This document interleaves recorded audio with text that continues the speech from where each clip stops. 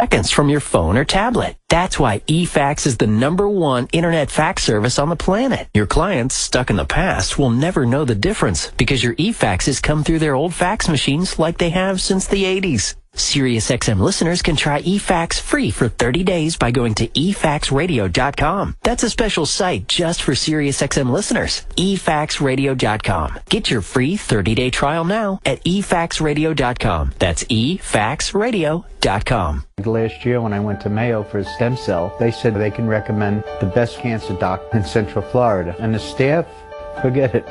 They're the best. Now in our 30th year, Florida Cancer Specialist celebrates the millions of patients whose lives have inspired us. Nearly 200 physicians, over 80 locations, including the Villages, Palm Coast, and Orange City. For an office in Florida near you, go to flcancer.com. Florida Cancer Specialist, online at flcancer.com. In 30 minutes, broadcasting's finest duo will hit the airwaves. And prepare for the incomparable Opie and Anthony show. Only a show this big could have a pre-show this good. Welcome to the Opie and Anthony pre-show with Sam Roberts. Good morning. Hello. We are live here on the Opie and Anthony pre-show. My name is Sam Roberts, and we together are counting down the minutes before Opie and Anthony take the airwaves again, one more time, and literally revolutionize the medium of radio as they do on a daily basis. Call up to be a part of the pre-show, 866-WOW1-WOW, 866-969-1969. You can pick up the phone, and you can talk to yours truly about everything that may be happening on today's show and everything that definitely happened on yesterday's show. That's what we do here on the pre-show. We break down what's happening now and try to learn from yesterday, because that's the only way we can really guarantee what's going to be happening. I mean, we can look at social media. Twitter was very active as far as the show went last night. After the show pretty much continued. Opie had viral stuff going on. Jim was getting into fights. Ant was inserting himself into Jim's fights. It was great. It was great. It was the perfect day to be an Opie and Anthony fan yesterday because the show just never ended. It just kept going and going. We'll get into all that as the pre-show rolls on. But speaking of being an Opie and Anthony fan, I think a lot of people, I know myself included, first jumped onto the Opie and Anthony bandwagon because of the bits that just break out on the show. No show in radio can turn something into a bit the way Opie and Anthony do. And I don't mean like the Humble and Fred comedy bits. We'll get into that in a moment. I mean, this is a bit, and it's unfolding right in front of your eyes. Normally when you hear something like this on radio, it's something that's planned out. It's something that is spoken about in a meeting before the show. It's choreographed and contrived. Here on the Opie and Anthony show, nothing is choreographed or contrived. And if it is, if we try to choreograph something, Opie and Anthony go out of their way to ruin it. So you know it's spur of the moment. And it went spur of the moment yesterday. We were talking about a story of cops finding a gun in a woman's vagina. And they went a little old school. They went to a bit. Listen to this. It's hilarious. I was thinking about it all day yesterday. Track 6, Sal. A subsequent check revealed that the 5-shot mini revolver, which is 4 inches in length, had been stolen from an auto burglary in 2013. The handgun, which police valued at blah, blah, blah, blah, blah, blah, blah, blah, blah, blah, blah, blah. Wow. Stolen gun in her vagina. Ooh. That's one stinky holster. That's nice. I do like that. Well, what do we got here? Well, what do we got here? Wow. She's fucking let me go squirreling it up there. Yeah. Let me go get my gloves. I'd have more respect for it if it was a Desert Eagle. Yeah. Exactly. You're going to have to bend over a little more. Yeah, well. We're going to have to investigate this. There's something up there. Well, let me check that out. What is this? I best taste it first before we do any further investigating. I should taste that. Of course, we want to be safe. Make sure there's no explosives up there. Oh, well, indeed. We're going to have a taste test. Oh, boy, are we. Careful. I have to reach in and set the safety before we try to remove it. Right. We better check the asshole just to make sure. Yes. There's no ammo up there for your gun that's in your vagina. She's got an extra clip shoved up her ass. You don't know. You don't know with people. It's 2014 after all. Snowy in Michigan, welcome to the pre-show. Samuel Roberts, how you doing today, sir? Good, buddy. How about you? They went back to the stewardess thing yesterday, and a couple things kind of occurred to me. One thing they were saying, it was surprising her daughters couldn't look more not alike. I was like, well, she's a stewardess. She's probably been railed by at least a handful of pilots in her life. And also, Jimmy was kind of critical of her for not being like, she was being too light and airy and not harsh enough. I was like, well, what do you expect to do on a flight? Like, she's, talking to people going on trips on an airplane. She wasn't going dick and fart jokes or, like, cunt and all this stuff. You want her, like, you don't want something real vulgar doing, like, a pre-flight thing, do you? It is probably you're right, Snow, it is probably a TV PG audience. But it was interesting that we got into it yesterday because you remember the stewardess that we were making fun of when Voss was in studio? Actually, we weren't really making fun of the stewardess. We more devolved it into making fun of Voss. But you remember us talking about it last week. Opie predicted she would be on Ellen or Jimmy Fallon. She made it to Ellen. So we were talking about that at the top of the show yesterday. And Ant wasn't in studio when we listened to the stewardess clip, so he hadn't heard it. And I found his take on it to be interesting. But let's hear exactly what Snowy was talking about. It went down at the beginning of yesterday's show. Federal Aviation Regulation require passenger compliance with the line of passenger information signs and passenger placards, basically. There you go. I mean, and nobody gets hurt. She's killing. This was my prediction. What? I wrote Anthony will hate her. Of course. You know what? I don't. I sort of said the same thing on Friday. I mean, I don't. You hate her. I know. I yeah. could tell. I could tell. I mean, I don't hate it, but Yeah. I don't understand why they're laughing so hard at her. I mean, You she's know well why? prepared. She's I'll done tell that you a million why. times. It's obvious why. Why? People are nervous flying a fucking plane. Anything that takes you out of that standard issue fucking flight Right. makes you feel good. You feel like if she's doing that, you're not going to crash. Right. For some fucking reason, you're like, oh, this plane won't crash. We got a funny fucking flight attendant. Yeah, that's a good angle. Yeah, people are very nervous, so they'll laugh at anything. If the pilots make just a slight little joke, or a little something, Everything's got to be okay. You breathe a little easier, I think. But Isn't that good when you hear that boom? Right. Ladies and gentlemen, you're like, right. If he's got time to chat with us, nothing's on fire in the cockpit. I think if the pilots talk just a little more, I think so many more people would just be cool. Yeah, would have an okay, absolutely time with flying. Yeah. But the point here, to stick up for our stand-up friends, that's what frustrated Rich and Jimmy as well.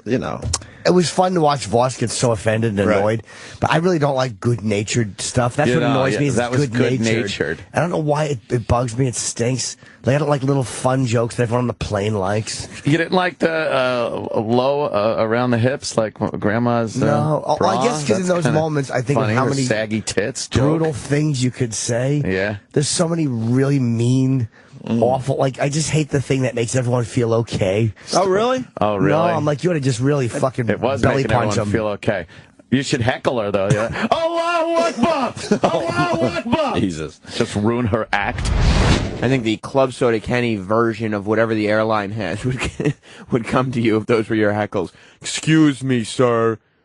There's somebody who'd like to talk to you outside of the plane. I got... Snowy was right. I mean, you can't expect a stewardess to be mean to the people who are on the plane, but I get where Jim's coming from. He's coming from a comic's point of view. He's coming from his point of view. He's not necessarily saying he expected the type of behavior from the stewardess that he displays on a comedy stage, but that's just where his sort of gauge of humor is, and this was judged as humor. I thought the stewardess did all right. I mean, she could have done a lot worse. We've seen way worse flight attendants trying to be clever. I mean, like when the flight attendants rap and stuff before the flight, that's way worse than what this flight attendant did. However, that doesn't mean they allow everybody to be nice. Humble and Fred is what made up for this. Like, you want Opie and Anthony to be mean to people. Like, you wanted Ant to hate the stewardess because there's nothing better than when Ant goes off on somebody. We played the clip of him just destroying Lindsay Lohan for no reason on yesterday's pre-show. Well, it more than made up for Ant being okay with that stewardess when Humble and Fred came into the picture. Humble and Fred are a radio show out of Canada that decided to take shots at the Opie and Anthony show. So yesterday, I went through 1 hour of one of their shows. Humble and Fred said that Opie and Anthony are not funny, because to be funny, you have to do things that people would laugh at on a stage. You have to be able, it can't just be guys in a room laughing. They said there's a lot happening in radio where you hear people laughing, but it's not funny, and that's what Opie and Anthony are doing. Which is, I mean, maybe they're right. That's what we figured. So I went through and found some of their funny bits from their show, and things did not go well for Humble and Fred. Let's go to track 10. To open up the first hot turkey wing pub type of thing. It's funny you say that. I went to a restaurant on the weekend. I have a cousin who's from out of town. Yeah, where is she? Oh, no, she's going to come in a little bit. I haven't seen her literally since I was 7 years old.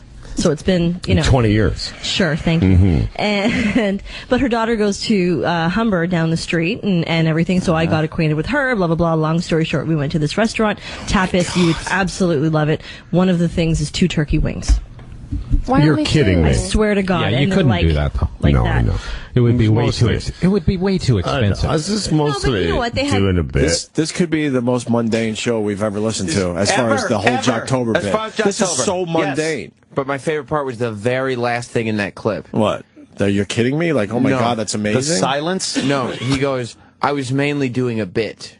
What bit? I was mainly doing a bit. What you just heard just now. That was a bit? Was a bit. Well, by me, I missed it. A bit of what? That's the question. A bit of what? A bit of bullshit is what it was. Oh, a bit. That was Humble and Fred, and if you were following Opie's Twitter last night, you saw that he retweeted somebody who had screenshotted their Facebook page. They were trying to explain why there were some more offensive images than usual posted on their page. I don't exactly know how they got there, but they got there, and it's been unrelenting. Whoever is attacking their Facebook page has been unrelenting and hilarious. So we've been enjoying that. In that same segment, and we trashed them good. I don't want to play every clip, but we really gave them a good thrashing. And they deserved it. But at one point they were talking about babies, and they were talking about onesies. Like, that was the whole thing. There wasn't sort of a funny story about it. There wasn't anything to it except, yeah, have you ever noticed that babies grow out of onesies really quickly? So we were talking, and I'm serious. That's the whole arc of the conversation that they were talking about. Yeah, you buy them a onesie and then they get bigger. All right. Like, that's what my mom talks about. And I'm not even interested when my mom talks about it. And she's just talking to me one-on-one. I don't understand why she's bringing it up. Imagine a radio show. So a caller called, so we were trashing him for it. This caller called up, and I'm convinced there's a small sect of Opie and Anthony listeners that are just trying to find things to complain about, just trying to find things. Oh, I can call him on this. And so they tried it yesterday with Opie and the kid stuff. Listen to this clip. Patrick in Jersey. Patrick. Hey, what's up, Opie? Hey. You're a little full of shit, man, because you talk about your fucking kids all the time. Hey, you stupid fuck. You didn't even get my point. First of all, I don't talk about my kids all the time because I don't want to put them in the public spotlight, and I carefully pick some of the shit that goes on at home that might be entertaining or funny to these guys. I don't come in here with just mundane fucking baby talk, and that was my point, you stupid fuck. I never heard I'm so done with people that don't jumper listen. Stories. Never heard any jumper stories. I purposely don't come in here with stories about my kids. Every once in a while, I'll come up with something that might be entertaining. Seriously, though, how quick do they outgrow their shoes? Exactly. So Did I ever come in with fast. shit like that? Weeks. So fast. I'm so sick of fucking people that don't even listen or get the point you're trying to make. Yeah. I didn't say I didn't bring, I didn't talk about my kids on the show, but I'm very careful about that because I know how boring that could be if you bring the wrong shit to the show. That's why you got to talk about, what kind of little jumper. Right, exactly. You can't win them all, Opster. You can't win them all. I mean, you know, there's always going to be stupid people out there. The problem is that Opie's point, and it's true, was that most of the stories that Opie brings to the table that have to do with his kids, they involve some kind of profanity or diarrhea or something that we all enjoy. Like, there have been very few Opie kid stories. I can't even think of one that there hasn't been like, okay, that was funny. The only problem anybody could have with it is they have a prejudice built in against kid stories. Like, the minute anybody starts a kid story, they're, oh, you're talking about kids again. Which is not at all, I mean, it's just not this show. It isn't. Jerry in Missouri. Sam, how come your mom don't come back on anymore? Well, because I have told her, I mean, she would come back on. She's a ham. I've told her to just stop because she went through a series of phone calls where she was on like a couple times a week. At one point, Opie was just to amuse himself playing clips of Mel Gibson calling a woman the C word and referring to my mom. And then one day they decided to call her and ask her what her pubic hairstyle was. So at some point I had to tell her to stop answering the phone. And I don't think that's a bad thing. Craig in Indiana, what's up? Hey, Sam, love you, love the show. Good, Craig. In regards to the Humble and Fred show yesterday, if you go to their Facebook page, you can see their fans justifying it like, oh, well, Opie and Anthony have to resort to vulgar humor to get laughs, and they just don't get it that no. The Opie and Anthony show is an overall better show. Like, people need to, that's one of these things in radio that people just never realize. There are shows that are successful and are bad. And those are shows you can make fun of and everything. But sometimes a show is just a good show. And you have to realize, like Humble and Fred, who nobody's ever heard of outside of Toronto, need to realize that maybe if they ingratiated themselves to the Opie and Anthony show, it would do them a lot better than trying to battle the monster, the Godzilla of radio that is this establishment. Right. Opie and Anthony are fair. I mean, it's just the content that these other shows have just don't match up. They suck. It's dreck. It's nothing that's worth listening to. And their fans are so, supportive of them, which I guess is good for them, but they just don't get the idea that, you get the fact that Opie and Anthony show's a better show. Well, I mean, you're 100% right. Thanks, Craig. And that's back to the point of there being a lot of stupid people. Like, there's whatever you do, you'll be able to convince some people that it's good. I'm convinced of that. We've gone through enough Jocktobers where enough of these radio shows have somebody listening to them that there is no radio show that can't convince someone that they're good. However, there aren't very many that can convince as many people as Opie and Anthony have that they're good. You know why? Because Opie and Anthony are good. Chris in Boston. Yo, Sam. What's up, buddy? Hey, you were talking about those kids shows, right? I guess. I mean, I feel like your show is like a kid's show, and it's really shitty, and it's a waste of my time. Well, I mean, then there's lots of other you could sleep. It's 6 o'clock in the morning. No, I got to be up early today, so I got to listen to you, and it sucks. But Opie and Anthony are great, but I don't like you. Well, I understand that, but the beauty of it is you're actually paying to listen to me. There's nothing about this that is forced. Opie and Anthony will start at 6:30 as always. So if there is any part of you that wants to use your time more constructively, please, by all means, feel free to do so. No, I guess I'll just listen to you and bitch about it. Well, as I said, a lot of stupid people out there. A lot of stupid people listening. I never claimed to be better than anybody, but I'm certainly better than Chris in Boston because I use my time constructively. Lou in New Jersey. Sammy, good morning. How are you doing? Good. Fuck that last caller. I was just thinking the reason I'm calling is Ant retweeted Johnny Brennan yesterday from the Jerky Boys. Mm-hmm. And I think he got a lot of responses. He's basically calling out Todd from the Todd Show, stealing his bits and his work since the late 80s and 90s. Well, it's good. I mean, and he has been. And that was one of the things that was going on. We were talking about everything that was going on social media yesterday. Opie's video has got, what did you say, 500,000 hits on it? Yeah, that camel toe video that we were talking about on yesterday's pre-show. And this is the thing about trying to do viral videos. You can't. There's no sense in trying. Because I'm sure Opie thought it was just a throwaway thing. Opie has poured blood, sweat, and tears into some of these videos that he puts out, and no response. But he just films a news. He takes his phone and he records a news story that he sees with a camel toe on it, and it's got 500,000 views on his channel. That's all there is to it. It's an amazing video, but it goes to show there is no predicting this stuff. I mean, I guess if you have a vagina on display, your video will do well. That's the lesson to learn. But also, Jim got into a big Twitter fight with somebody who ended up privatizing his account. Hopefully we'll get into that today. And this is what Lou in Jersey was talking about.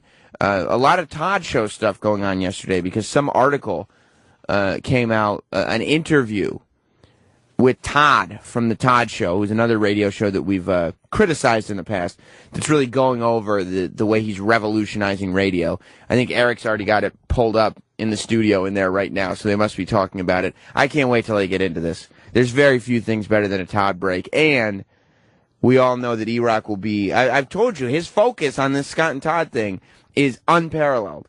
I don't know what it is, but when you get him on other radio shows, E-Rock, I mean, he's unbeatable. So he's going to be monitoring this Todd Show all day, I'm sure, as we continue to talk about that. 866-WOW1-WOW. If you want to be a part of the show, that's 866-WOW1-WOW. We had a great guest in studio yesterday. We'll have some great guests today. Okay, Sebastian Bach is going to be in studio. And if you remember, I'm sure during the show today we'll play the Good Boy Phone, Naughty Boy Phone song that he did. He actually sang it for us, and it was amazing. Also, in studio, Anthony Bourdain. Just a fountain of life experience, this dude. Always interesting stuff to say.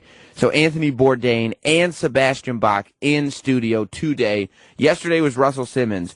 And, I mean, he was one of the more honest guests. He was as honest as you can expect any guest to ever be, which is a lot because he's a millionaire 100 times over. And he got into a lot of stuff.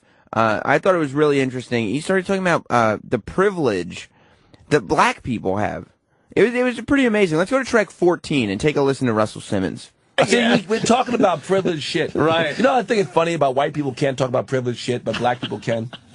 No, for real. Check this out. Like, think about Gwyneth Paltrow, who's a lovely person. She says, I'm eating dinner in this beautiful French restaurant in the south of France, and it's such and such, and you should try it. Niggas like, fuck you talking about, bitch, I'm starving, you talking about trying it. They get really angry, like, how the fuck dare you talk about this restaurant you know I can't go to? Right. And Jay-Z and Beyonce will close that bitch down. You can't go there if you want to. They will sit in the window of the motherfucker, right? They will sit in the window, eat in that French restaurant, the chef will stand over them, and people will come by and wave and cheer, and no one will be mad, right? Because I guess, coming from struggle allows you that freedom. But if you're in the second generation, you might not know. You say he's black, let him enjoy it, fuck it. White people, how dare you eat in that restaurant knowing I can't get there? It was, I mean, you don't hear that perspective very often. They got in a little further. They were talking about language. And I mean, Russell Simmons is a hip-hop pioneer. If anybody is good to talk about language with, it's Russell Simmons. And we got into it. Let's move to track 16. There's no good, and there's nothing, it's not like my nigga. You can't say my fag. So there's no really good say way every morning when I see these two. But you can't. No, you can't. Watch the gay ACP will get you. Yeah. But fag, when we were growing up, means, and I understand. No, but here's why it's vicious, because whatever it means, it's mean. It's like, oh, you're just a fag, and so I didn't mean you were gay. But you meant soft, weak, these things, and it kind of ties into, there's no way out, there's no real explanation for that word because it doesn't have there's no my nigga, that's my nigga, I love, when you say, if I come to a group of people, white and black, who know me, right? I say, niggas, and they'll look at me and say, niggas what? They'll think like, what do you mean? Are you happy today? Or so they won't know. But if I walk in the room and I say faggots, they'll be like, oh, he's pissed. What are you fucking right, exactly. There's nothing nice about it. But that can be and I'm not even saying it's a nice word. It's an awful word. But it can be an affectionate thing, like with your friends, where you don't mean, like, I'm not gonna do this. Don't be. Come on, you faggot. Like where people aren't trying to be hateful when they say that. You got a lot of trouble. You better watch it. But you know what I mean? Though, there can be a way. But he didn't mean it gay. But it does, and it doesn't. And without thinking about it, doesn't mean. But there's nothing good about it, and it's associated with a group of people, and so it's kind of hurtful. I guess you can't punish people because there was always a social justice. I wouldn't punish anybody for that, but I'm not, the judge. I'm not the judge. Everybody in the world It is odd that so many people call for firings and all kinds of repercussions when somebody trips up. People are born into a life of unequal treatment. They live an entire life, and the world won't change before they die. That their entire community is under the gun. They're born into a life where they will be unequal, no matter how much work they do to change it. They're going to die, and this world will still treat them unequal. And that's a very, very heavy weight to carry. Women, too. True. Russell Simmons, true. I've been talking to multiple people. I've been telling them about the show segment a few days ago when Jim Norton did not know. He knew one of Pharrell's top 10 songs. We were going down Billboard's list, and it was the top 10 songs Pharrell has been associated with, or produced or sang on or whatever. And, I wasn't making the argument that he should like the songs, but the fact that he didn't know them boggled my mind. And we had a moment like that yesterday with Russell Simmons in studio. Let's go to track 15. And I thought about the criticism of her being so cruel and so unusual and mean. It was sort of unnecessary. It's all the time. All the time. Because she mentioned the wrong restaurant. Yeah. Plus remember the niggas in Paris thing? Oh my God, she was with the niggas in Paris. She shouldn't have said it, and I said, but give her a pass. Come on. Right. She said, she's with Kanye and Jay. Yeah. I'm with the niggas in Paris, and she tweeted that. I was, that was her Harriet Tubman. Wait, is that a quote? That was her moment, when she's I made a mistake. What's the quote? What was the quote? She simply said, I'm with the niggas in Paris, and showed a picture of her and Kanye and Jay. Yeah, I think it was. I saw the tweet. And I was like, damn, she's in Paris, bitch. Like, I was just jealous. Right. You didn't think oh, shit. Right. The next day, boy. In a little bit of trouble. But is Niggas in Paris a song, or is that just... It's a huge song. They played the song 5,000... At the end of the show, they played that song 5,000 times. Okay. They both have an enormous number of hit records, right? Obviously, their libraries are ridiculous. The song Niggas in Paris, and that comes on in a concert. People just start going fucking crazy. It's a huge record. And so that was the name of the tour. Yeah. And the name of the show in Paris was obviously Niggas in Paris. Right. And she was there with them and said that, and man. Name of the album. But did she apologize or no? She or no? I would hope not. No, I would think that it's just if I'm like me, if I offended anybody, I'm sorry, but I don't believe. By the way, I don't think if you don't have a slave directly in your ancestry that you can point to, then you can't probably use the word. Like you guys can't, unless I gave you under my rabbinical supervision. If I allowed you to say it once, you could, but then I wouldn't do it because then tomorrow we'd be talking about it. You'd be like, shit. We don't want that pressure. I guess we shouldn't be surprised at this point. I couldn't believe Jim had never heard of the song Niggas in Paris. Like, that was the biggest song when it came out. To the point where I was telling Sal, when Kanye West and Jay-Z took it on tour, they played it 5 times in a row. That's true. It's absurd. And people were still going nuts for it, but that song was everywhere. Every doot-doot, doot-doot, doot-doot. If you heard it, you'd know it. Plus the title was everywhere because it was a controversial title. I hope we have time. I really wanted to get into Kenny's jokes from yesterday. Let's at least play the first one. Let's go to track 4 because Kenny was really proud of this. Yes, Kenny. Before you go to break, I heard a good knock-knock joke yesterday. Could I tell it? Wait, let me get the dump button here. My finger's on the dump button. All right. Okay. And I'll say the whole thing. Like, you don't have to say who's there or anything. I want to. That's part of the fun, Kenny. I don't think I've ever enjoyed a knock-knock joke. What do you mean you heard a good one? I don't know. I enjoyed this one. All right, go ahead, Kenny. Okay. Knock, knock. Who's there? The police. What do you want? We want to talk. How many are you? There's 2 of us. Then talk to yourselves.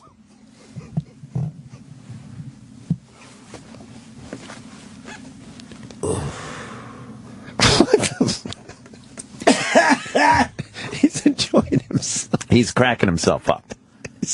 Then talk to yourselves. Yeah. He goes, yeah. It should have been. First of all, it's arguably the worst joke I've ever heard. Terrible. B, it should have been talk to each other. Then talk to each other. Right. Talk to yourselves. Why would two men stand outside just mumble to themselves? That's too weird. Right. I wish it was knock knock. Who's there? Pistorius.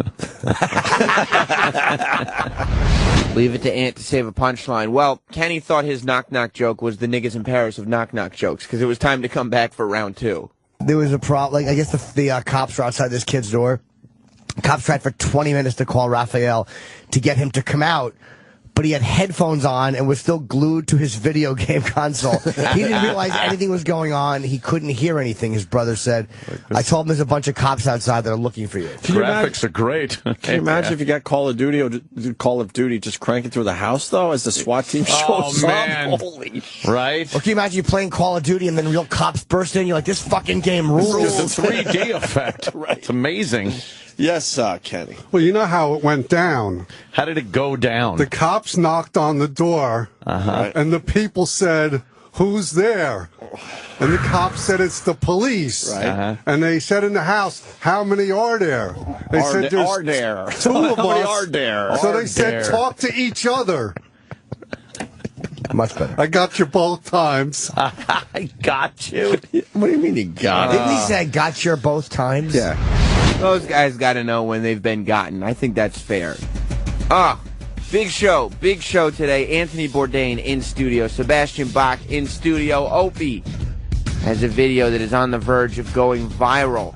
Of course, we'll be talking about the Todd interview, maybe a little Humble and Fred, Jim's Twitter argument, and the missing plane has not been found. Just more sheet metal in the water. What the hell is in the ocean? God damn it. The Opie and Anthony show, so much to get to. Luckily, we'll start getting to it right now, because that is when the show begins.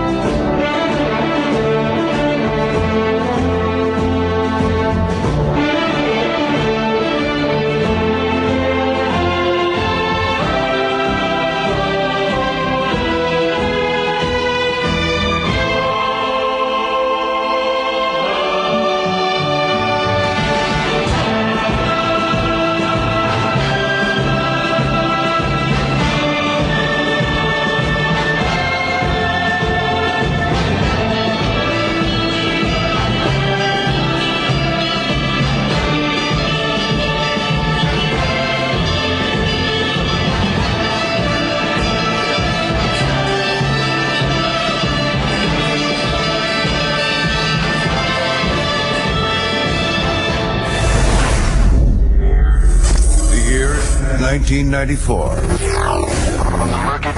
From the murky banks of terrestrial radio, a new hope begins to rise. Opie and Anthony are radio shock jocks known for setting up outrageous stunts. People sure are listening.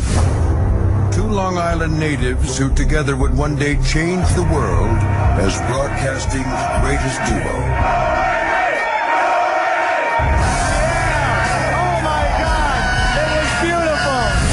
After 20 years, these children of the 80s have arrived. Their hugely popular radio show is not just in New York anymore. Opie and Anthony show. The hottest show there is. Through 55-gallon drums and wiffle ball bets. You push it in until you're comfortable. From mayors to mayo. It was an April Fool's hoax by two radio disc jockeys. With bottle rockets and bra bombings. And wieners and pigs. Opie and Anthony got their hands on the photo and tweeted it. Two men that have taken a box of cocks further than any. Well, these people will definitely stop. Guaranteed. Lift up this trailer. They've met friends along the way. Jim Norton. I have a raging hard-on right now. Can I please put my dick in your donuts? And through fines, scandals, suspensions, cancellations, and terminations, it's the one show that remains unscathed. Striking fear into the hearts of management everywhere comes a radio show that after 20 years remains above all else real. This is the Opie and Anthony Show. But enough of this palaver. Let's get the show on the road. Yes, good morning, everyone. Oh, there he is, right there. One of our vice guys is being held hostage in the Ukraine. Yeah. U.S. journalist held hostage. Simon, I don't know how to say his last name. Man, we're friends with all those guys. Hope he's going to be all right. Yeah. Aha. Got to get Shane on the show, man. Yeah, huh? Simon LeBon? Ostrovsky. Simon LeBon. But he's with those, the pro-Russian, I don't know if they're rebel forces or what they're called in the Ukraine. Right. But, I mean, I think he has a shot at being okay, because their statement, at least, they admitted that they had him and that they were just investigating something, so. Oh, okay. Hopefully. Right. Is it reasonable? That should work out all right. Hopefully. Yeah, it's like usually the religious groups that really scare me, so hopefully they're not religious zealots. Right. All right. Scary. Here we are for another day of broadcasting. Indeed. Hi, everybody. We got Anthony Bourdain and Sebastian Bach coming in studio today. That's pretty cool. Ooh. We haven't seen Anthony Bourdain in a while. Another friend of the show. Mm-hmm. I'm a big fan of his show. Although I haven't watched this season yet. Uh-oh. I usually, You're going to tell him that or try to... No, I'll tell him that. I'll just try to, muddle through. No, I'll tell him that, but I'll also tell him how great that Detroit episode was. So, oh, yeah. Oh, I freaking loved it. And it set me down a course of searching out all sorts of videos about Detroit. On YouTube and seeing some of those documentaries and... I always pile on to Jimmy's watching of some program when we have a guest. Yeah. Jimmy goes, yeah, I saw it. It was great. I liked the way, and I go, oh, yeah. like, and then they look at me like, oh, he saw it too. It's great. And, I'm like, oh. All right, I do that too. And I'm lying to begin with. So. You just jump on Jimmy's back. Shit. Because Jimmy's like a go-getter. He still watches all this stuff and reads the books. We gave up on that, at least 5-6 years ago? Isn't it more interesting to hear the person talk about it? Right. I like to be surprised. I represent the person that hasn't seen it yet. You know what I mean? So I ask the questions maybe that person would ask. Yeah. Man, your boy is a dummy. You're a Yankees fan, right? Oh, yeah, okay. Are you a Yankees fan? Sure. I just tweeted the picture for the rest of the country, but Michael Pineda, is that how you say it? Or Pineda? Pineda, how do you say it? Pineda, patata. It might be Pineda because it doesn't have that over the end. Pineda, yeah, it doesn't have the little wacky thing. Travis? Pineda. So Michael Pineda, freaking pitches for the Yankees. And very recently, it seems like it was only a week ago, right? Yeah. Yep. He got caught He didn't officially get caught. But, No, he squeaked by, but there was suspicions about him using some pine tar. Yeah. And it was on the ball, I believe. It was right? on his hand. And it was on his hand, like on the side or whatever, on the Side of top, his right? hand. And they investigated, and they were basically they didn't have anything. But no, he went into the dugout, came back out, and they were checking it when he came back out, and he had already gotten rid of it. He washed it off. But yeah. But they did have some pictures and still. Oh, and it was obvious. And it was very obvious. But they did not catch him officially. Yeah. And it was a huge sports story. I think most of the people that follow sports understand that. So what does this dummy do? The next time he plays the same team, the Red Sox, he does it again. Wouldn't you think that if you're playing the Sox again, right, and it's the first time you're pitching since that last thing happened, that they're all just going to be looking at you and seeing if you have because they all felt like he got away with it, right? So they were mad, and they're like, okay, he's pitching again, so let's take a closer real look. Close look. So they find the pine tar right on his neck. On his neck. So his thinking may have been, they'll never think I'm doing this since we just had it. It may have been so obvious, he's decided to go for it. But hiding in plain sight. Yeah, but that's just dumb, I think. Pretty stupid. So what happens? They kicked him out of the game, and he's going to be in Dutch. He'll get some suspension time. Yeah, Yanks hurler ejected for neck goop, and the picture. That's on the front page of all the papers today, and like I said, I tweeted if you want to check it out. It's painfully obvious. Yeah. The pine tar on his neck makes it look like he has some kind of open wound. And what did he assume, that the pine tar just blends in with his skin type? With his skin color. Yeah, like a white guy can't get away with spreading pine tar on his neck. No one will see it. What did Travis say before the show? That was really funny, Travis. You were the one that said... Nolan Ryan wouldn't be able to get away with it. No. Nolan Ryan with pine tar on his neck. No. Yeah, they... If I was one of these guys that thought the pine tar was close to my skin color, I would have just done my entire face. You think you do your entire face and neck? It just looked very shiny and sweaty. And the umps would be sitting there going, I'd like to say something, but is this racist? Right. What if we accuse him of pine tar all over his face, but he doesn't have it? Right. Then we're racists. Those guys used to hide on their uniform. Like they would have these pre-pitch rituals, like where they would just touch the shoulders. They grab the hat brim is a hack. You can't do the hat brim. School, right? But they used to do that. It started with the hat brim, and then people were like, "Okay, we're on to the hat brim." So then you're right. They hit it elsewhere. The Negroes were known for that, right? And Rolly fingers. Rolly did it. He used to hide something under the hat. It was the wax. Oh, you think it was the wax in his mustache? On his roly-poly mustache. Yeah. Yeah, those knuckleballers, man. Those guys that need the ball to just dip and drop and do all that weird shit. What was the other one's name? Gaylord? Gaylord Perry. Gaylord Perry. Yeah. Here's another one. Why would you name your son Gaylord? Gaylord. Oh, my God. I guess that used to be like a classy name. You want to talk about royalty. Words hurt. Yes. That's a rough one.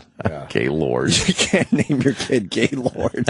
You just can't. No. I'm in a lot of playgrounds. There's no more Gaylords. Oh, boy. I'll tell you right now. No Gaylords out at the schools? No, that name has gone away. Oh, I was just talking about my kids indirectly. Sorry about that. I apologize. Yawn.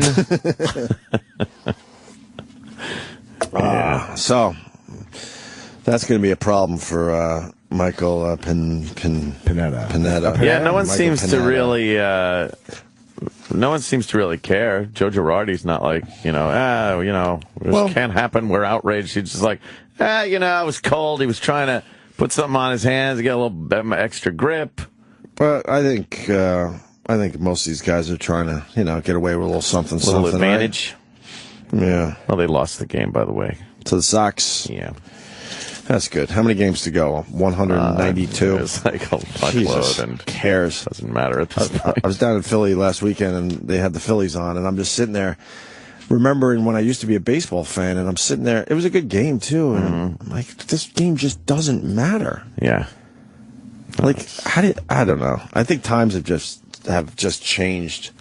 A shorter baseball schedule would be amazing. I don't know. It would be amazing if you played every team in your division just once. Yeah. Once. A lot of money, though. knock it down to 80 games. That would be an amazing season. A lot of money to be made with all those games, though. But maybe there's another way they could, figure out how to, get that money or something. I don't know. I think it would just be unbelievable if you had like an 80-game season. Wow, this video is everywhere. Look, they're pointing to his neck. Oh, yeah. The ump had to like touch it. Oh my! It's like you're out of here. Right. That's tar on the side of Pineda's neck. You can see that sort of streak there along so the right side. obvious. That's really obvious in college from TV. the game. Meanwhile, the Sox ride the arm of John Lack. That's it. In the paper, you can kind of see it. Kinda. I think it's obvious in the paper too. Yeah. Wow, that is so obvious. What is he thinking? Maybe he put it in the same spot, hoping everyone would think it's a birthmark. Right. And they watch the way you touch your neck. Oh yeah. Like especially if they were suspicious that you were doing it last time. That's just it. You would think he would just hang low for a while and go, okay, I think I'm safe. Let me try this again. They're gonna look. And they feel the ball. They'll feel the ball. The umpire will give me that ball. They'll feel it something. No, that's got to be just embarrassing. Now you're walking off the field because you're cheating. You're a cheater. Well, there's something so old school about getting busted with pine tar or like Vaseline on your fingers. Really is. I don't think the players give a fuck. They know that happens. Yeah. They get it. They didn't even know until Ortiz saw it on TV and told his manager, and then they checked him out, according to Sal in Tampa. Really? They didn't notice. Sal, that's how it went down, huh? Yeah, so Ortiz is watching it in the clubhouse, and all of a sudden he comes out, because Pineda didn't have it at the beginning. Mm-hmm. And then Ortiz comes out and whispers to Farrell, he's got pine tar on his friggin' neck. And you could see him. You could see Ortiz laughing. And Farrell waited like one pitch and went out there and told the ump. When the ump walks out there, the ump's checking the glove. You've probably seen it on the video. Yeah. The glove. And Pineda's facing the opposite way, so like he doesn't think he's ever going to check the right side of his neck. And they asked Farrell before the game, do you think there'll be any pine tar issues? And Farrell said something to the effect of, well, if there is, I hope he hides it better. Oh, my God. And put it right on his neck. Look at the video. They're showing it. Oh, my God. Look how obvious that is. One of these dummies that wears his hat to the side, too. The guy, he's not too bright, I don't think. What that is, it looks like a bright, shiny, like he was lacquered on the side of his neck. Yeah. Yes. And it's not old school TV. Everyone has HD now, so yeah, you're just looking at it. If you're watching the game in the 70s, you might be able to get away with that. That's funny, even the 80s, but yeah. Everything is pretty much 3D, HD, it's right there in your face. 4D. Thank you, Sal, for filling in the blanks on that one. That's pretty obvious. It's a great story because it's so ridiculous. Xbox, go to news. Oh. Xbox. Oh, what's the matter? You don't like talking to your Xbox? It ignores me. Oh, no, it's not Jimmy. It can't ignore you. Nothing happens. The Xbox just owns my TV, and I turn it on, and I look at the Xbox joystick thing, and nothing moves. No, Jimmy, it works. I swear. Good for it. Maybe your Xbox. Maybe your voice is too weak. Yeah, maybe it is. I'm like, Xbox. They whisper. There's more to this story, by the way. Chris in Boston. I hope we have this clip that he's referring to. Go ahead, Chris. Hey, fellas. Hey. Yeah, it's obvious to everybody except from Miss Waldman and Mr. John Sterling. Oh, yeah? Oh, my God. We need that clip. If you pull the clip, it sounds like they don't even have like a TV in front of them, so they have no idea what's going on. What, they're like he's getting thrown out, but they have no idea? Yeah, and then out of nowhere, the dummy goes, oh, and Derek Jeter's there. Like he's going to do something. Derek Jeter knew! I do want to hear that clip. Can we find that? Stupid Susan Waldman. Any opportunity to hear the wonderful Susan Waldman with her heavy Boston accent as she's a Yankees fan. There's obviously pine tar all over his neck, John. Get checking him, John. I don't see it. I'm sure. That's wicked stupid. It's fucking. All right, Chris. On the television, it's obvious. Oh, obvious, right.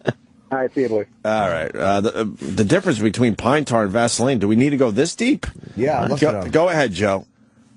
Hey, what's up, fellas? Hey, Joe. Being a former pitcher, and I'm not defending the Yankees because I fucking hate the Yankees. Right. I'm a Sox fan. But the difference between pine tar and like Vaseline is pine tar is used in cold weather so you can keep a grip on the ball. Yeah. Where Vaseline's used to where you can manipulate the ball to get more spin for like a nasty ass curve or a nasty slider. So I don't see where the big deal is about the pine tar because, I mean, rosin is basically like baby powder. It doesn't really help. So I don't know what the big deal is, and that's coming from a Sox fan. So I would assume if there's anything on the ball that these guys know how to manipulate it and get a little something extra out of it. They've been saying that it's people do it all the time. Right. They use pine tar, but just don't fucking make it obvious. It's one of those things like. And don't do it the week after you were fucking called out for doing it. Like in the news, he's just an idiot for doing this. He's very stupid. Dip a couple fingertips in the pine tar before you go out to the mound. All right, it's going to wear off, but you get a few pitches in, you know? Yeah. What will pine tar do to the ball? What exactly does it do? Just makes it stickier. What we did in college was our catcher kept it on his shin guards.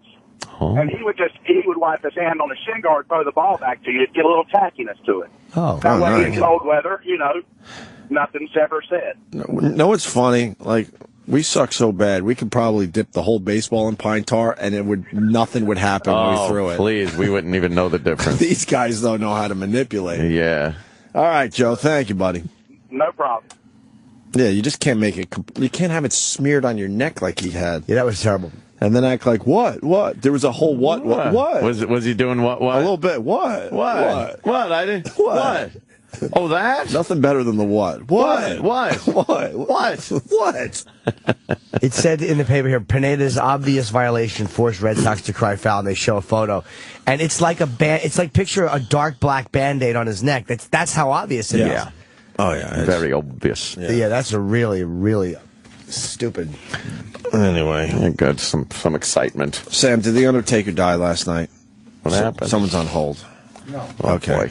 Boy. All right. Jesus. All of a sudden, the collective fucking... Oh! Yeah, Tom, you're a liar. You're just lie. Oh, he hung up. Okay. So, that's a huge story today, though, the pine tar. Yeah. Also a huge story today is Todd Pettengale's interview with All Access.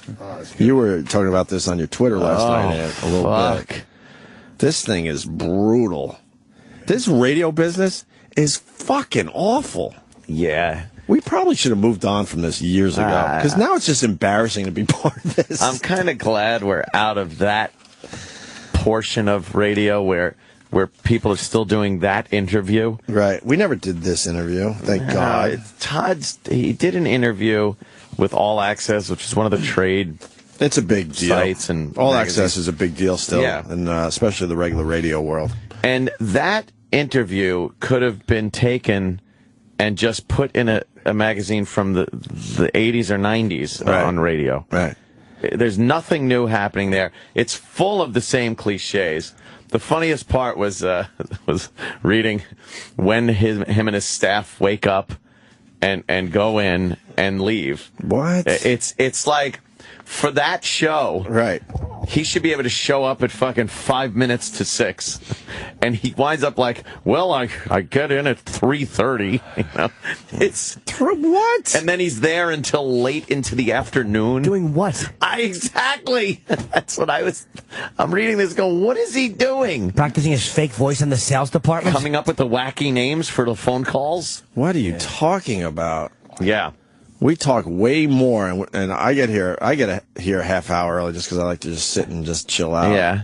You guys roll in about 5-10 minutes before the show. I like to walk in halfway through Tim's going ecstasy. to be yelling. No, it's about 15 minutes. I was exaggerating for the radio. Tim. No, I get in about 5 minutes up. That's Anthony's always here when I'm here. I literally walk in. Dun, dun, dun, dun. Hi guys, how are you? I take the hat off and I see that light going outside. It's outside. But if you know what you're doing, and if you're prepping the whole day, like as much as we joke about it, as soon as the show's over, I'm starting to think about the next show, and you're jotting little things down, or punching it into your phone, and you're just trying to be aware the entire day. So I don't understand why we would have to be here at 3:30, like he's doing. 3:30. And then he leaves in the afternoon? And he's like, and the staff knows what I expect of them. Oh, what? He goes, yeah, I know. He goes, the staff knows what I expect of them, and that's everything. Oh, God.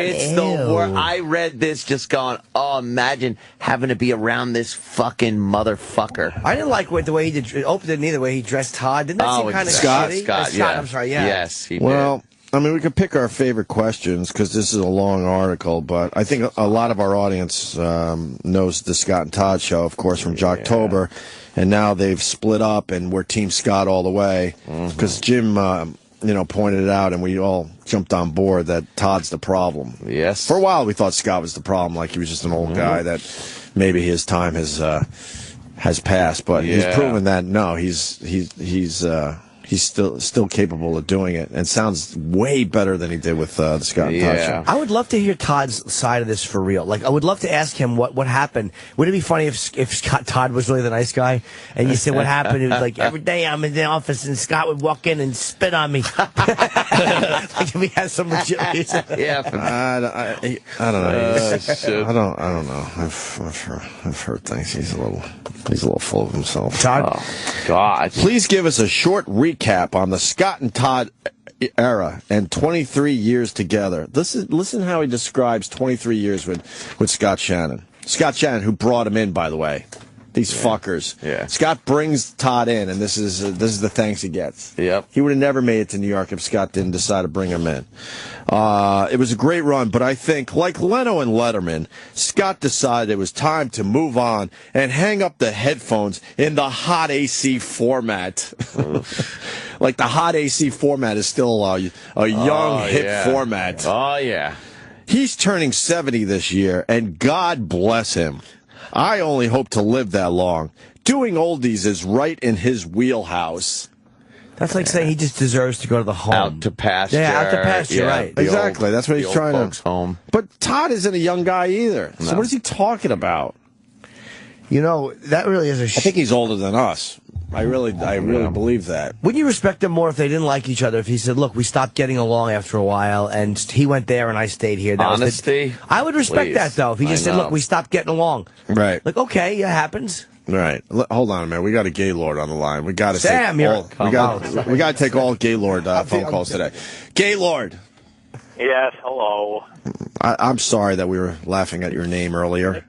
It's okay. I'm a junior, and my family wants to pass on the name to my son, and I fucking refuse. Oh my God, you can't name your kid Gaylord. Or name him GL. Right. And it gets worse. My nickname, they don't call me Gay, they call me Gail.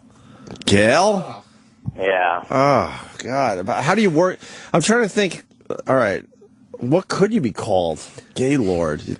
Because the obvious would be everyone to just call you gay. Yeah. Gay. Do they call you Lord? But that's too pompous. Your Highness? Right. Yeah. It's they can't do anything with my last name because my last name sucks too. What is it? McGillicuddy. It is not. Oh, no. Well, listen here, Miss McGillicuddy. There's no way your name is Gaylord McGillicuddy. Junior, to make it worse. Gee, Miss McGillicuddy. Well, let me tell you a little story about the Opster. My mom stepped in. I'm supposed to be, and this is the truth, Frederick Wilfred Hughes III. Oof. And my mom stepped in when I was born and said, Hannah! Oh, Hannah. Hannah. Hell no. And she broke the chain. She said, no fucking way are we naming our son Frederick Wilfred Hughes III. That's an older gentleman name. That's brutal, right? Hey, this is Gaylord McGillicuddy. Yeah. Hey, I gotta be disloyal to my partner who brought me in. And now I'm the young hip guy. At what, 55 years old, I would guess?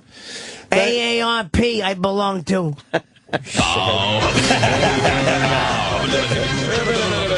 right. Can I have a straw? Nope, didn't hear you. Bye, guys. All right, thank you, Gaylord. I'm so happy. He didn't. See, I can't believe there's Gaylords out there. That's crazy. Gaylord.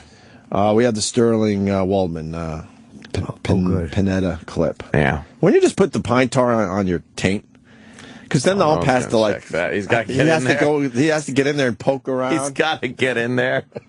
Imagine if before he pitched, he reached his hand down his pants and had to brush by his asshole. How obvious that would be. Oh, put it in between your ball bag and your leg. Perfect place. But then you put your hand down your pants. That's good. That's easy to do. Yeah, just adjusting my cup. Right. And then you just wipe it on that seam and get some pine tar and some of that scrotum sweat. Oh, Jesus.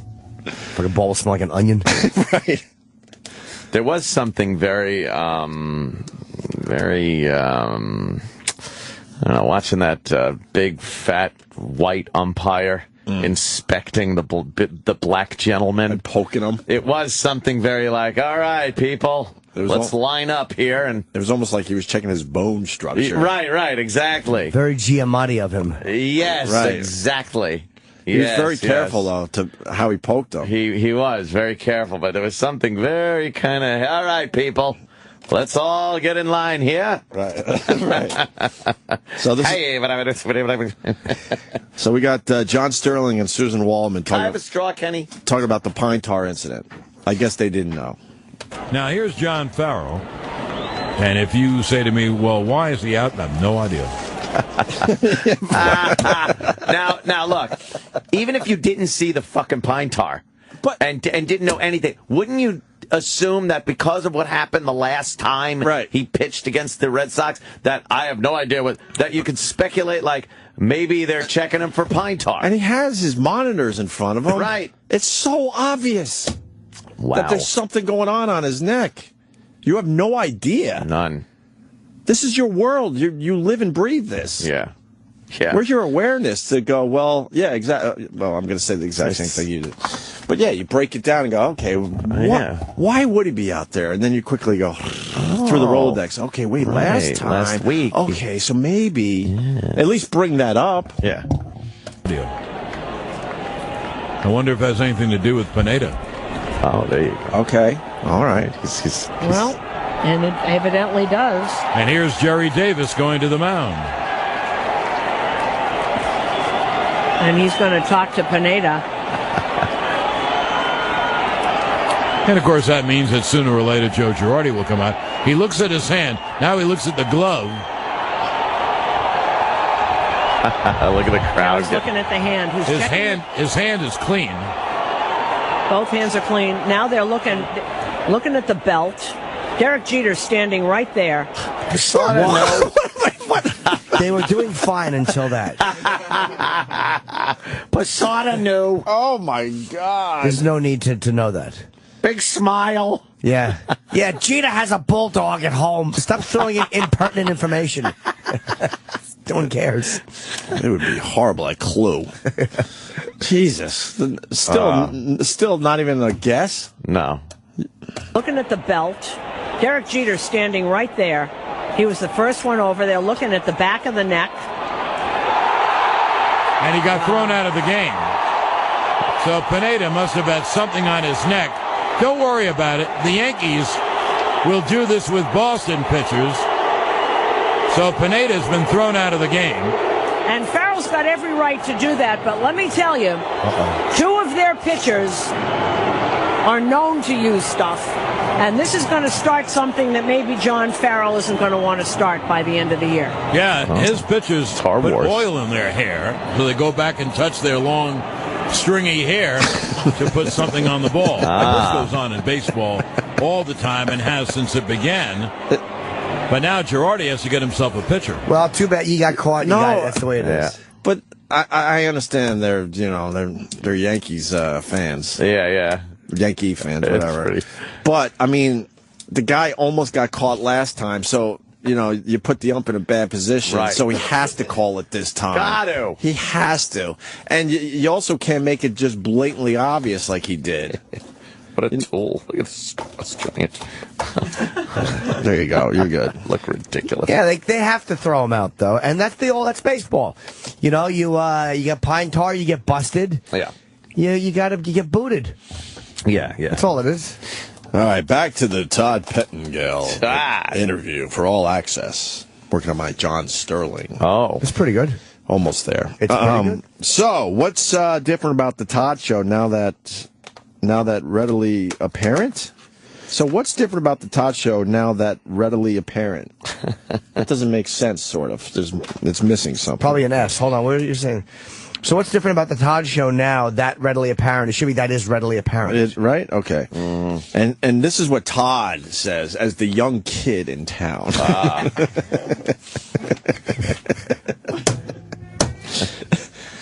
I think we joke about how young we are. I think it's pretty obvious that we're not as young as we.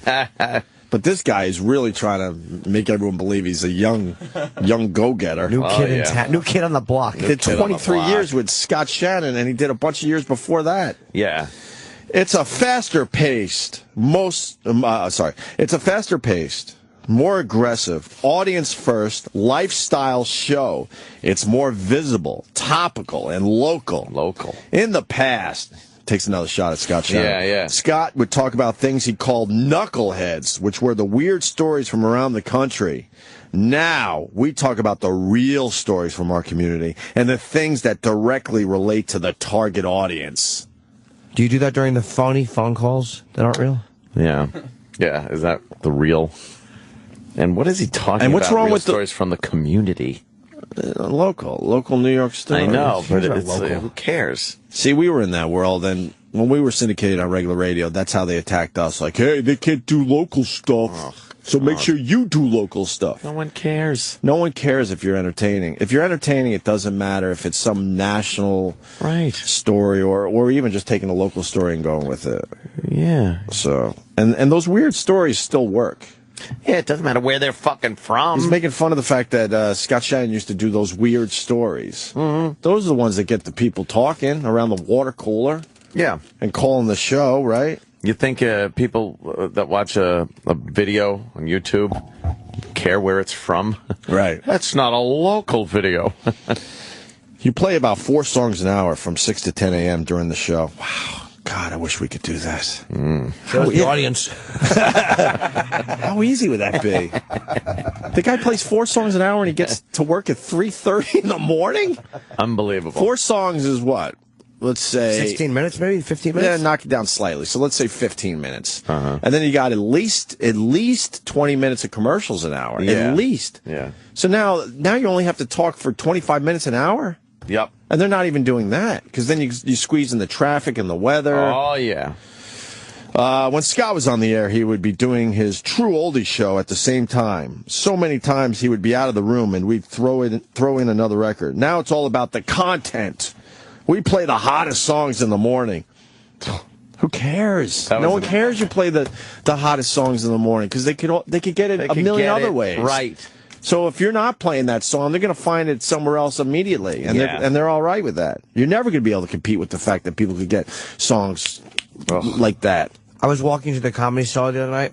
I have a mouthful of food. I apologize, and I wanted to hear what's the song I love? Rusty Cage, but I wanted to hear the original. Right. Oh. I just downloaded it on McDougal Street, and I had it in one block. Right. That's all you got to do. This is amazing. Where we are in life, isn't it? Yeah, instant gratification. That's a guy out of touch if he's still selling the fact that they play the hottest songs in the morning. When we do artist interviews, we keep it to the major core artists like Bruno Mars and Katy Perry. We keep the talk short and sweet, which means you have nothing to say. Yeah, short and sweet. Because if you got something going on, it doesn't matter if you talk for a long time. With strong sound nuggets. Ew. Sound nuggets. And put the rest into our Toddcasts. The Toddcast. And other audio and video offerings. Ugh. Yuck. It sounds like a podcast. Yeah, it does sound like podcast. The reason why we are, doing this is because this is radio. This is regular radio. Regular radio. We obsess about this because this is just being done in every city in the country, and it's just horrible. There is one thing I do like about this. Yeah. They ask them, you're on from 6 to 10 a.m., Monday through Saturday. Right. When do you all meet for show prep? Right. And what time do you arrive, and when do you call it a day? Right. What's his answer? The support staff, and I think we should adopt this policy. What? Yay! The support staff but we don't have arrives to. at 3:30 a.m. Yeah, that's what it says. 3:30. Now, I think maybe you guys could start getting here at 3:30. You're not going to finish that? Just that part is what you want to instill? Oh. And we have our first meeting. I like that, too. Right. We have our first meeting at 5:20 a.m. Oh, my God. Do you think at the end of every meeting they put their hands in the middle and they all go, all right, guys, let's remember, keep it mediocre. We outline the entire show and then adjust on the fly if something takes off. Which has like yet the listeners. to happen. See, for guys that want to try to make it in radio, because we get those tweets and emails all the time, do not outline your entire show. Oh, that is the worst thing you could do, because then you feel like you got to stick to that schedule. Right. You got to be prepared. We're prepared. But we're very unorganized. We do not have an outline. We have a whole bunch of little things we could possibly go to. But like yesterday, Ant decided to talk about tin knocking. It came out of nowhere, and it was a great 40-minute segment. But they wouldn't be able to do any of that because they would be panicking that, like, oh, God, we have the funny song segment. Or right, the we fuck. can't not play it. Right, because they're expecting the funny song segment. And then Todd goes, I arrive between 4 and 4:30 a.m. To do what? Oh, my God. When Todd is arriving, all full of piss and vinegar, I'm snoozing on me pillow. Absolutely. Sometimes you're doing the same thing when Todd is done for the day. He goes, I arrive between 4 and 4:30, and they leave when the job is done. God, what a pompous asshole. Some days that's 11 a.m., other days it's 4 p.m. What? If the job is to suck, they should leave at 10 a.m. It's done. We're done here. That means you got an extremely tired staff. Yeah. That is scared to leave early. My normal day at the station goes well into the afternoon. Oh, why? Since I jump into the sales and promotional end of things when the show prep is done. So he what does he put on his? He takes meetings all day. His sales hat. He takes meetings all day. He takes those meetings. Walks around the hall and he goes, looks all right, like a guy that loves a good meeting. Let me step into the promotional office and see what's going on. Hey guys, what do we got today? And they Let's sit down and discuss. Same as yesterday, Todd. Nothing. Nothing. They probably watch him come down and go, here he comes. Oh, fuck. Right. I hope this goes quick. Right. Hey, what can we do to promote my show? How about we just show a bunch of empty beehives because there's no buzz? You described the Todd Show as having a whole new vibe, sort of like reality TV on the radio. What does that mean, first of all? How does that work? Well, he's going to explain it. Uh-huh. We can learn something here. Thank goodness. It's honest. No one is playing a role here. Really? You don't even use your real voice. We like to say it's real life, real people, and real funny. Wow. It's none of those things. Wow. It's literally none of those things. None. There's no us and them. If you're trying to be something you're not, people could smell it. He did not say this. He says, if you're trying to be something you're not, people could smell it a mile away. Oh, yeah? He does 4 prank phone calls a show that are fake. Right. Yeah. That are completely phony. fake. You're not allowed to do prank phone calls, especially on regular radio. But he's keeping it real. So how is that keeping it real? And you don't think people could smell that a mile away, that they're all fake and set up? You think he believes this, or do you think he knows? He's like, oh boy, am I fucking... He's probably trying to, bullshitting this motherfucker. Trying to get a pine tar ball past Is he doing that? past the batter. People only get to know you if you're being you. Oh, God. I don't know why I hate this guy. I've never met him. Yeah. I've never met the guy. We've heard he's not the nicest. But I think he's just everything that's... I feel he's everything that is wrong with this business. He's every fucking PD that thought they had the plan for us. I think he's hacky. Oh, God, is he ever? Oh, boy. No defined roles. Explain. It's the SNL mentality. Oh, he's comparing himself to SNL. No, he's comparing himself to fucking, what's his name? Lorne Michaels. Lorne Michaels. What? Oh, yeah. Like, look at this. Oh, my God. See? Right? So his so what? He sits around and he kind of looks at his nails, right? You know and what I it's mean? like, all right, guys, all right, come on in. I'm ready. Entertain me. I'm ready for y'all. Bring on the fool. So he says, my team pitches me content, and I have the final say as to what goes on. So what does he give a thumbs up or down? Right. They all know what's expected of them, which is everything. Oh, God. Oh, man. You think they're just running around trying to please Todd? Of course they are. Yeah. If you're only worried about what you do, you're not seeing the whole field. Opening up to make sure everyone knows every job makes it a lot tougher for things to fall through the cracks. Everyone knows every job. Do you think he's got, like, the producer's got to know about sales and promotion and all that shit and... he's just making people stay much too late. The problem, I want to go home. Just be a funny guy. Right. Like, instead of all this shit, just be funny. Right. And stop doing the fucking fake, phony voice. It stinks, dude. Hey. It's not funny. It's fucking 2014. That's an 80s thing. It certainly is.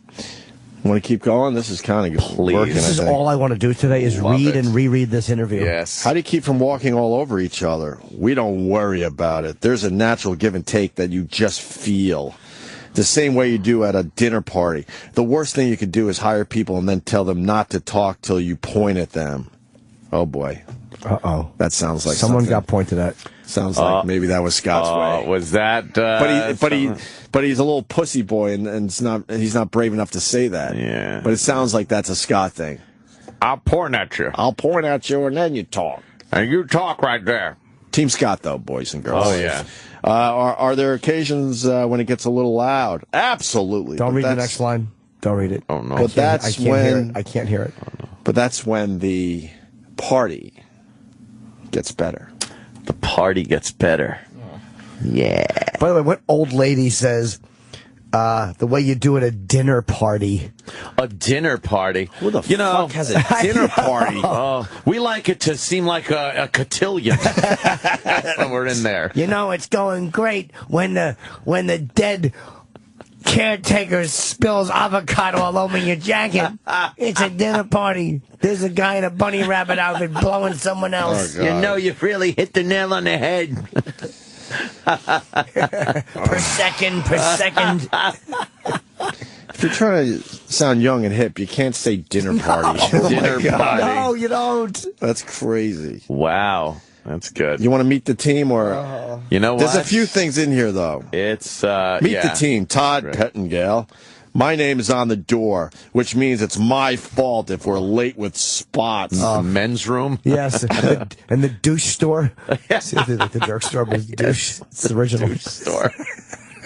Then you got Monk. He's the executive producer. He's been there 16 years. He's our sarcastic, troublemaking exec producer. Look out! Oh, troublemaking. Look out! He's a troublemaker. He's never met an insult he wouldn't use. He wrote that. Oof. He's never met an insult. I never met an insult I wouldn't use. Oh, yeah. Too bad he didn't meet cunt-faced hack boss. Who uses actors for his phony phone calls, but then says people could smell it if you're not being real. A mile away. Right. Monk, watch out, guys. Monk loves to stir the pot and create drama out of thin air. Oh, God. It's all this cliche shit. Well, we've never created drama out of thin air. No. Not out of thin air. Absolutely. Hands down, he's the best, most organized guy I've ever met. He's my right hand, and I love him like a brother. Hold on, our own Sam, now we have to say, let's say that question was asked of the Opie and Anthony program. Oh. Right. Executive producer Sam has been here for 9 years. He's our sarcastic, troublemaking executive producer. That would actually work. Wow. Okay. Yes, but I probably wouldn't say that. He's never met an insult he wouldn't use. No. You're a pussy when it comes to that stuff. Yeah. He likes others to do his bidding, his dirty work. You like to never make it a little stepped more vague. Yeah, the He's never puppet stepped master. in a pile of shit which he didn't resemble. Right. Yeah. Unnecessary. What? You don't think that's necessary? No, not at all. Oh, you're right here. Sorry. Yep. Cooper. Cooper's on the show, too. And I like Cooper. And he describes him this way. That's a her. It's a her. Cooper Riley. Geez, sorry. She's in her third year. Cooper's the only team member with a PhD. No. Don't do it. All right, this is good stuff. Don't read the This is good stuff. He's putting a little funny in this interview, I'll tell you that. The rest of us have PH do nots. What? She has a PhD. They have PH do nots. Yeah. What? It doesn't even fit. It doesn't work.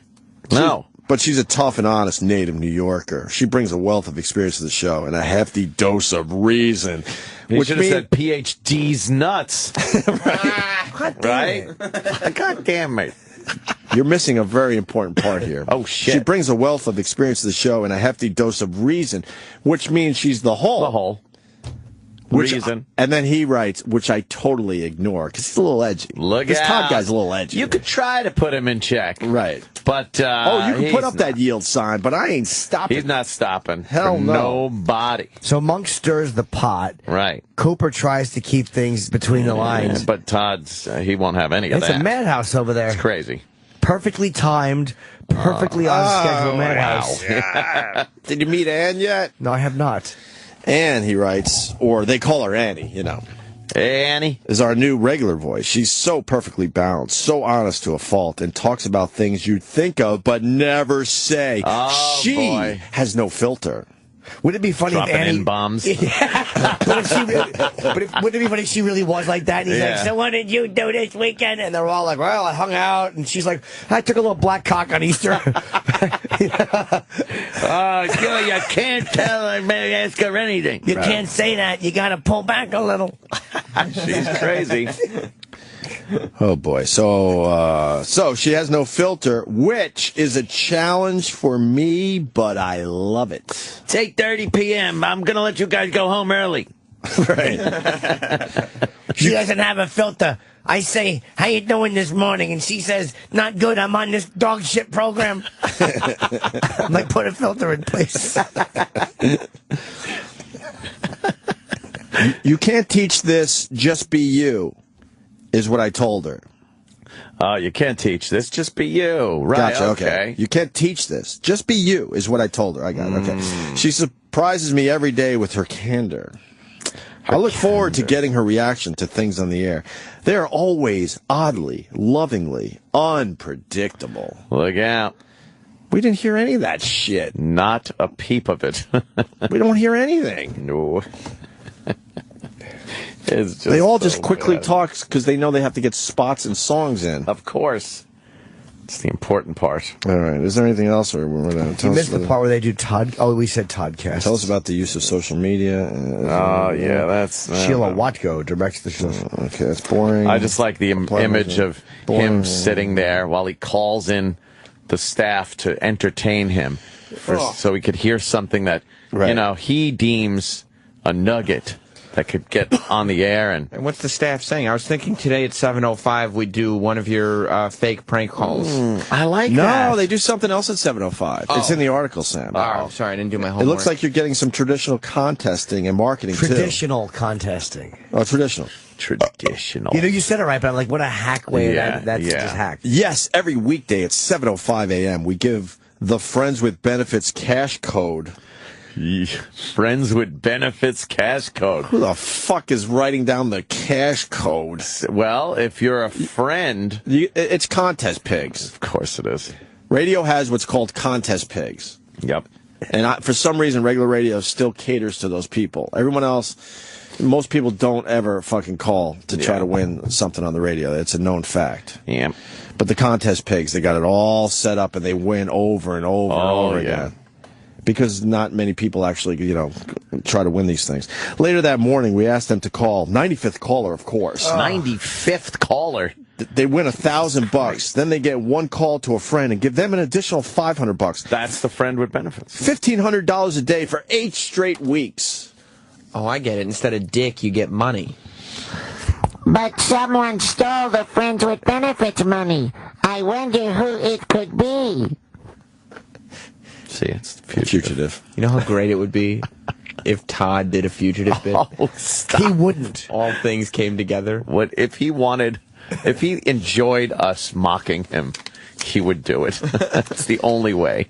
You mentioned that you personally are on the streets all the time. He is? He's in there from fucking 4 a.m. until 11 at night. Yeah. It's crazy. Are we having a radio flashback? Oh. The interviewer asked. Oh. Hardly anyone does this to any great degree anymore. Please explain why this is important to you. To be at up to 2 or more local fundraisers a weekend. Oh, boy. Oh, is that what he's doing to try to get a buzz? Try to get his name out there? When does this... Fundraisers. When does this radio genius sleep? My God. My God. The listeners have choices, especially in New York, where there are literally hundreds of signals. Wouldn't you rather listen to someone who cares about you and your event? No! Please don't. No, exactly. I'd rather listen to someone that makes me laugh. Right? Exactly. It's entertaining. In the end, if you're making people laugh or making them think or entertaining them in general, yes, of course, you got them. We can move along. I'd say don't go with the next line. Don't read that. It's not worth hearing. No? No. Oh, God. I can't. I don't think you should read it. It's terrible. We get too caught up in the feel and not in the real. Caught up in the feel. Let me read it properly. We get too caught up in the feel and not in the real. What is that? What does he mean by that? I don't know. What's the feel? It rhymes. I'll tell you right. It does rhyme. I'll tell you right the fuck now. Yeah. T-shirts on the way. Oh, God. T-shirts on the way. That is a good one. Caught up in the feel and not in the real. Not in the real. In my horrible font. I don't get it. I don't get it. You want to talk about voicemail? I don't know. What else should we do here? We're almost at the end. Let's just keep going. This you is sure? Wonderful. Let the records show that Jimmy wants to continue. Jim Norton's enjoying it. So you could direct all your hate that this wasn't working towards Jim Norton today. I love it. Because I was ready to tap out. Actually, no way. This is too good. I love it. You spoke about a voicemail line. So you encouraged the audience to invite you out. Also, explain about wanting to do a WPLJ summer tour with the morning show to do the show on remote. And then even attend block parties. Oh, you gotta love a good block party. It started as another way for the audience to communicate with us. They have to know we hear them and care what they think. Care what they think? Because we do. They help drive the content on the show. If we get several voicemails about the same topic, it tells us we should be devoting more time to it. Several voicemails. About what topic? What topic are they calling? Hey, more phony phone calls. Hey, the Malaysian Air thing? Yeah. I don't know, but you might want to talk about that. Okay, bye, Todd. Okay. Just, I know you care about what I think, so. I don't know if you're watching TV, but there was a plane crash somewhere off Australia. You might want to talk about. Thank you, Todd. Thanks for hearing me out. That's 2. I guess we should talk about that. Talk about it. What is he talking about? Wow. It's also an amazing way to let people get the word out about charity events and shout-outs. And yes, we're planning to be out and about all summer long. Wow. We will know what we're planning on doing all summer long? Huh? Taking a shitload of time off. Oh, yeah. Poolside, motherfucker. And you let us know who's doing better.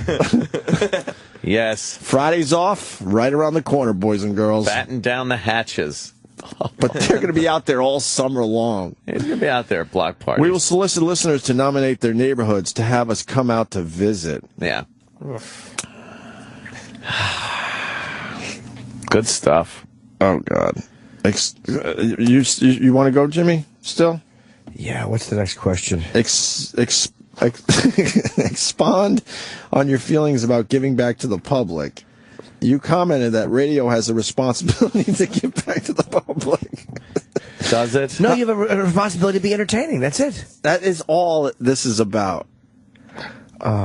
Paying it, not serve our ego. Radio has a responsibility to give back to the public, not serve our egos, right, but help the community by showing up to make a difference. That's not true. It's a lie. We hear from people all the time. If we get someone writing and saying, "Hey, man, you make my commute a little easier," that's all you're trying to do here in the end. And if you help out a charity here and there, sure, we do that. But it doesn't have to. Yeah, sure. You're just trying to hide the fact that you're not entertaining when these dumb microphones are on. paying it forward shouldn't be something you say, it should be something you do. I have a responsibility to lead by example. Oh, God, what a self-inflated fucking sense of self-worth. And what he should say is the same way Johnny from the Jerky Boys led by example for me. And I took the voice. Thief. And then he goes, it's how we collectively as a show have decided to say thank you for listening. Oh, God. Getting involved in the community with our listeners is as much fun for us as it is for them. So that means it's no fun for anyone. Right. None fun. I learn more from them being at those events than I could from reading about it. Oh, God, this is all fucking bullshit. No, it's not, because he says. The listeners don't care to this point. No, that's true. Play the hot songs, give me the dumb traffic and weather, and hopefully say something funny every once in a while. That's it. He doesn't believe this stuff he's saying. I think he does. You can't. Well, no, he knows this is exactly what you say to make it sound like you're involved. You missed the next line. Oh, yeah? The thing is, it has to be genuine. Oh. If you're doing it because you think you have to, you've already missed the point. I guess I missed the point. It's a grassroots, small market approach that works everywhere, even in the world's biggest market, New York. Ah, there you go. Shithead. Yeah. Why do you think you have an advantage as a live and local show over others? Okay. Oh, all right. Maybe he can because we're officially it. competing with the Todd Show. Time to learn. Let's learn. We want to get a lot of New York ears. Oh, yeah. That's right. And we're doing it very different than Todd. We could talk about the things that directly impact our listeners. If someone in New York, New Jersey, Connecticut, or Long Island cares about it, then we can discuss it. I doubt they care about a woman who made the best bowl of soup in Los Angeles. No. But so they care about someone who made the best bowl of soup in Patchogue? Yeah. No one gives a shit about the bowl of soup. Enough about the soup. This passive-aggressive cunt is going back to the Scott Shannon thing from earlier. What? Really? Yes, this is the knuckleheads in the news thing. Oh. So that was a little shot at Scott Shannon because I guess news. I guess he would. But I guess he. But, of course, he gets the worst example to really make the bit sound horrendous, because no one wants to hear about the best soup in Los Angeles. I doubt they actually did that. Even in Los Angeles, they don't want to hear about that. Right. It's a bad example. No, but he's saying we're going to talk like we have real things to discuss here. Scott Shannon, but he didn't have the balls to say it, was the guy that cared more about the best soup in Los Angeles. That's how that should have read. I think you're right. You said something earlier. The days of coasting are over. Time for radio to dig in. Tell me more. Oh, he said that? There's never been more competition than right now. That's his answer to that. That's it. Oh, that's it? Mm-hmm. That's all you get. Oh, here you go. How do you feel about other music services? Pandora, Spotify, iTunes Radio, iHeart, which Cumulus works with, or even Cumulus own RDIO. Clearly, they have their place, but I'm a radio guy, and I still believe there's nothing like live and local content. I'm aware of them and spend some time with them, and they are great if you want a jukebox, but that's not radio. He's a jukebox. That's the type of show he fucking does. He's in the way of the songs, period. No local flavor. It's why we have to do a better job of painting the picture filled with local references to local landmarks and local events. No one gives a fuck. It's been proven wrong a million times by guys that just do a good radio show. Hey, look, it's the Empire State Building. We'll be back. What the fuck? Stupid. Who cares? Loaded with local references. Local landmarks. What a jizzbag. There's nothing worse than local references. Oh, hey, it's a new one from Katy Perry. Look, St. Patrick's Cathedral. Hey, look, Mrs. Bee's Needle made a pie. I'm on 8th Avenue. Oh, fuck your mother. This is annoying because this is what these people really think. Does he stink on ice? Local. What makes radio the most fun for you? Ooh. Oh, that's good. Radio's still the greatest medium on the planet. There's nothing like doing it live and painting a mental picture. That's all he has for That's what he likes about radio? What would you like to change about radio today? Okay. Uh-oh. I think at this point our audience knows what we would like to change about radio. Yes, we'd like to have his microphones to have old dynamite in them. Leaky old sweating dynamite.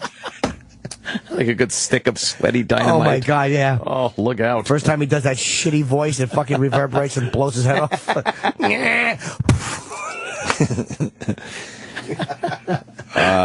This is what he would like to change about radio. I love this. 2 things. I'd like to see radio stop attacking itself. Uh-oh. What does that mean? Broadcast radio needs to stay united and see the whole field. Second, develop a farm system again. Syndication has taken the place of cultivating talent. Syndication took off because there just wasn't enough talented people doing radio. In the local markets, right? Period. Yeah. And then you had consultants and PDs that, if someone was talented, they kept them down anyway. So I love this part. It would be nice for younger broadcasters to have the experience of taking transmitter readings. What? Emptying the garbage pails and turning off the lights after the national anthem.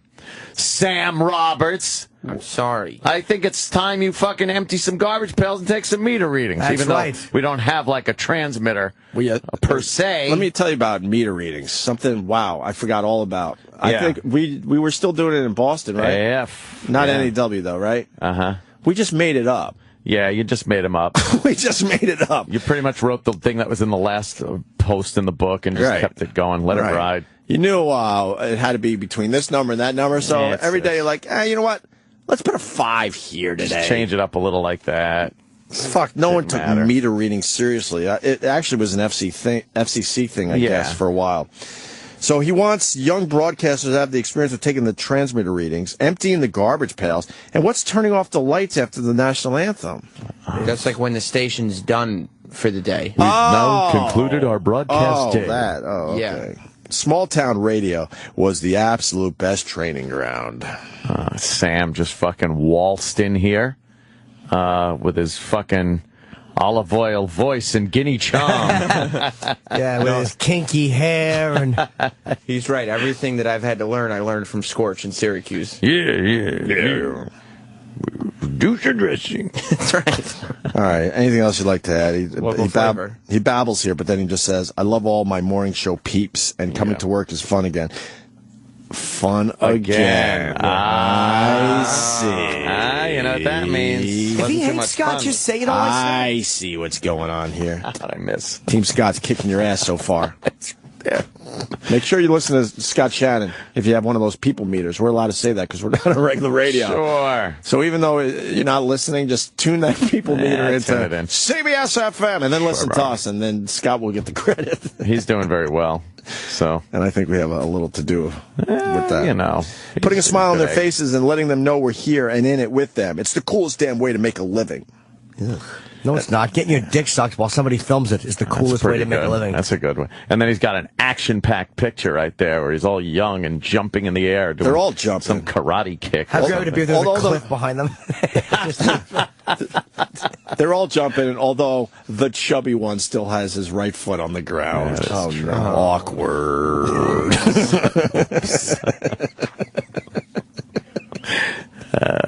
And you forgot the bonus questions. What's wrong with you people? Oh, what happened? I laughed all through them. I couldn't get through it. Oh, okay. Bonus question number 1. We're just about done. Don't worry. Hang in there, guys.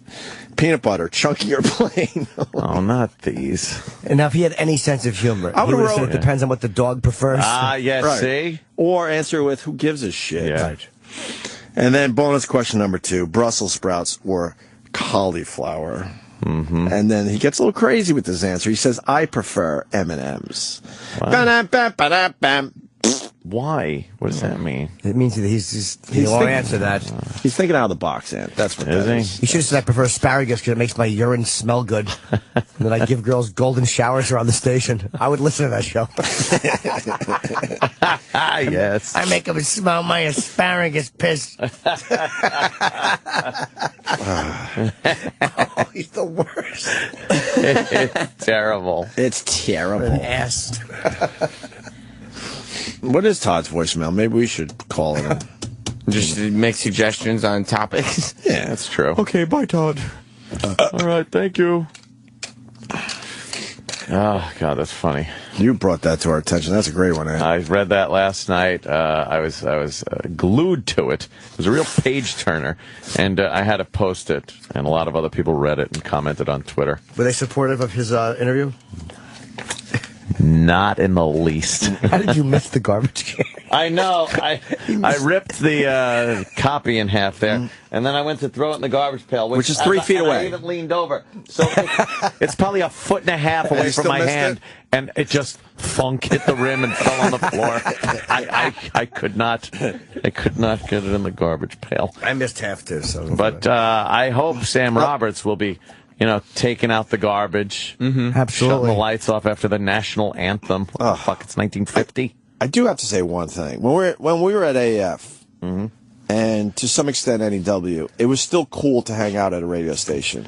Oh, yeah. The atmosphere was such. Right. Especially after 5 o'clock when the suits went home. A lot of camaraderie. Yeah, it was definitely a cool place to be, and you definitely got a lot of material for your radio show just by hanging out and fooling around a little bit. The entire building was fixated on a single goal, to be successful and bring the station to number one. Right. But I swear to you, the worst thing you could do as a young broadcaster is hang around a radio station. Yeah. It's horrendous. Unless you could find a Denny Falcone to maybe get some knowledge from. It's a horrendous place to be creatively. Yeah. And there's always the suit just kind of hovering that is going to say no to every idea you come up with. Yeah. So the best thing you can do is get the fuck out as soon as your show's over. And no offense to SiriusXM, it's like this everywhere. I don't know what's going to change that. I learned a lot more, pounding the pavement outside the building. There you go. I'll tell you that much. That's right. You got lawyers around radio stations now. You got human resource people around now. We should just have naked women in our office because we could. Oh, my God. After the show, we would just hang, have a beer or two, and crazy. And girls would come in and just get naked. Yeah. You would get fired immediately if they knew that was going on. Did you hear a similar story? I guess the guy that runs the Blue Angels out there in California. Right. He runs the base. Right.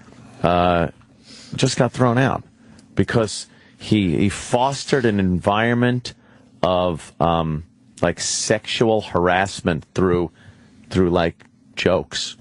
People were telling like what kind of jokes? Off-color jokes about chicks and tits and fucking and things like that. It's the Blue Angels. Right. These guys, putting their lives on the line. They fly, 400 miles an hour, an inch away from... like fucking 800, 900. Is it 800, 900? Yeah. Wow. They're doing like over, the speed of sound. And they're an inch away from each other. Yeah. And then they can't just tell like a fucking... An off-color joke? Off-color joke because people are sensitive around the base. So he gets thrown out. It's just another one of the situations where it's not like... It's not like it used to be, and I think that, especially in the military, is very important because you get that sense of camaraderie. Right. You got to do it. I don't think. I honestly don't think the bitches should be in some branches and some aspects of the military.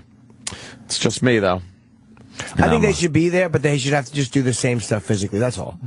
I don't mind that. Cause men and women are very different. They're very different. Let's fucking agree to that. Don't say that's the premise for all my jokes. And, no, men and women are very, very different. And I think the military is has been made over the years to work well with men in it, and men need to, especially in life or death situations, for morale and other purposes, need to be able to communicate with each other in the way that men do. And sometimes that is humor and off-color and gallows humor and things like that. To bring in women into that environment changes the whole fucking environment. Why are they such pussies about it? Yeah, right?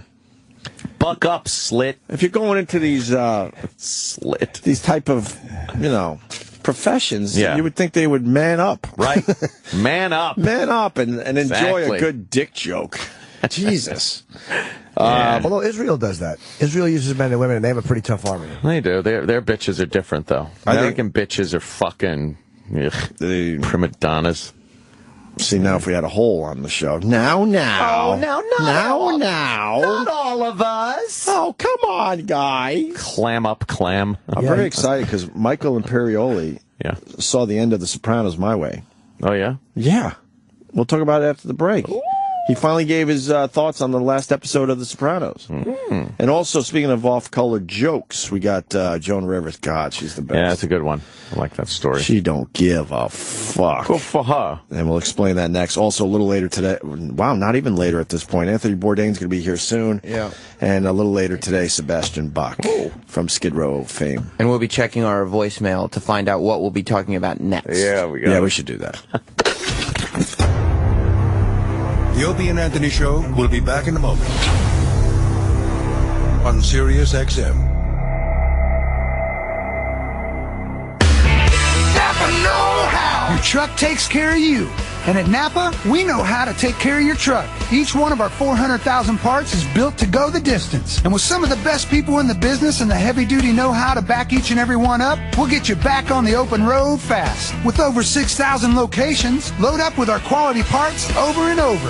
If that's not heavy-duty, I don't know what is. Napa know-how. Napa know-how. Pull in for a truckload of truck parts. There's an oil boom going on right now, and you're missing out. Own your own oil well at oilboomusa.com and take advantage of one of the remaining successful tax shelters with up to an 85% write-off in 2014. That's right, 85% this year. Get the facts at oilboomusa.com. Invest in America and boom. Oilboomusa.com. Oilboomusa.com. Own your own oil well at oilboomusa.com. Accredited investors only. Individual results may vary. There's no guarantee that past performance will be indicative of future results. Invest wisely. You work out your body, but what are you doing to work out your brain? Challenge your brain with the online games at Lumosity.com. Designed by neuroscientists, Lumosity.com builds fun, daily workouts just for you. It only takes a few minutes each day to help improve your memory, attention, problem solving, and more. Meaning you'll feel sharper, think faster, and be more confident. Achieve a brighter brain and a better life. Visit Lumosity.com and start training today. That's Lumosity.com. Hi, I'm Chuck Woolery.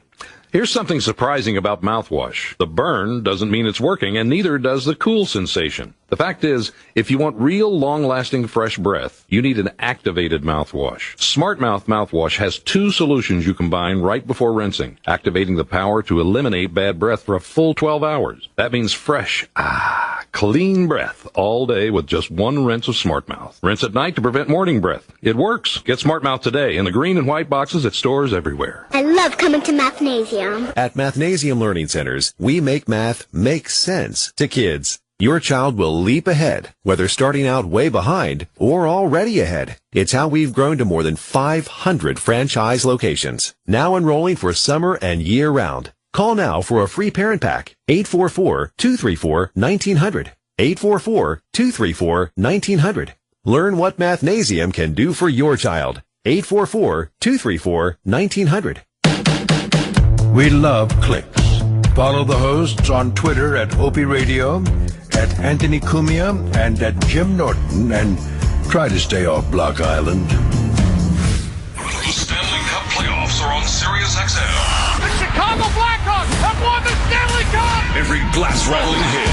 Leveled at the blue line! Every save. Miller did it again! He denied Voracek, and the game goes on! Every turn of the red light. Crosby shooting! Sorry! Oh, slap me, silly Sidney! Catch every game of the Stanley Cup playoffs on your Sirius and XM radios in the Sirius XM app. Log on to SiriusXM.com/NHL schedule for game times and channel listings. I need to protect my company's email. Do you want an email security solution that's hard to install? No. You good with paying a fee for every user? No. How about a little extra for outbound email protection? No. Offshore or automated phone tree support okay? No. Then yes, we can help. The Barracuda Spam and Virus Firewall, the world's best-selling business email security gateway, with email encryption and data leak prevention included at no extra cost. Available as a hardware appliance, virtual appliance, or as a cloud service. And always humans to answer your calls. Try the Barracuda Spam and Virus Firewall free. Go to barracuda.com/yes. But wait, I've got one more content security problem that I need solved. Okay, what is it? I need to control internet usage in my office. Do you want to pay a fee for every user? No. Do you want to pay extra to protect remote users? No. How about a product that's difficult to install and use? No. Offshore or automated phone tree support okay? No. Then again, yes, we can help. The Barracuda Web Filter. Content filtering, application control, and malware protection with no per-user fees. Available as a hardware appliance, virtual appliance, or as a cloud service. And live humans to answer your calls. Try the Barracuda Web Filter free. Go to barracuda.com/yes. So, FamousSmoke.com wants to give me free money back when I order cigars. No thanks. Said no sane cigar lover ever. Hey guys, it's Tommy Z-Man. And if you're like me, not only do you love your cigars, you love getting free cash back even more. And it just so happens that the lunatics over at Famous are celebrating their 75th anniversary in the cigar business by giving you 10% cash back on every order over $75. Now that's on top of the already wickedly discounted prices we have every day on cigars, humidors, and accessories. Some restrictions do apply. Famous offers a monster selection of the big name premium brands you love at prices that make it easy on the wallet. Just pick the cigars you like, add in the other goodies you need, and your cigars will be on their way to you lightning fast with your free 10% cash back. Just click the activate button at FamousSmoke.com. That's FamousSmoke.com. Did you know you can run your business using your personal mobile phone and still sound like a Fortune 500 company? With Grasshopper, the virtual phone system designed for entrepreneurs. With Grasshopper, your small business can sound professional from anywhere in the world. At home, in the car, on vacation. With an 800 number, multiple extensions, call forwarding, voicemail to email, and much more. Turn the world into your office with Grasshopper. Sign up at grasshopper.com. The entrepreneur's phone system. Attention college students. Are you having trouble punching up that term paper? Yeah, my professor is killing me. Need to doctor your dissertation? Oh man, would I ever? Impress your professors with a flurry of words from the new Vossipedia Online. Awesome! Simply type in your question and Vossipedia spits out the appropriate terminology. What's the capital of Georgia? Havana. Wow, it's so easy. Man, I can't remember the name of the U.S. prison in Cuba. Guantanamo Bay. Oh, that's right. Vossipedia Online is the most useful research tool since the paperweight. What's the name of that mountain with the president's faces? Mountain in Rushmore. Oh, man, I'm a fucking idiot, of course. What festivity is celebrated with booze and muggings in New Orleans? Mardi Gras. Here comes another Stutter, stammer, and slobber your way through college with helpful hints from Vossipedia Online. What does IQ stand for? Intellectual quiz. Man, this is a lifesaver. Thanks, Vossipedia. Opie and Anthony have been creating broadcasting magic for 20 years. Dug from the O&A vaults, this is a 20th anniversary O&A radio gem. Oh, Jesus Christ, what the fuck is he doing here? Oh, my God, please. He didn't... Oh, no! All right, I know what the fuck he did. I know what the fuck he did. My heart just stopped. Yes, and it should. It's very obvious he has no clue, and I'm off the hook. I just surprised people out of nowhere. It turns into baby diaper mustache day. Today happens to be one of those days, and the odds of it actually happening are slim. But when we saw your face at the door, I'm like, oh my! Yeah, because he's somebody that would have been listening. Because you have stopped by with the baby too before. The bottom line is, you would take baby shit and put it under here. Yeah, get the hell out of here. You'd make a little mustache with baby shit.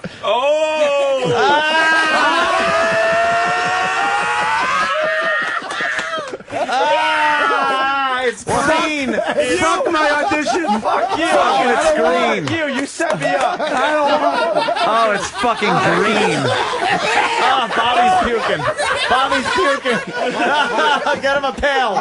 Oh, shit. Get him a pail. I don't care. I'll fucking puke. I want to see it on his lip. Fuck all of you. You never know. Bobby can't take it. What are the odds that I got to set you guys up?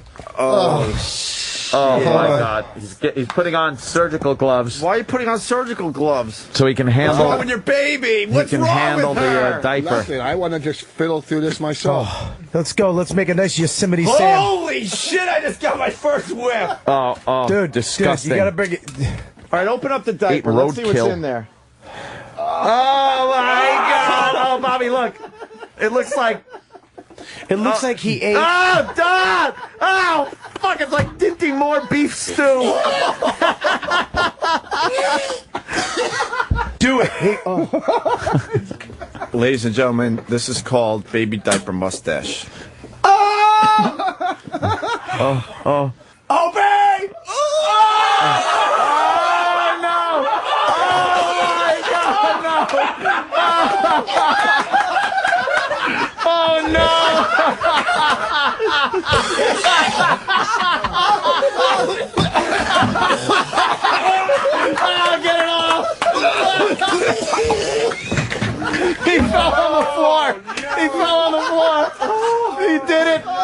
He took 2 fingers, wiped it right under his nose. Now he can't get the smell out of his head. Where is he? He's going. All right, he's running off to the bathroom. Holy shit! It's time for another Adventures with Alex Jones. Today, Alex goes to space. They're coated with some type of narcotic to lull us into a false sense of security. The Chiners. They coat their rubber dog shit and vomit in lead paint to deform our children. Gulf of Tonkin, false flag operation. Gulf of Tonkin toy. You ever see Finster from the Bugs Bunny cartoons? Finster, everybody thought Finster was a baby, but Finster was actually the crook, the mastermind, and Bugs Bunny couldn't even really deal with Finster, baby. He just spilled the beans. It's obviously a Manchurian candidate type of situation. False flag operation. Gulf of Tonkin.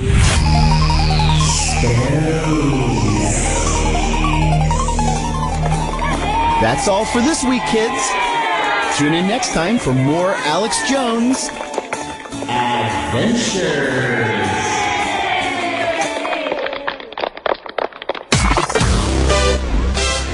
The Opie and Anthony Show is back. The Opie and Anthony Show is back. And better than ever.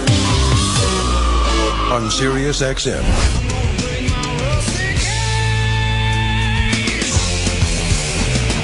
Yeah. Nice. Oh, yeah, this is the one Jimmy just downloaded outside the Comedy Cellar. Oh. Don't forget, Jim Norton's going to be at Caroline's tonight, starting his run at Caroline's. Tonight through Sunday, yeah. 212-757-4100 for tickets.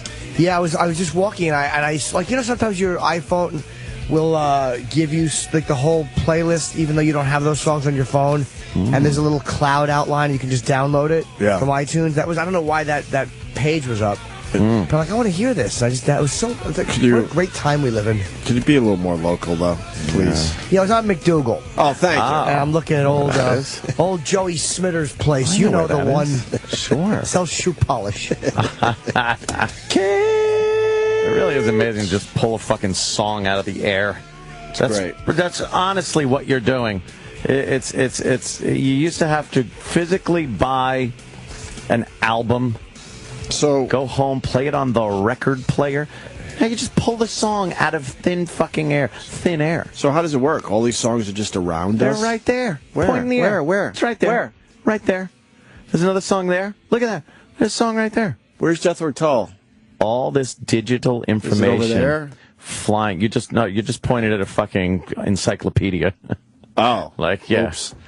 That's pointing at a movie. There's all this information is just flying around in little fucking electronic pulses. Our lifetime is one of the weird ones, I think. Strange in between. We come from a place, no cell phones, analog. no internet. We were analog peoples. 3 to 4 TV channels, and now all this a mere few decades later. It's crazy. It's the guy someone was talking to me yesterday about how they're inventing, or they already have somewhere you can into the fabric of clothes and in paint. They have these micro things, but eventually that's how the internet will work, and they see you'll almost be immersed in it.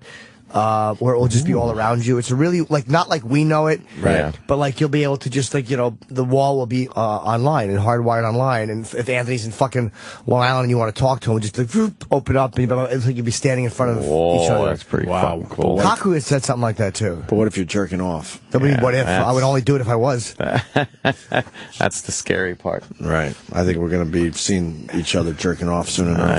Yeah. That's what happened. I was when I was driving home yesterday. Yeah. And I've thought of this a few times. The amazing times we live in. Remember rusted cars?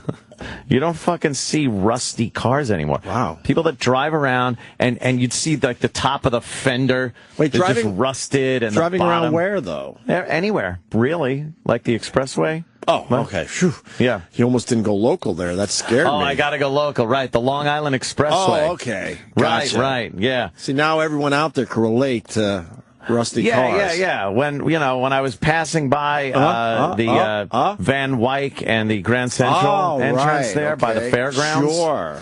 Yeah. You would see a rusted car. You realize they figured out that rust thing. And you don't see rusty cars anymore. You just have to when you went to buy a car, it was like, let me ding, ding, ding, tap under there. What is that? Right. You got some Bondo on this fucking thing? Was it rusting out? Obviously, this car was in a snow climate. All the damage. It might be that True Coat they got on there, huh? Oh, yeah. Well, he's never done this before. He's willing to knock $100 off that True Coat. He's always more. Never done this before. Fucking liar. Well, he's never done this before. The debris was not from the plane, just like we said yesterday. Of course not. That plane's gone. The debris that washed up on the shore off of Australia is not from the plane. They were very excited, and then they started thinking, oh boy, just more garbage from the ocean. Somewhere at the bottom of the cold, pitch black ocean, someone is strapped in a seat with their hair gently going, oh my God. Jesus. No lips left, no eyelids left, because the little fish are going, ding, ding, ding, ding, ding, ding, ding, ding, ding, ding, ding. You think the plane's intact? Or a big piece of it? I would think if not intact, but pieces of it, but I think a lot of it just fucking submerged. It's so far out there that it sank before it reached land. A lot of times if debris washes up, it's because they crashed a little closer to land. Right. Even the Air France plane that went down, they started getting debris. It took 2 years to find the black boxes and the actual wreckage, but they started getting debris washing up, and they knew the plane, they had known the plane went down. This one, I think it's so deep, and it took so long for them to even figure out where they wanted to start searching, that shit's just, it's sunk. Wow. Busted apart. Fucking, it's just gone. If it's a suicide and he killed everyone first, he might have come. They said he flew below 5,000 feet to avoid radar. He may have hit the ocean. He may have brought the plane very, very, very low right before it hit, because this way it just kind of hits. Not much debris. Not a gigantic. Yeah, right. just and the plane is not as broken up, and then it just kind of sinks home. Yeah. Wow. Jesus. That's why I just that person and the people just strapped in their seat. Right. Whoosh. Whoosh. Looking like fucking old Ben Gardner. All right. Cops are ruined. Yes. Michael Imperioli thinks this is what happened on the final episode of The Sopranos. He's finally talking about it. That show's been off the air 7 years. Are you kidding? 2007. Holy shit. My opinion is that we were in Tony's point of view in the last moments of his life. Yeah. And that's it. He's not expecting it. It comes out of nowhere. And if you were shot, if someone assassinated you, I don't know, basically everything would go black. And David was putting us in those shoes at that time. I think that's about it. I always thought that. A lot of people think that. Why end it like that? Huh? David Chase said no. He's a lion sack. He just wants everyone to keep guessing. Yeah. Because if he lived, why end it like that? Right. I don't know. So I don't know. I like that. I like that theory. Fucking years. And then what's the Joan Rivers all about? Well, she was. This article's too long. A comedian. I don't feel like reading this. No, it's too long. Words. She did a joke about. It's too long. Let's just talk about it. What Cleveland girls, right? The captive girl. I don't know what the joke. Remember the girls was. that were kept in what they called the House of Horrors? Yeah. By that gentleman who later killed himself in jail. Kept them locked up in there for years and years, and they finally escaped. Guess what? Joan Rivers has no sympathy for the women locked in Ariel Castro's Cleveland House of Horrors. House of Horrors. That's right. House of Horrors. One day after Rivers compared on the Today Show her daughter's cushy Malibu guest room to the three women's decade-long plight. It's hilarious, though. That's a funny joke. I guess the joke was those women in the basement in Cleveland had more space. Jesus. When you're trying to make it sound like you're staying in a small room or something, right. That's a funny example to use because it's so outrageous. and it really conjures up an image. Yeah. It's funny. Joan Rivers is a great example of don't apologize for anything and everything will be fine. Yeah. Because she's gotten herself in not a lot of trouble, but she's had a lot of heat in the last few years. And they continue to book her on all the big shows, the big mainstream shows. So nothing has happened with her career. She's one of the untouchables, I think, out there. But you just stay strong, and it's not us that have to stay strong, the artists or the broadcasters. It's the people that control these entities. Yeah. They're the ones that have to stay strong and stand behind their people. Because Joan Rivers is a perfect example. In the end, nothing happens to you. This is the actual joke? Yes. Okay. Morning. Good morning. Joan, you were just complaining when we were on the couch a few minutes ago that there's not enough business being done on Saturday nights for your show. We're here to drum that up. Yeah, thank you very much. What is it like living under the same roof as your daughter? Why would you do this? Well, 4 years later, we're like, everyone's kind of going, Yeah, but I'm still in the same stupid little room. I mean, those women in the basement in Cleveland had more space. I mean, it is just the worst. The worst. No just lost out completely. Too soon? You be the judge.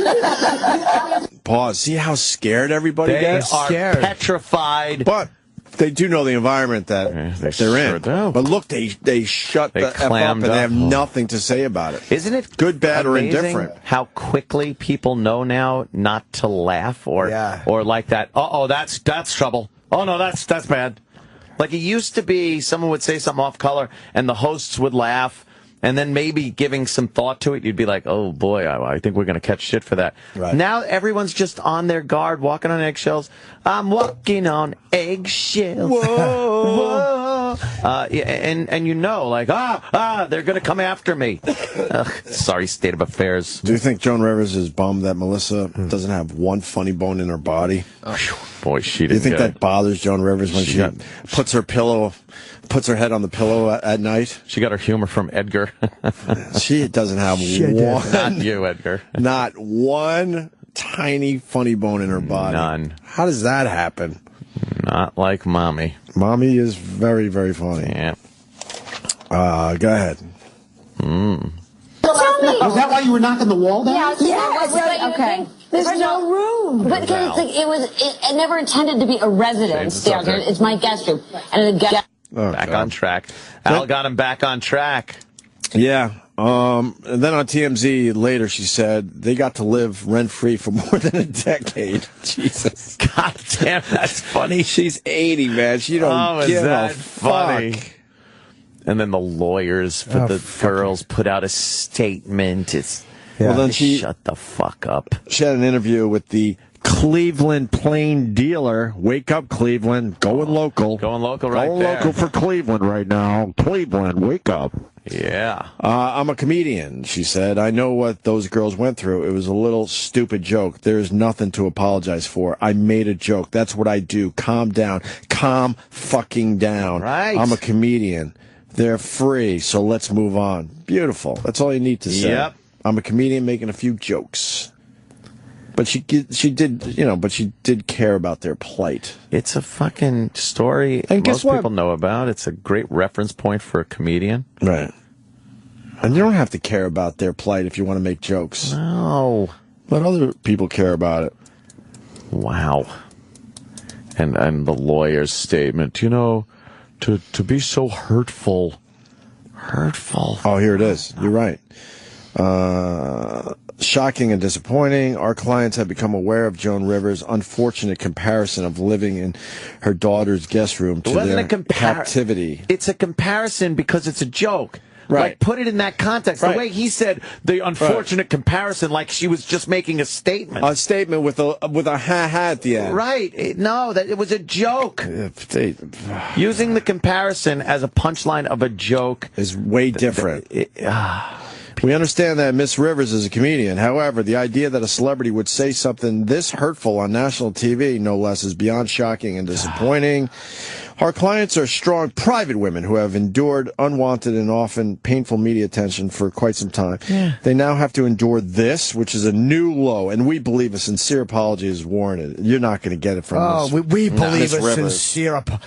Why wouldn't he just say, well, it wasn't the nicest thing, but she can say what she wants? Yeah. Who cares? She's making jokes. And this just gets Joan Rivers fired up because she doesn't stop.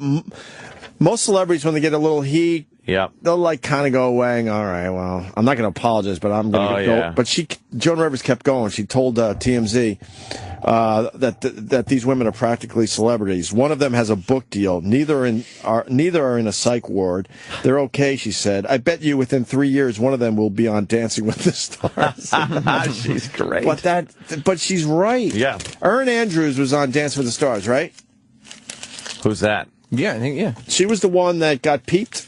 Right. Okay. And the only reason she was on Dance with the Stars was because she got peeped. I'm telling you right now.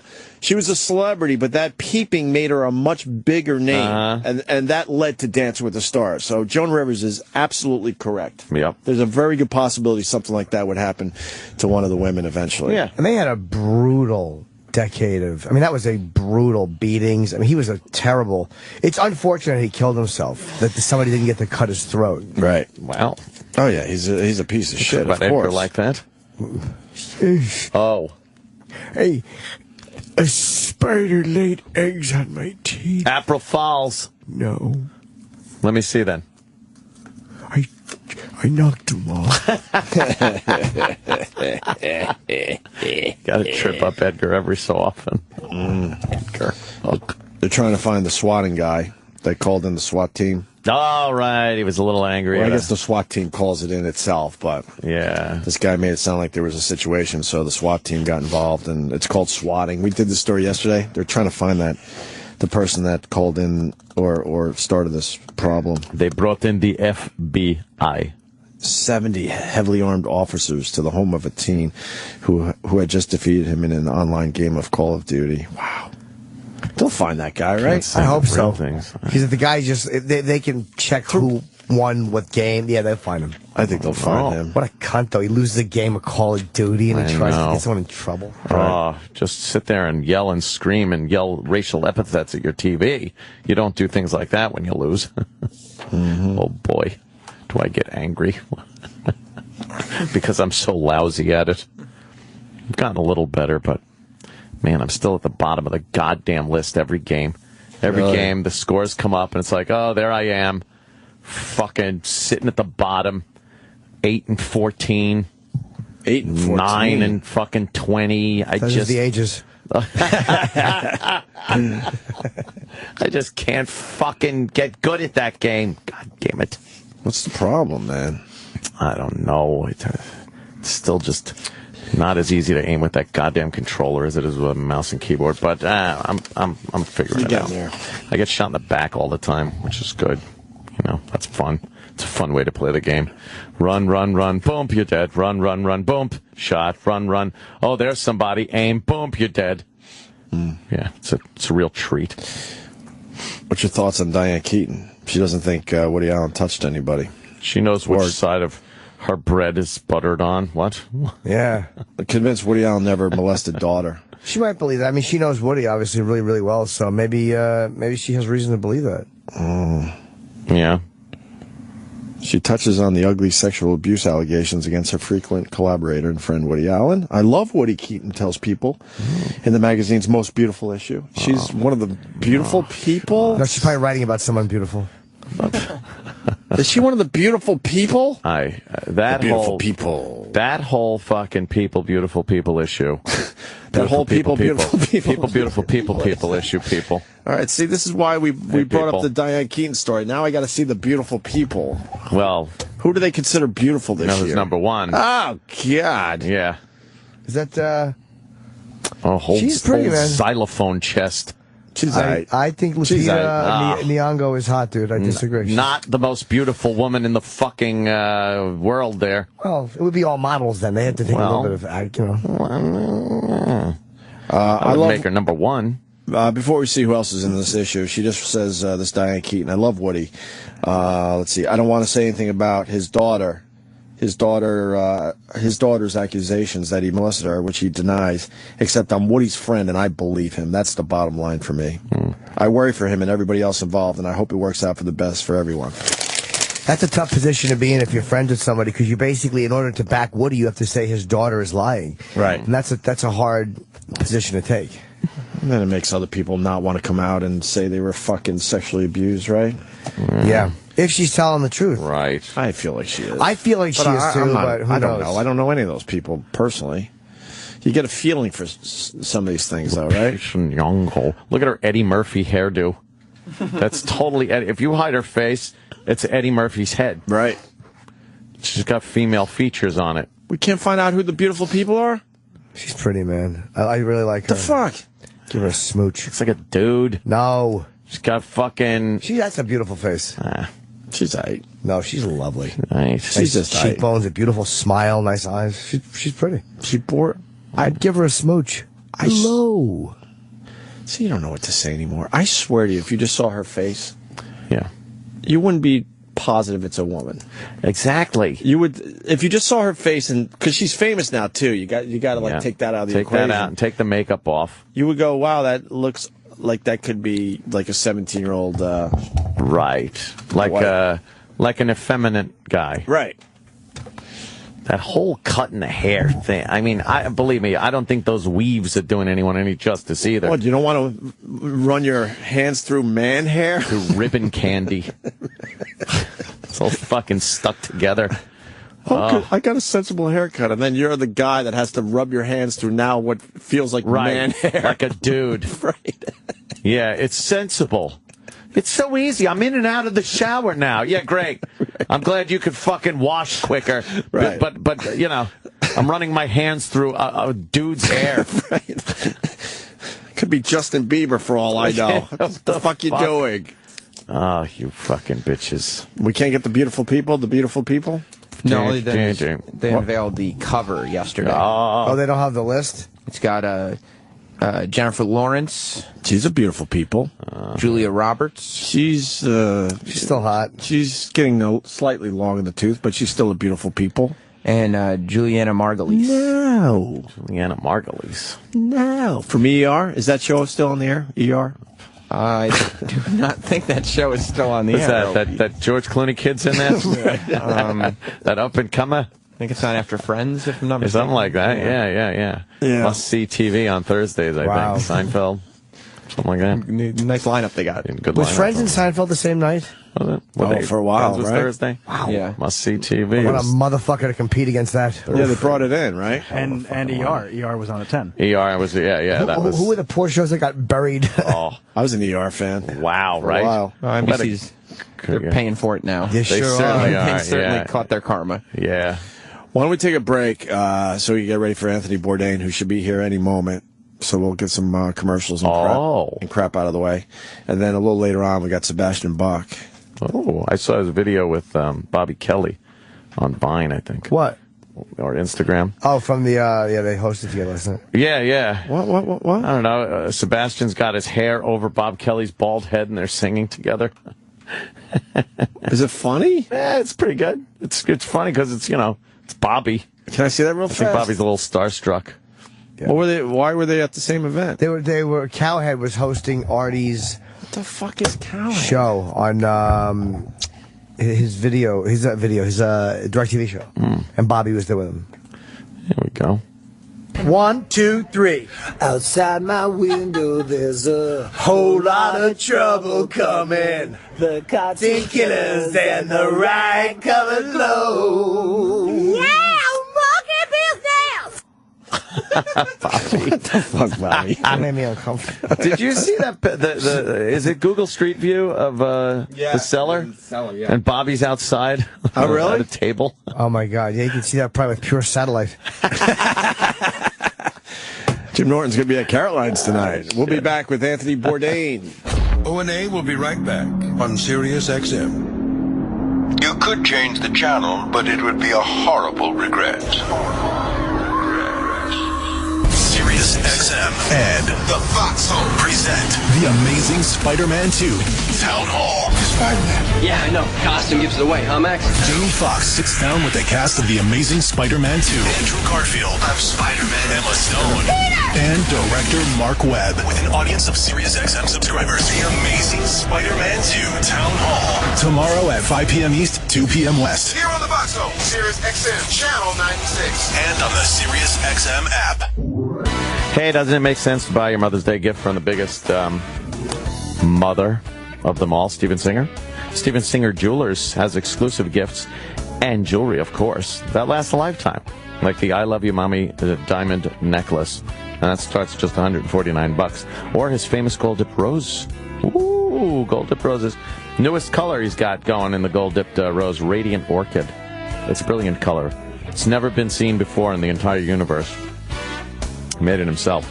You can get Mom this and other beautiful real American Beauty roses for just $59.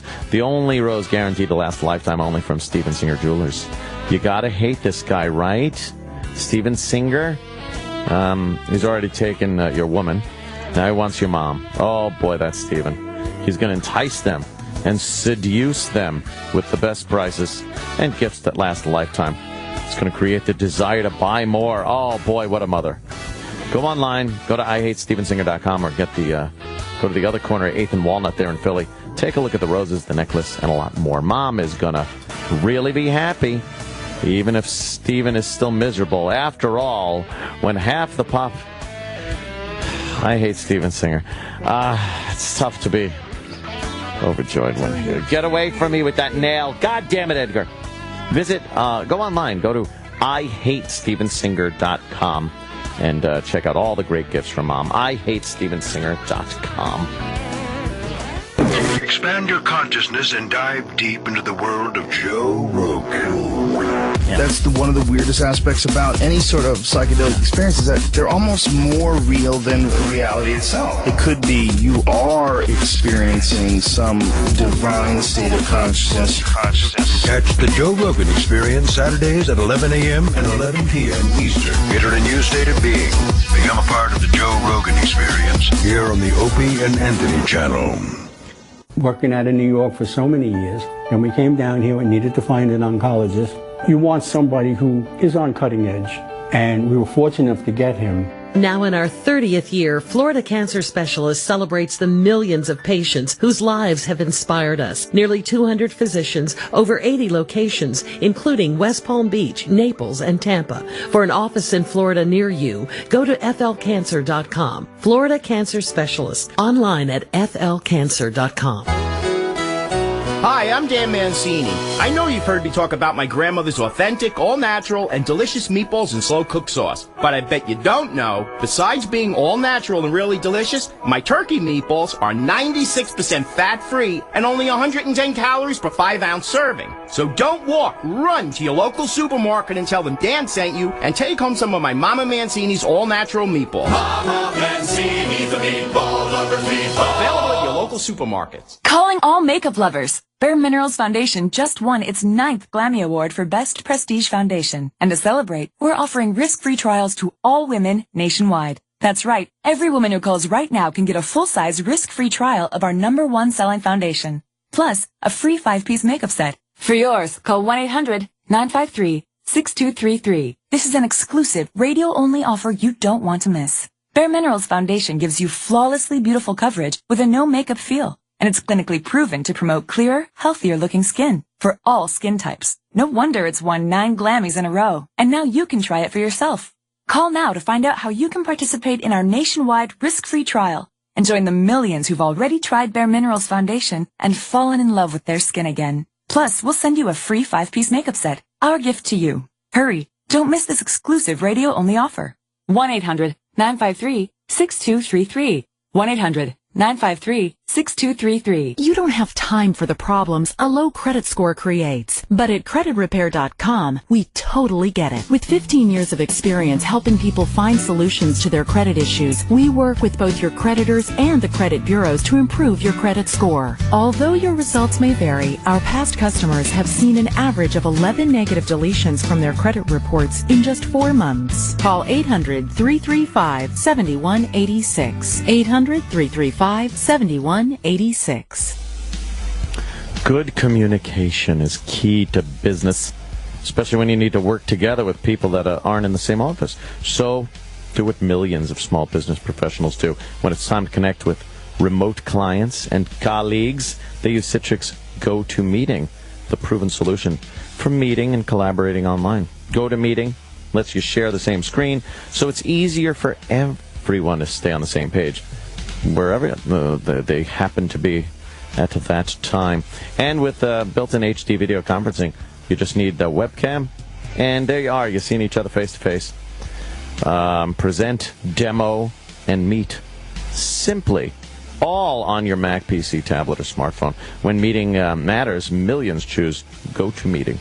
Now it's your turn to see why. Start hosting your own face-to-face meeting online today with GoToMeeting. Visit GoToMeeting.com, click on the Try It Free for 30 days button, and use the promo code Opie. That's GoToMeeting.com with the promo code Opie. Ready to work with anyone, anywhere. GoToMeeting. Meeting is believing. SiriusXM is your home for every NBA playoff game. Will this year's playoffs bring a third straight championship to Miami? Behind the head, two-hand jam by LeBron James. A first ring for Oklahoma City. Pulls up, fires, angle right, three for the lead. Cha-ching, it's under Moneyball. Can you say KD MVP? Perhaps a surprise champ. Hear every NBA playoff game on SiriusXM and get closer to the NBA playoffs with SiriusXM NBA Radio, channel 217. When it comes to choosing a trucking company, choose the one that invests in its drivers and their quality of life. Trans Am Trucking equips its Kenworth trucks with refrigerators, APUs for in-cab climate control, power to charge your cell phone, run your TV and microwave, automatic transmissions, voice navigation, in-cab fifth wheel release, and no-touch freight. At Trans Am Trucking, their drivers earn a living and enjoy life on the road. Call Trans Am Trucking at 800-370-9609 or visit transamtruck.com. To make your life on the road more livable, choose Trans Am Trucking. Hi, I'm Chuck Woolery. Here's something surprising about mouthwash. The burn doesn't mean it's working, and neither does the cool sensation. The fact is, if you want real, long-lasting, fresh breath, you need an activated mouthwash. Smart Mouth mouthwash has 2 solutions you combine right before rinsing, activating the power to eliminate bad breath for a full 12 hours. That means fresh, clean breath all day with just 1 rinse of Smart Mouth. Rinse at night to prevent morning breath. It works. Get Smart Mouth today in the green and white boxes at stores everywhere. Guys, when that special moment's there, anxiety or aging can cause frustrating issues. That's why millions of men depend on the little blue pill to keep their passion going strong. And now, getting the generic form of that same amazing blue pill is easy, with the convenience of ordering right from your home, without the high cost of pharmacy prices. Don't pay up to $15 per tablet when you can get 60 full-potency tablets for just over $2 per tablet, delivered discreetly right to your door. But wait, order now and we'll give you an additional 8 tablets free. Our highly trained customer support staff will give you all the clinical facts and answer any questions you may have. And with our complete money-back guarantee, your satisfaction is guaranteed. Join the thousands of men who are paying less for the tablets their relationships need and enjoy our completely private, discreet home delivery service. For this limited-time bonus tablet offer, call 800-461-8944. 800-461-8944. 800-461-8944. These statements have not been evaluated by the FDA. This product is not intended to diagnose, treat, cure, or prevent any disease. When it comes to getting the legal help you need, LegalZoom provides a great solution that works with your busy schedule. If you're starting a business, forming an LLC, or getting a trademark, will, or living trust, LegalZoom will provide the personal attention you need and help you take care of all the details. Call or visit LegalZoom.com today. And don't forget to enter SiriusXM in the referral box at checkout for a special discount. LegalZoom provides legal help through independent attorneys and self-help services, but it's not a law firm. Ooh. Everyone loves that sex stuff, right? Having that sex stuff. But who wants to deal with unwanted pregnancies and STDs? Ooh.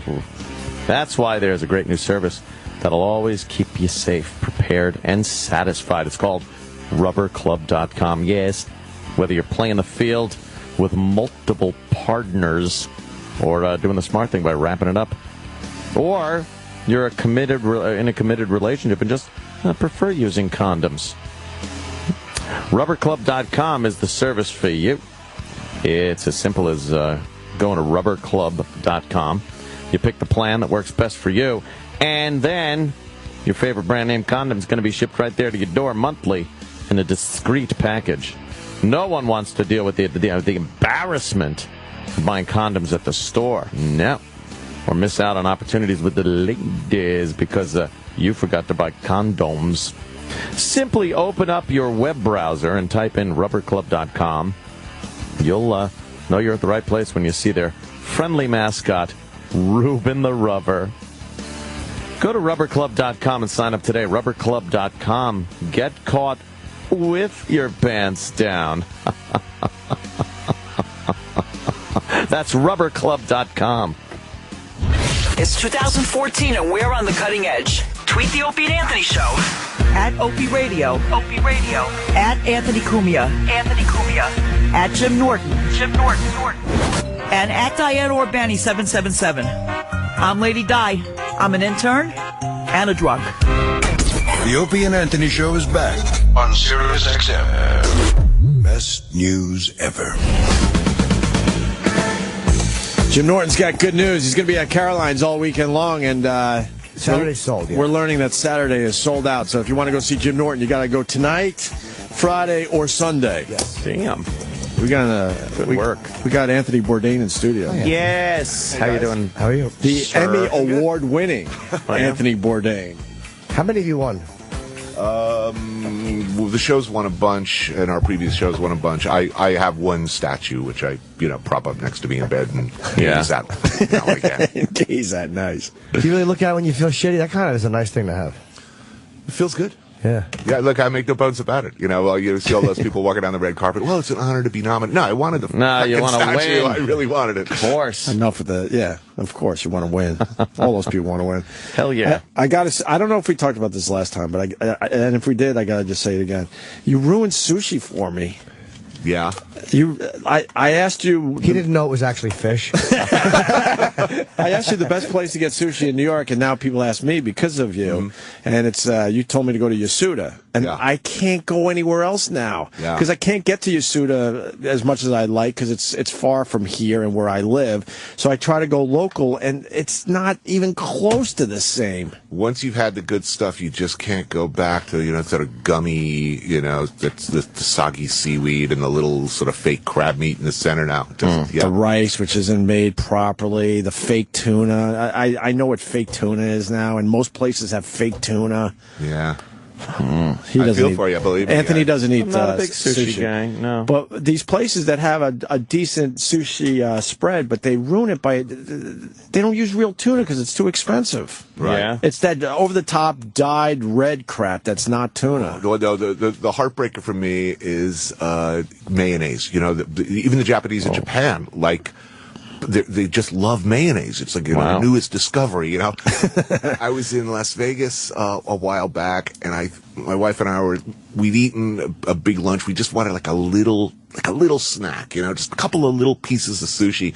There was this place on the casino floor that looked pretty decent. Sit down, ordered a couple of little pieces, and the chef was like, "Oh, I'm your biggest fan," and starts sending out these like giant literally caterpillars, of massive rolls. Wrapped in cucumber, covered with pink mayonnaise, and like little cucumber antennas sticking out. I didn't want to disrespect the guy. I'm like dutifully slogging through this thing. Oh God, was it good? Oh, it was horrible. Mayo. Yasuda eating the plaque off a dead man's teeth. What a great reveal! That was awesome. Yeah, because real sushi places, they don't get all fancy with their rolls. They don't have to because the fish is so damn good. The best sushi, it's about the rice.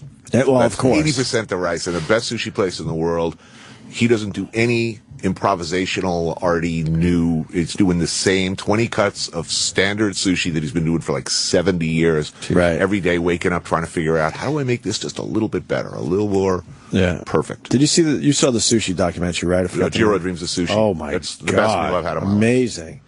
If I had to have a last meal, it would be there. Really? Amazing. But his place only has 10 seats. And it's... He has 10 seats and everybody wants to eat there. You would assume, you would think he would want to expand just slightly. I'm not saying turn into a TGIF or anything, but yeah, it's like the Cronut guy He doesn't care. There's a scene in that movie where him and his rice, the guy who sells him rice, are sitting down and they're joking about how Marriott came to them. We're one of the major hotel chains and wants to buy the rice, which is probably a multi-million-dollar account. The guy says, nah, they don't understand rice. They're too stupid to buy my rice. Oh, man, like the Cronut guy. And his place is kind of like it looks like it's like part of the subway system. It's on a or subway something. platform.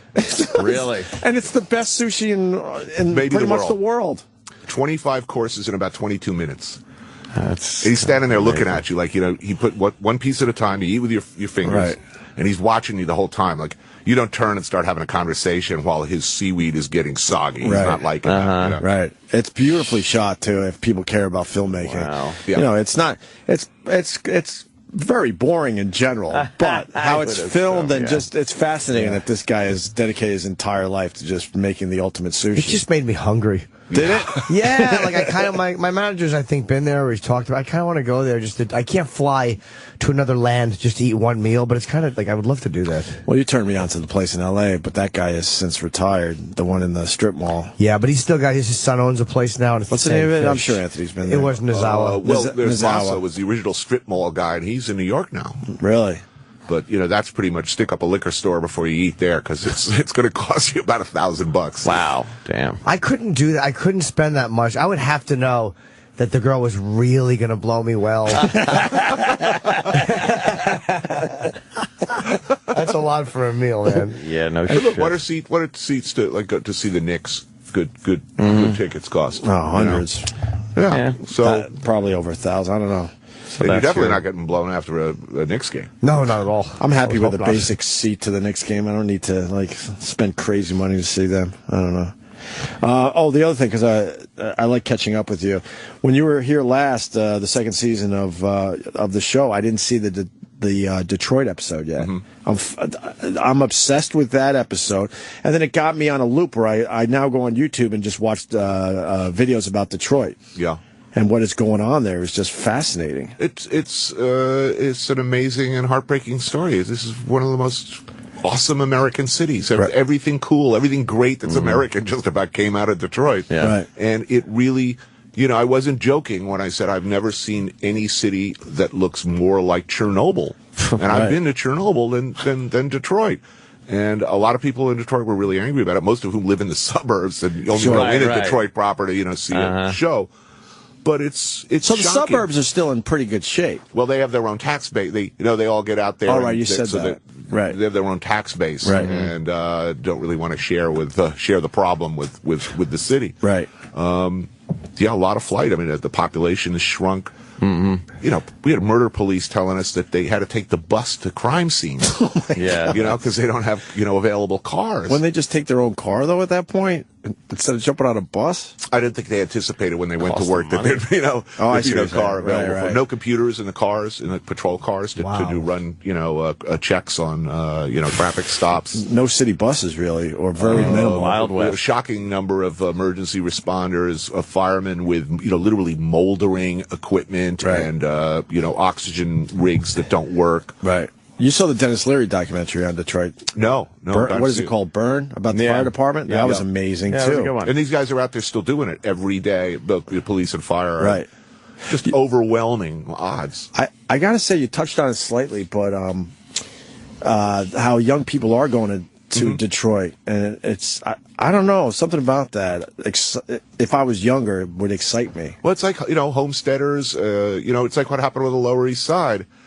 It was a drug zone. It was completely bombed out, abandoned buildings, and people, the first wave of people who went in were people who took over distressed properties for sweat equity. They basically paid the backpack taxes or a small amount of money in return for promising to fix and maintain the building. that took some real doing back then, and you really were like, out there on your own, stripping abandoned buildings for plumbing and doing everything you could to fix the place up, Right. and dodging some pretty scary situations, when you went home every night. Yeah, but look at it now; it's Disneyland. Yeah, you got to be the amazing people who have that foresight. Like, I remember a buddy of mine, Greg, is a comedian, bought stuff in Harlem years ago. Bought a brownstone, fixed it up himself, and it's probably worth millions now. Of course. Interloper. But they had to put in their time, and they had to put in some work, and you got to have some. But there's some something courage. There's something adventurous about it. If Yeah. you were younger and you didn't, have a wife, I respect a wife and people two who do kids and a successful radio show. Yeah, you would think about it, huh? It'd be kind of adventurous. You I could don't buy a know. house for like $6,000. Oh, I know. Right. Even less. Wow. What's it going to take to fix it? There has to be something like the meatpacking district. I mean, I know it's New York, it's different, but that was really shitty for years. And all of a sudden, like one thing happens and makes it the hit place to be. What happens for Detroit that all of a sudden it's like, oh God, and it draws people there, and it's like mass gentrification, really. The city probably needs to shrink in size, which is it's way spread out. And people got to invest money. People got to go in and start businesses and buy up buildings. The city, when that happens, it's going to change. Like the meatpacking district, like the Lower East Side. It arguably, did those places get better? Well, yeah, okay, you're not going to get your throat cut by a feral crackhead going home. But on the other hand, it's all hipster baristas and vegan burritos. Right. So you lose something. Don't want you to be get there something. either. I would just grow pot. Really? Right on the sides of the abandoned buildings. Maybe they Start are. a pot industry. Is it legal in Michigan? Not yet. Oh, they should fix that. They got plenty of land to Oh, boy, do plant. they. Yeah. Yeah. But I really enjoyed that episode. I enjoy your show in general, but that episode especially was really fascinating. Having a lot of fun. Doing it. Now, the other thing, because I'm a man trying to stay in shape, and so is the rest of the guys here. Look at that body. It's working. Do you go on a crazy diet before you start filming these shows? Because you eat everything in sight when you go to these places. I'm not sitting around with a big bag of, Cheetos in between shoots. If I know I'm eating a big lunch, I'm not scheduling a dinner scene if I can avoid it at all. Right. I try to pace myself.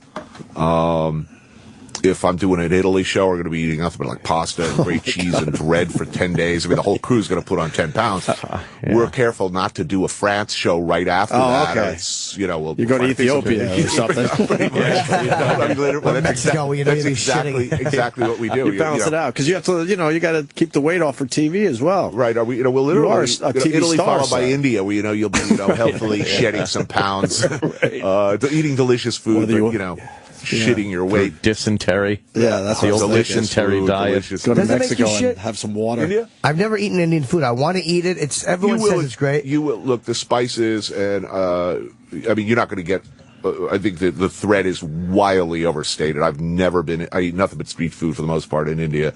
I've never been. It's never made me ill, but yeah, all that spice. You will spend some extra time, buckled up. I never got into Indian food. That's one of the foods I never really. It's so good. I could eat vegetarian in India for sustained periods of time. Wow. I want to try it here in New York. We're just in a restaurant, and I want to ask you what a good place is because I want to try it. But it's just I'm always scared I'm going to get sick. I don't do the gym though, except sporadically. My whole family's doing jiu-jitsu now. Okay, my wife, of course, lives at the Renzo Gracie Academy, and my daughter goes like 6 hours a week now. Really? Wow. She's turning into a little killer. You're like the wimp in the family. That's right. I go now. They got me into it, and like I it? really love it. But I go really irregularly. So, I'll go, once or twice a week. If I have the time back in New York, and just around the time that I'm finally getting to the point that, I'm not struggling to throw up, to not throw up on myself and lay on the ground wheezing and gasping in between, segments. Just when I'm getting in reasonably, my cardio's getting kind of good and I can make it through an hour session without embarrassing myself, then I'm gone for 3 weeks and, shoving pasta in my face and drinking too much, and I come back and start all over again, get hammered. The new season, where do you go? So far, we've been to Punjab. We did a Vegas show last Sunday. This one is Coming up Sunday is France, Lyon in particular, with Danielle Boulou, and it's really like the greatest hits of French cooking, and really it tries to track where these great chefs came from. I mean, they're all like farm boys and poor kids who grew up in this abusive system of going to work at 14 years old. And that's something we kind of forget about when you see these fancy chefs in their white jackets and exclusive, expensive restaurants. We think this is some kind of elitist thing. Right. Most of these recipes, all of these techniques, and the chefs themselves all came from, in almost every case, from very poor, very hard-working backgrounds and put in their time. So obviously it's something I'm sympathetic to. But I ate well on this show. And we've done a lot of like serious high-test food porn over the years, at 14 years, but this is the best. Really? This is the show that you're just going to sit there just drooling, you know, find something to eat before watching this one. Really? How many calories do you think you took in? In one meal. You will not believe, when you see, you will not believe that any human being could eat all of this. It's just so good, and Good also epic. I mean, eating with eating meals that will never be seen on television before. You know, never have been seen before and will never be seen again. There's some really old school, really crazy, over-the-top stuff. We've become kind of obsessed with a famous pastry chef here, this Dominique Ansel. Yeah, the cronut guy. And the idea that he just will not, you talk about these guys being farm boys, maybe there's a pride to it, but he just will not capitalize the way he can. It's art to some of these guys. It's like this. He's no different. Very good guy, by the way. Very humble, good dude. Yeah. He's a lot like some of the really great pitmasters, barbecue pitmasters, who figured out this is the maximum amount of brisket I can do without the quality starting to decline. And they're just not willing to do more. That's it. This is the maximum controllable amount I can crank out of this small space without it becoming crap. But your customers aren't going to notice. If it drops slightly. Your whole identity. A guy like him, that guy's working 12, 14, 16 hours a day. Everything he is in his product. And if he goes home knowing that he made a less good cronut, he's going to be miserable. You know, he'll do terrible things to himself. I mean, chefs take that really seriously. Franchise it to Sam's Club and stop already. Why doesn't he sell something like mass sell them under his name because other people are stealing them? I think we should learn from Dominic Ansel and only do 1 hour of radio a day. But a quality hour. Quality of that hour would be wonderful. It's integrity, and then there's vanity too. Look, you know, I'd very much like to take a big fat paycheck for doing like a, you know, Tidy Bowl commercial, or, you know, whatever. Or I can't. I don't want to be that guy. With that said, and we did a whole show on this, everyone else is selling his cronuts. Right. They're everywhere, and they're doing them badly. I think it was 2 days ago, we saw a cheeseburger on 2 cronuts. They're using the cronuts as the roll, obviously. But that's got to drive him crazy. Actually, the cronut is not the best thing at that shop. He has a thing. I forget. It's a traditional Bordeaux. Yeah, that thing is. Yep. Amazing. That's what he says is his best. And there are plenty of those. Yeah, he loves the DK more than the cronut. But he should box them, even though have someone with his recipe make them and not mass produce them, but at least make them available. Because say at least this is from the actual baker. People will still go to his store to get what they want. But this way, people aren't confusing your product with a lot of the dog shit that's out there, because they're all calling them cronuts. So if it's like the day will come, cronuts, you know, when he's going to hit 40 and say, okay, I've had enough. I've made some money. I'll invest in a bigger store and some more equipment, and it's time to make money. I think a lot of chefs hit that point. He's known around the world. I mean, it's a guess, obviously. How much do you think he makes? I would ridiculously small amounts of money, like ludicrously little. A couple $100,000 a year. I'd be shocked. Which is small considering his reputation. Shocked. I mean, do the math. See, that's crazy to me. And he hit with something that everyone loves. Most of these great restaurants that we're talking about that are charging massive amounts of money, they're not taking that much out of that place. So, really, you know, not what you think. Wow. It's a low profit margin business, this restaurant thing. That's why the prices are so high. Just to have a business in New York is crazy. Yeah. Your partner is your landlord. Yeah. Well, my neighborhood, all the restaurants have gone away over the last They have, right? Upper West.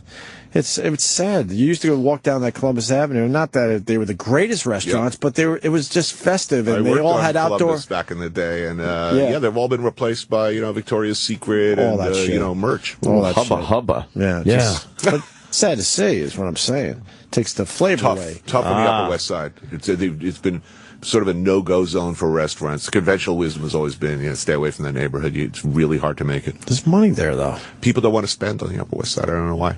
Or the reputation is that customers want, value that just not worth it for a lot of people. Yeah. Are you concerned that there's a guy from Vice.com, it looks like, has been Simon, I want to say his name is Ostrowski, I think is how you say his last name, was taken by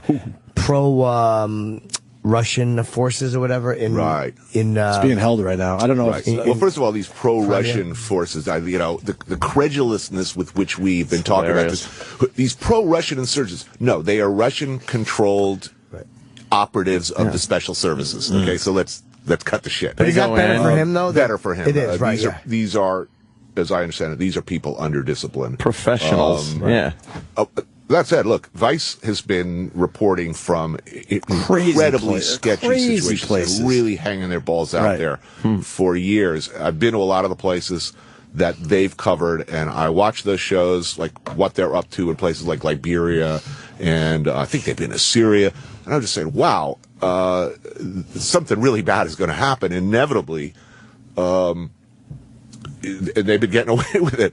I get a lot of respect. They're reporting from places that nobody else is going, and they're telling stories that nobody else is telling. They know how to have a good time. I hope that this will work out. Okay, when bad things happen in Ukraine, hopefully, generally, one would think there's a better chance of a happy outcome. When bad things happen in like Liberia or Congo, or a place where there's just total anarchy. Those EA countries. Different.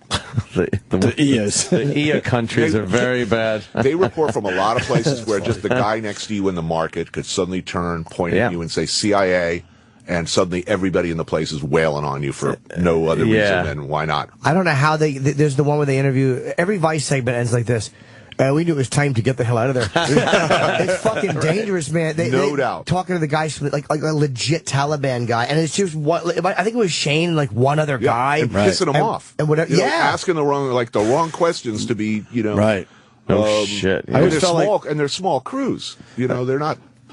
It's not this big convoy. Right. Yeah. When we went to Libya, we were a small crew, but we hired a local militia from Misrata, all these kids, heavily armed kids who had some street cred and, looked after us. How old were the kids? Oh man, early 20s, all of them veterans of, a lot of them were sort of veterans of some problem. Well, look, a lot of them were Libyan expats who'd been, studying medicine in Montreal, who, when they heard that there was a chance, went back and learned how to, work a rocket launcher. How's Libya now, since you were there? Look, it's not a happy situation there. There are a lot of bad people who would like to kill Americans. There are a lot of people there who would like the Libyan thing to not work. A lot of forces with different agendas work there. The people I met and the people we work with were pretty realistic about their prospects. They said, look, it's going to take us 5 years to get our shit together here, at least. But they were also pretty optimistic. Look, we got Gaddafi out. No one said we could do that. Right. Yeah. We can get these Al-Qaeda dudes out, too. Look, I hope they're right. It's a very, very... It's one of those places where there are a lot of people who would be all too happy to, kill the people in this room. I think we get a little self-centered here in the States, thinking that what's best for some of these countries is what would be best for us, and what we consider to be a good way of life and a good form of government, when that's just not the case. We're not going to get the best case scenario. We're not going to get a Western-style democracy with a friendly president who loves Americans necessarily. Right. But for the Libyans, we hope they will end up with a non-maniac who's not going to be dangerous to their neighbors. A non-maniac, yes. Vote for me. I'm a non-maniac. Look, I have a lot of sympathy for them. I had a lot of really, really nice people who were incredibly courageous. I mean, these guys were fighting with homemade weapons. They made out of like hair dryers, crossbows that fired Molotov cocktails at Russian tanks. A lot of courage. it's a very do-it-yourself situation there, where police and emergency services are largely manned by just volunteer militias. It's pretty chaotic. But I mean, I'm rooting for them to sort their shit out. I met a lot of people who, with a lot of courage, who just want to be, to have the things that we have. And it's a volatile region. Yeah, let's just say it's a volatile region. They're trying to figure it out, though. That episode was promising. The thing is, they're all connected in some way or another also. So you could have a country that really wants to get on the right path and start being productive in the world and not a detriment. And then they're bordering countries to keep dragging them Bad into conflicts. Is a problem always. Yeah. I mean, look, you go to Lebanon and you go to Beirut, and it's just this amazing city. I mean, you could be, standing by the pool drinking cocktails, with oons in the background, get in a cab, and 4 minutes later you're in a Hezbollah neighborhood. It's very different situation that we live in, and there are a lot of, the alignment of power in that part of the world is a little more complex than some of our foreign policy geniuses would have us believe. It's all right. The conflict has only been recent, so that's not should correct. solve it very quickly. I'm sure, yeah.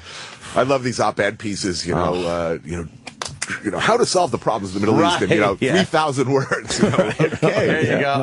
Even more fun is having a debate on Twitter about it. 140. How could I spell this out in 140 characters? Well, I love it. I was in Gaza, and I was talking to some Gazan friends there, and they described this big honcho, Bigfoot op-ed dude from the New York Times coming to visit. Oh, yes, he came into town, stayed in this hotel, never left.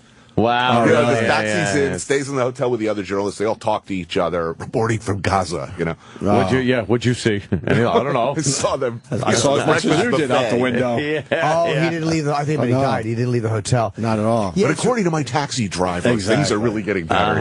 They don't understand. They don't say the fact that people just hate each other on a deep level. Like, they take that out of the equation. They look at it like, well, if the land is given and the Oslo, and they don't realize that people hate each other's guts beyond any agreement. It's not just about land. Right. There's just a history there where they fucking hate each other. Well, there's also situations where people are still pissed off about shit that happened 400 or 500 years ago. Yeah. In former Yugoslavia, I mean, the anger over the Battle of Kosovo, which happened, I think, I'm not sure, like 1700s, 1800s, I mean, a long fucking time ago. Pretty peeved about that. I think it happened yesterday. Amazing. So where's the most dangerous place? Going with Jimmy's, was it Libya or? For me, that I've ever been, look, Congo was probably. Oh, that's right. You said the Congo. The sketchiest. But I mean, the closest I've come to death has probably just been driving from location to location, and places like Vietnam or where people are really, the roads are not great, and your driving style is just crazy, reckless and suicidal. Oh my God! I saw an article recently on I guess it was the 10 most dangerous cities in the world, and I guess Brazil, one of the cities, I guess more than Juarez, Mexico. Yeah. Wow. Yeah, that came up as like just the amount of murder that goes on. I've been in Brazil many times. I've never had a problem there. Yeah. Love it. I think if you dress smart and behave smart in Brazil, you shouldn't have a problem. That said, people I know and people around me have had real problems. What kind of problems? Were the kidnapping problems? Kidnapping or just random shootings. Somebody didn't like the way they looked at them at a stoplight. Bang. Oh, really? Yeah. That seems to be the problem. Go back to Beirut. Someone on the line said that you were scared shitless about getting out of there. There's a story there? Well, when I was there in 2006, I was caught in the war. I look out my window. My crew, we're all sitting around drinking out of the minibar, and, the Israeli jets have been flying overhead all night real close. Hezbollah had kidnapped some Israeli soldiers. The mood was really bad, and we're sitting around drinking. We look out my window, and just as the rockets come in and blow up the airport, and we realize, this is not good. And then all of our fixers, our local translators, everybody, they were all like headed for Syria. We're getting out of here. It's war, and we can't. So we're just left there. And why couldn't you go with them? Oh, you can't go to Syria. Network was not letting us. First of all, they were bombing the roads. Secondly, we have a car. People who don't have a car are desperate to get out. We don't know what that situation is. We don't know if the the Christians and the Shia are going to start fighting. We don't know what's going to happen, and the network is just saying no, stay put. It wasn't so much frightening as it was as it progressed, as we were there for day after day after day, and the cell phone bars are getting fewer and fewer. It was that we're going to lose contact with home, and that people who cared for us were going to be panicking and worried that we'd lose touch. It wasn't. How long were you there? There is a sense when you're an American with an American passport in a place like Beirut that even with the bombs coming in and the rockets and all of that, they know we're here. They won't hit us. It's not our war. And there's that sense there was a real sense of shame standing there by the pool, literally day after day, looking out at watching neighborhoods being blown up, a mile away, a half mile away. How long were you actually stuck there? A little over a week. We got out with the Marines off. They finally took us off the beach, and the LCUs came in. Front drops down, me and a whole bunch of refugees, we all get on the boat, and they take us out. They take us out to the Nashville, and we slept on the flight deck. They took us to Cyprus, and the network flew us back. When your airport blows up, the flight's probably going to be delayed. Oh, that's almost as bad as United out of Newark. Yeah. So wait, how far were you from the beach? Like, how did you get from the hotel to the beach? It was close. Okay. I mean, Beirut's right on the beach. But, there was a total blockade of, everything. And the bombing was, they were hitting not just strategic targets, but other stuff. And fortunately, the social contract didn't break down. The Lebanese didn't start shooting at each other. Yeah. Oh, man. And in fact, everybody left us. Everyone left us. The one guy who wouldn't was a Shia dude from what would be called, in the newspapers anyway, a Hezbollah neighborhood, a predominantly Shia neighborhood in the poor part of Beirut. In his neighborhood, as we're in the room, airport burning, and our fixers and translators all saying, well, we have to go. This guy was the one who wouldn't leave us. He was the guy. His cell phone is going off every 5 minutes. His family is calling in a panic because the whole neighborhood is going up. And he refuses, no, I am with you, I am with you, I am with you. And he stayed. We had to kick him out, essentially. He said, go back to your family, for fuck's sake. Wow. You probably wanted to stay in the nice, safe hotel. Yeah. Right. Not go back to that fucking neighborhood. It was very, very, very cool of him. Wow, that's unbelievable. How is he now, or you don't know? He made it, yeah. Good. Jack in Jacksonville wants to say hi. Jack. Hey. Sorry. Hey, Anthony, I'd like you to comment, if you would, on one of the biggest scams perpetrated in the American food market. They're called tilapia, but actually they've analyzed it, and it actually contains more fat than bacon, yet it's everywhere. Tilapia. Look, yeah. I hate this stuff. It's generally a farm-raised, sort of generic fish-like product. I just hate it.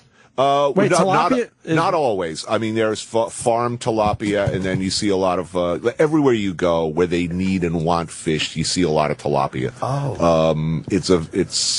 But I just don't like this stuff. It's fattening. I didn't know that. I don't eat it. Chances are, if you're getting tilapia in the States, chances are it's farm raised. It's super fatty, and to my mind, it just doesn't taste good. How do you get a fat fish? I don't know. Just never seems impossible. Salmon's a fatty fish, but it's good fat. Yeah. A nurse shark. It's omega-6s, the bad fat, is what's in it. Yeah. Wow. Yeah. I just don't like this stuff. It tastes like, when your turtle died as a kid, and you forgot to clean the tank. Yes. Tank. Yes, that's exactly.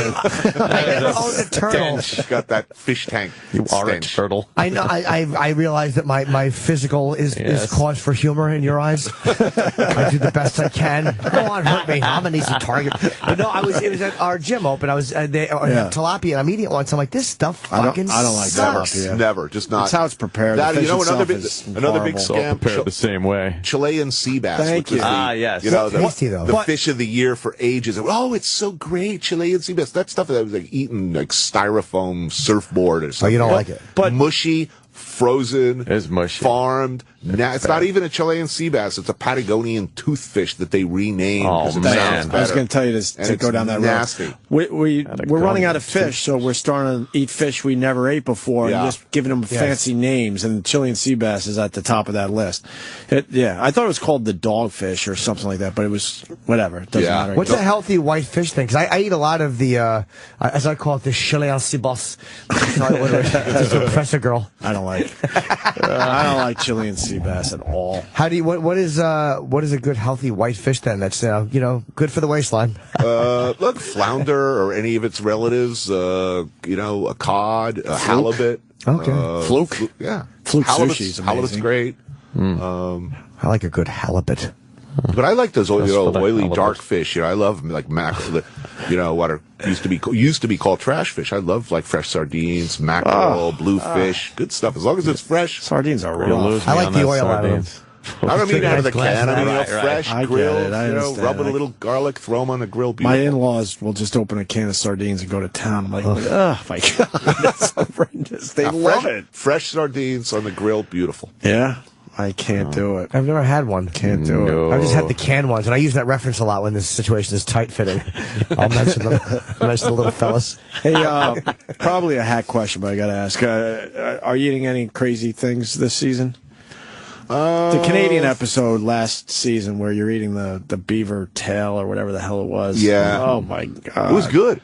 Yeah. I know, you told us that last time. I just don't understand. I don't know if I run into anything. I was with the Maasai in Tanzania recently, and they're into like basically kill the goat, and basically they're all over the fresh blood right out of the chest cavity and the raw kidney. They're super into that. That's got it. And I was sort of hosted by a group of Maasai, and they had me deliver the bad news to the goat and butcher it. I felt really proud of myself because they were very impressed with my butchering skills. They did not expect that of me.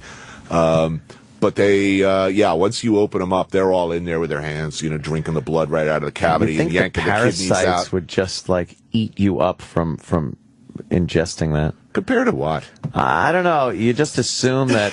Here in the States, that I don't know. Why would you assume that? I don't know. Because, why? Because you assume that USDA stamp means something, I'm sure or the refrigeration means something. Refrigeration actually means that you can keep stuff longer than you would in the developing world. I mean, most of the time, in my experience, the food like street food is fresher and better and often safer. Than the stuff where you can rely on a freezer. Keep throwing that bolognese sauce back in the freezer every time. Yeah. We'll hold it till tomorrow. It's good for another day. No, it's not. I don't know though. The thought of eating a Tanzanian goat kidney or having a fucking burger here in the States, or taking your hands and scooping up the blood, scooping up some blood. Did you try it? Oh yeah. Was it all right? Yeah, it's cool. It's fine. It's good. Very salty, right? What made you gag? I'm sure you don't really. There's stuff, if it's actively rotten, like there are some cultures that like to rot and ferment stuff. That's a problem. That is an odd How do they have practice. taste buds for that? I think a lot of cultures where it's really, really cold and it's basically, herring again, where there's a narrow flavor spectrum. For kicks, they like to get stuff really funky and ripe. It's like exciting, wakes them up, makes their dick hard, Yeah, I like fermented stuff. I love kimchi. I like that. But if it's actively rotten and slimy, what's a rotten, slimy food? Lutefisk or heart. Oh, we talked about that. Yeah, like his records. There are a lot of cultures that do that. Hot Carl, I've had those. Wow, yeah, it's slimy, rotting fish. Where was that again? There's Norway or something. There's a fermented pork dish. I think. Where is that? I think in China. They're it's rough. Fermented. Did they really enjoy it? Yeah. They seem to. Oh, they love it. Do you like your filter fish? I had that once. It was horrendous. Not a fan. Yeah. I certainly am not judging. The slaughtering of animals, is that tough for you? It's tough for me. I don't like it. I just know I just personally couldn't do it. I believe if you hunt, you should eat it. I'm not a big hunter, but I do hunt on the show. I enjoy it, but it's in every case we're hunting what we intend to eat that day, and only that. Don't have any real sympathy for trophy hunters. In fact, I'm kind of contemptuous of them. Yeah. Look, I don't like killing animals, but a lot of the times on the show, we're going to a traditional pig roast or something like that. Right. Now, that pig is going to die. Okay, and it's going to die because we're doing a pig roast scene. Right. So I've essentially, Michael Corleone style, I've killed it already. Okay, the order has been given. You said hello, piggy, and you choked it in the car.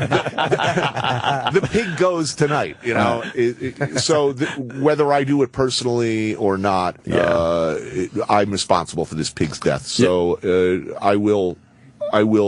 I think that level of discomfort and guilt is appropriate. You ever see other cultures slaughter an animal to the point where you're like, wow, as an American or whatever, this is crazy. Well, I think one of the things that the animal activists don't get is that the poorer people are, and the worse the conditions they live in, the less concerned they are with those things. You know, dispatching an animal quickly or letting it live in reasonably happy, comfortable conditions until such time as it's killed for food. It's not a priority when you're just struggling and fighting to live every day. You know, you're jamming 30 chickens in a little cage and then you're bringing them to market and you're dispatching them anyway necessary. Yeah, we have people that feed steak to their dogs here, and dog is food somewhere else. Right. Yeah, I mean, so I've seen a lot of animals go in different ways. How'd you do the goat? This last time? Yeah. Punch it to death. Yeah, you're gonna love this. Did you do it with the knife? No, I suffocated it the traditional way because they want the blood to stay with love. They want it to stay in the chest cavity. You pinch off its nose and you hold its mouth closed and you lean. Oh my God! It's like I said. I'm sure they're going to cut this in the show. It's like, it reminds me of the last time I visited Grandma at the old age. That's hilarious. Oh my God. Jesus. You gave it the old Christopher from The Sopranos fucking ending. Wow. Did he throw the fountain through the window? Did you give it any? Sorry, Grandma, I just can't afford it anymore. Oh yeah. His little goat feet were kicking. Yeah, wow. Wow, that's some way to do it. Another that's question. Hands-on right there. Have you ever eaten one of the, this is the part of the interview where we get the fun questions. Have you ever eaten one of those rotted duck eggs they serve in the Philippines? Okay, they're half-term duck eggs. It's called balut. In Vietnam called hat vin long, and it's basically a soft-boiled half-term duck egg. So you've got the fetus of the duck in there. So you get these little beaky, feathery bits in there. Come on, who wants to eat this? Hugely popular dish in the Philippines, but it's supposed to make you fertile and strong and much hard. I'm not a fan. How much could you actually eat? How much did you get through? Like, did you eat the whole? I've eaten the whole egg. It's like a fucking half rotted dead bird. It's not rotted. You said half turned. What's that mean? Half formed. You're eating a feathery, beaky little. It's like an old omelet floating inside your. Is that the one that's black? It's like the egg is dark. That's the 1,000-year egg. The 1,000-year egg. What's a 1,000-year egg? It's not 1,000-year egg. Yeah. It's naive. But it's basically like a big, soft-boiled egg with a little bird in it. Man. Do you feel bad when you're chewing the beak? Little guy. Little guy, Jimmy. Yeah, that's a little much. I'm respectful of others' food ways, and why are the Asians? No, that's why I'm asking, because you have to move into everyone else's cultures. Yeah. Look, and I wonder if that's strange to you at times. That's all. Look, just think about what it must look like for them. Somebody helping themselves to cottage cheese from the buffet. Here, right? Just or a Cinnabon. Some 550-pound, Texan fucking radio worker eating a Cinnabon at 4 o'clock in the morning must be just truly appalling. In fact, what's really weird is you see what American food shows are popular abroad. And I mean, I was just watching food television, the local networks, what shows they buy, and it's A Man vs. Food is huge. All those like Bacon Paradise and Bacon Wars, anything where it's like obese Americans shoving massive amounts of like bacon and burgers into their face. I think they just sit there and say, "Oh my, look at these monsters. We were right about America. It's a very bad place." It just confirms their worst prejudices about America, because it's all about competitive eating or gorging or eating these massive Iraq could be things. Seinfeld over there. Are we officially the fattest nation, or I don't think so. Who beats us out? The Samoans or whatever? That whole stroke belt in the South Pacific, the spam belt is pretty hefty. Spam belt. Scotland and England are catching up, I think. Really? I don't know who's actually fattest, but no. Right. Yeah, I think we're probably doing pretty good over here, though. Inside jokes there, Anthony. I don't know. One of our guys a little heavy. Well, he's not even that heavy. amazing. That's the best part about it. I couldn't eat that egg. I wouldn't be able to do it. Sure I physically wouldn't be able to do it. I would If we got vomit. you fucked up enough. Oh, so the alcohol does help, I guess. It's a bar snack. Yeah, it's a bar snack. I'll take the fucking bowl of chips. What's that? I do love about the show that you don't hide the drinking either. You partake in a lot of alcoholic beverages. It's an important part of the process. It's awesome though, but you're not hiding it. Like, you gotta wash that down. Wash it down. Yeah, no, it's a luxury that I can, I could do that on my show. And That's I think all good. Other TV hosts are expected to like behave or not slur. Right. They're also expected to like shave and Maybe dress for the occasion, something like Half the that. time you do look like you're on your way to court for a DWI.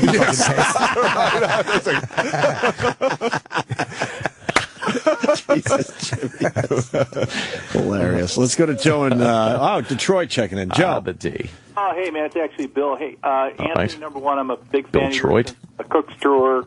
And I loved, you talked about Beirut. I mean, that was a pretty scary episode. And Anthony, Opie, about Detroit, there was a show on a few years ago, Life After People, where they did a lot of computer generated. Oh, yeah, sure. Seen that. We saw it. What's scary about Detroit was they actually just went to Detroit and filmed the buildings that They didn't have to do the CGI work of like. they just. And I'm originally from Detroit. I'm down in Atlanta now. It's crazy. Yeah, they didn't. They just went to the city, and because it's like John R. There's just a lot of great old buildings that have fallen apart since the '68 riot. So it's about 40 years later, and they were just filming. And so this is actual buildings. Now, this is the way it is going to look after man is gone. It's called downtown Detroit, which is so sad because it's such a beautiful city. Beautiful buildings, beautiful city. I mean, really, no place like it. Right on the river there. I mean, what's sad about it is like my sister-in-law lives in Chicago. I go over there. You're in Chicago, and you sort of look out on the lake, and it's like, why can't Detroit be this? And then you go back to Detroit, and I mean, and part of the problem with Detroit was the ex-mayor Coleman Young. I mean, it was very racial, and it still is to this day. It's sad. It's Politically, there's obviously a problem with the mayors Detroit, have ended up in jail. But the industry, that's the biggest thing. Chicago didn't have an industry that completely failed. Yeah, and it isn't Motown anymore because all the factories have gone south because it's like Flint, Michigan. I grew up near there. It used to be Buicktown. They've torn all the plants down. It's gone. General Motors left town. That's just what happens. Industry changes, and then people are left in the dust. Yeah. You go south of Buffalo down the Great Lakes, and you see all these old factories and industries there that just we were dried up. shooting in Western Mass, in these mill towns and places where all of the cutlery producers and mills closed up. We just shot in Mississippi in the Delta, where cotton and most of their industries disappeared. Well, we don't have to start thinking buy American again. Of course, but the unions make it too expensive. And I'm not even shitting on the unions. It's hard to do when there's such high prices. I'm all for rampant capitalism, but to my way of thinking, if you want to move your company offshore to save money, we shouldn't help you. Okay, we shouldn't. Our tax dollars shouldn't help you take American jobs away. In fact, we should whack you with a make it expensive for you to move offshore. I don't care about your damn stockholders. I care about Americans. We need to make stuff. We're turning into a country that's in the business largely. What jobs are replacing these manufacturing jobs? service jobs. Yeah. We're going to end up, a nation, someone said, who's basically in the business of selling each other cheeseburgers or carrying golf bags for our future masters. Servicing other people's great ideas I don't want that. and industry. Right. Yeah. Me, the best part of your show I love is like the last minute. I love your. Well, thank you. thanks. Oh, wait a minute. What? It's fantastic. The part I always wait for at the end because you're such a brilliant guy. So it's been great talking to you, and I can't wait to see the next show. Thanks. Cool. Thanks, Joe. I think one more call here. This one is intriguing, and then we'll get Anthony out of here. Greg in Tucson. Greg. Hey, it's Frank. No problem. Why are the names wrong? By the way, today? who's doing the fucking phones? Really? They've got 2 in a row wrong. Problem. Marley Maitland? Fire his ass. Old ass reference. I got a question for you. Forget those 2 other pricks, even though I love them. The cheese that they put the larva in, and then the larva eat the inside of the cheese and then puke it out. I've seen this. And they ban it. Have you tried that? Yes, that's a Sardinian cheese. I forget what it's called. Larva cheese or something? Basically, it's hopping with maggots. Wow. And you figure if there's maggots crawling through my cheese and people are happily eating it, you're figuring it better be pretty good. If you're right. Yeah, I've heard it is absolutely delicious. If you're a brie kind of guy or you're a soft cheese kind of guy, it's got the tinge to it, and they ban it. It's more like if you leave a blue cheese in your fridge like a little too long and it's got that ammonia stank on it, it's more like that. So you better like your strong cheeses and not mind bugs hopping on your face. But it is pretty good. Do they smear the maggots on their crackers? Oh, yeah, it goes right on. Why don't they just pull the maggots out? Right on. They're tiny. What do you be picking? You want to be picking So you're eating there's lots of them in there. best part. So you're eating the maggots. Maggot cheese. Show, fellas, and I'll hang up the list. Of course you do. Thank you, Greg. Whatever, Frank. Rambling on and on. Frank, Bill, Steve. I don't know. Anyway. I want to know for you who we picking for UFC this weekend. Yeah, who's fighting? Who's fighting? Did you see the Jones versus in Teixeira? Baltimore. Wait, wasn't Jones supposed to come in? What happened with that? I don't We know. were supposed to have John Jones That's right. again. I forgot John Jones Jones. versus Teixeira. It's Got to go Jones. Mark? Yeah, Saturday, I'm sure. It's Mark Miller. Wait, is this first time Jones is fighting since the Not toe? Mark Miller, I'm sorry. Pardon me? Since the toe? When he broke that toe sideways? Might be, right? No, the last one was a Gustafsson fight. Oh, right, that fucking 5 Which rounds. was close. That's the toughest one he's had. Yeah, it's going to be exciting. I'm going. I'm very, very, very, very excited. You see Verdum kicked the shit out of Travis Brown 5 rounds. Now it's going to be Verdum, Cain Velasquez for the heavyweight. Wow. Verdum is a nasty So is Cain, jiu-jitsu guy. And who else is fighting? I'm totally blanking. It's I really don't know this card, to be honest with you. Yeah. Phil Davis. Phil Davis, yeah. I'm like in the Davis. And Luke Rockhold. And Tim, I don't know how to pronounce his name, I'm sorry. Spell it. Boetsch. Yes, me neither. Yeah, I don't know. Bosch. I don't know how that's going to go. Yeah. We're a little behind on our UFC, I think. It's date night in Baltimore for me. I'm very excited. How great is it to have a wife that loves UFC? That's fucking phenomenal. Yeah, really? My daughter watches. I mean, she's been watching since she's 4 years old. Wow. It's like watching some guy completely covered with blood. I think the man covered in blood is going to lose that. Man covered in blood. That's great. That's a good father, though, letting your kid watch that stuff. I'm being serious. Look, she's learning to fight, as little girls should. That's good. Yes, they should, right? Hey. We were watching... Uncle Paul.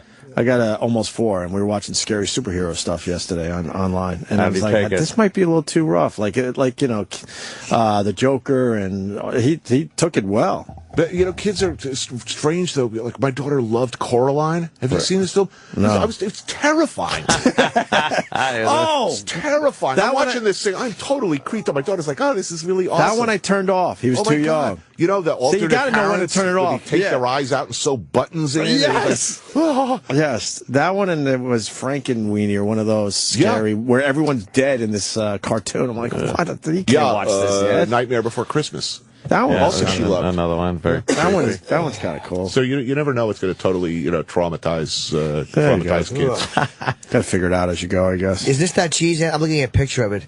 Maggots don't hurt you if you eat them? No. Protein. Next time you come in, we got to eat some weird stuff, I'm thinking.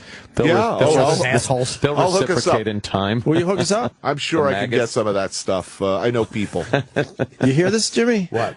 We're going to get maggot cheese next time Anthony Bourdain's in. I don't want that. And there's a bird called an ortolan. I think you'd be very interested in, Jim. You eat the entire thing. It's a tiny little bird they suffocate. What's it shaped like a cock? Basically, they drown it.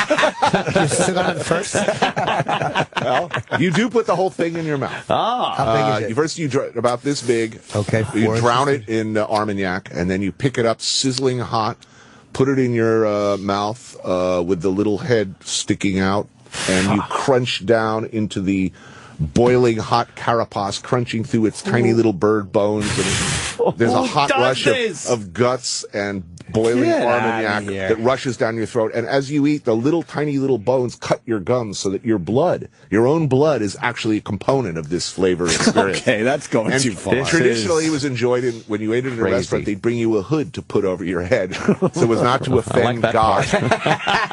so not to offend God. Wow. Yeah, or gross out your fellow diners. So exactly. I think we could get down on some of that. It reminds me of my new favorite dessert, which is a log of shit with a hat on it and marmalade smeared on the other end. With straight pins shoved in it. Yeah. You could get this bird thing in New York? There's no way you could get that bird. It's a gray area, but Okay. are you asking if I can get it? Yes, I can. What's it called? Should I get it? No. So why don't we set up something where you come in with some of this crazy stuff, and let's have at it. Yeah. That'd be fun. How about just good pizza? We all have a few laughs. Yeah, right? What's wrong with a little pizza? All right. No, that's great. Anthony, we love talking to you, man. We love it. Thank you, guys. Anthony's show is on, it started April 13th, and the new episode Shot in France is on this Sunday, the 27th at 9 o'clock on CNN, of course. It's just Bourdain on Twitter. I got it all DVR'd. I'm way behind, but I will watch every single episode like I've done in the past. So, always a pleasure, Anthony. Great. Thank you, guys. Fun, as always. We're going to take a quick break. Bye-bye. The gentlemen are off to drop a deuce. Stay tuned for their progress. On Sirius XM. The Stanley Cup playoffs are on Sirius XM. The Chicago Blackhawks have won the Stanley Cup! Every glass-rattling hit. Leveled at the blue line! Every save. Miller did it again!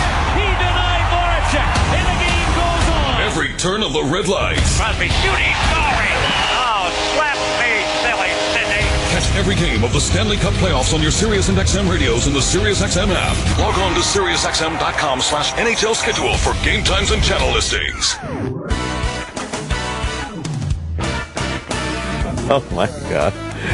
I don't think I'd eat that. Hey, Steven Singer. Get away from me. I got Edgar. Steven Singer Jewelers.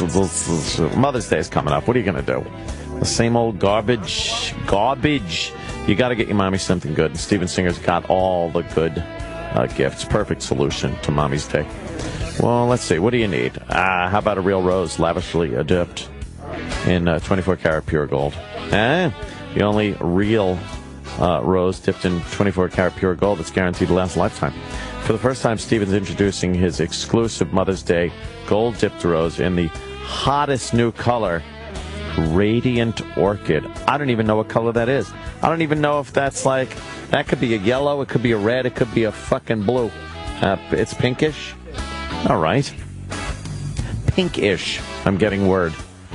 It's bright and cheerful. It's a great color for Mommy on Mother's Day. Available in limited quantities. Limited quantities. For just $59 on FlixPay. Another great gift option is to treat your mommy to Steven Singer's I Love You Mommy necklace. Silver and diamonds combine in a design you can't find anywhere else. Starting at just $149. Make sure you take care of Mom on Mother's Day with a gift she's going to love from the biggest mother of them all. And by mother, we mean motherfucker. Isn't that what they're getting at? Let's just say it. Steven Singer. Visit him online at IHateStevenSinger.com. Do it today. I hate Steven Singer. It came back at me. I hate StevenSinger.com.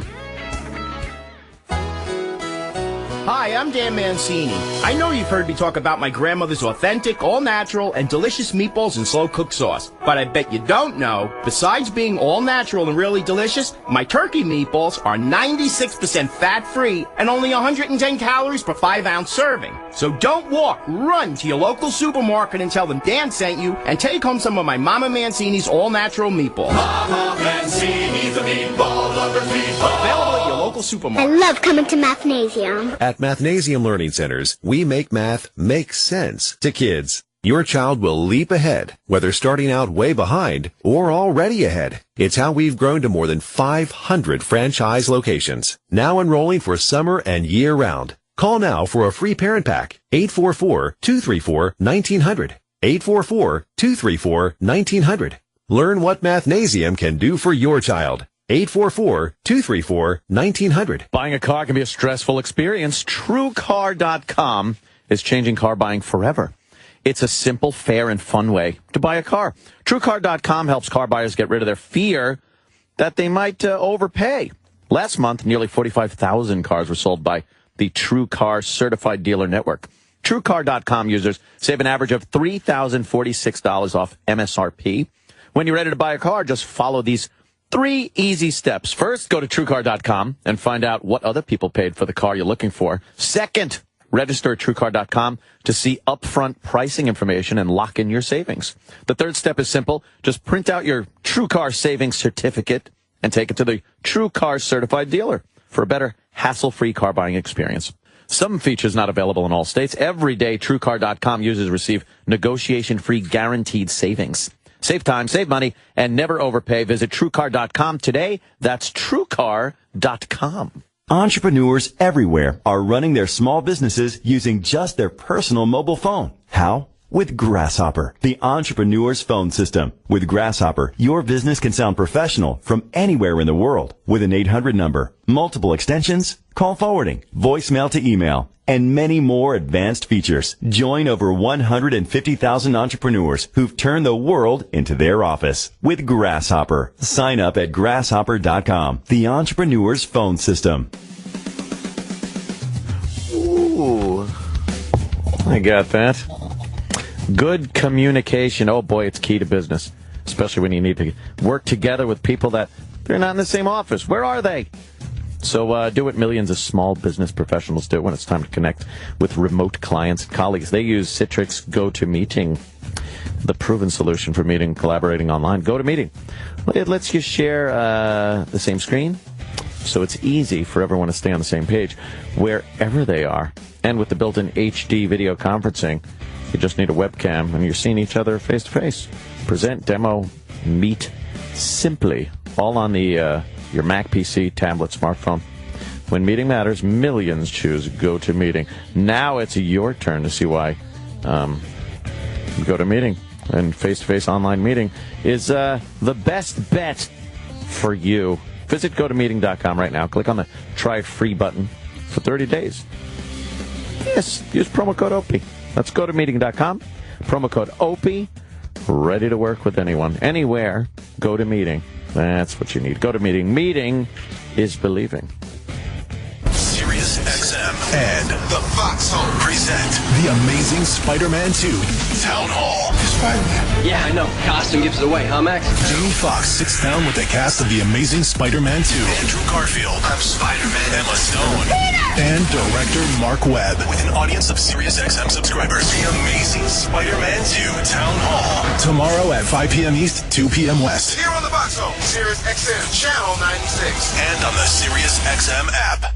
Attention! If you have over $10,000 in federal student loans and are having trouble making your monthly payments, get ready for a special free offer. Collegiate Loan Relief wants to give you free information on how to cut your student loan payments, consolidate your loans into one low monthly payment, or even have your student loan completely forgiven. If you're late on your student loan payments, get ready for this money-saving resource. The call is free, the information is free, and there's absolutely no obligation. Collegiate Loan Relief wants to help you reduce your payments and have more money to live on. So discover the secrets to cutting your payments, consolidating them, or having your student loans completely forgiven. All in one free phone call. Call now, 800-281-9981. That's 800-281-9981. What you don't know about the new relief programs could be costing you thousands. See if you qualify to have your loan forgiven. Call now. 800-281-9981. That's 800-281-9981. DaveSmith.com feels the need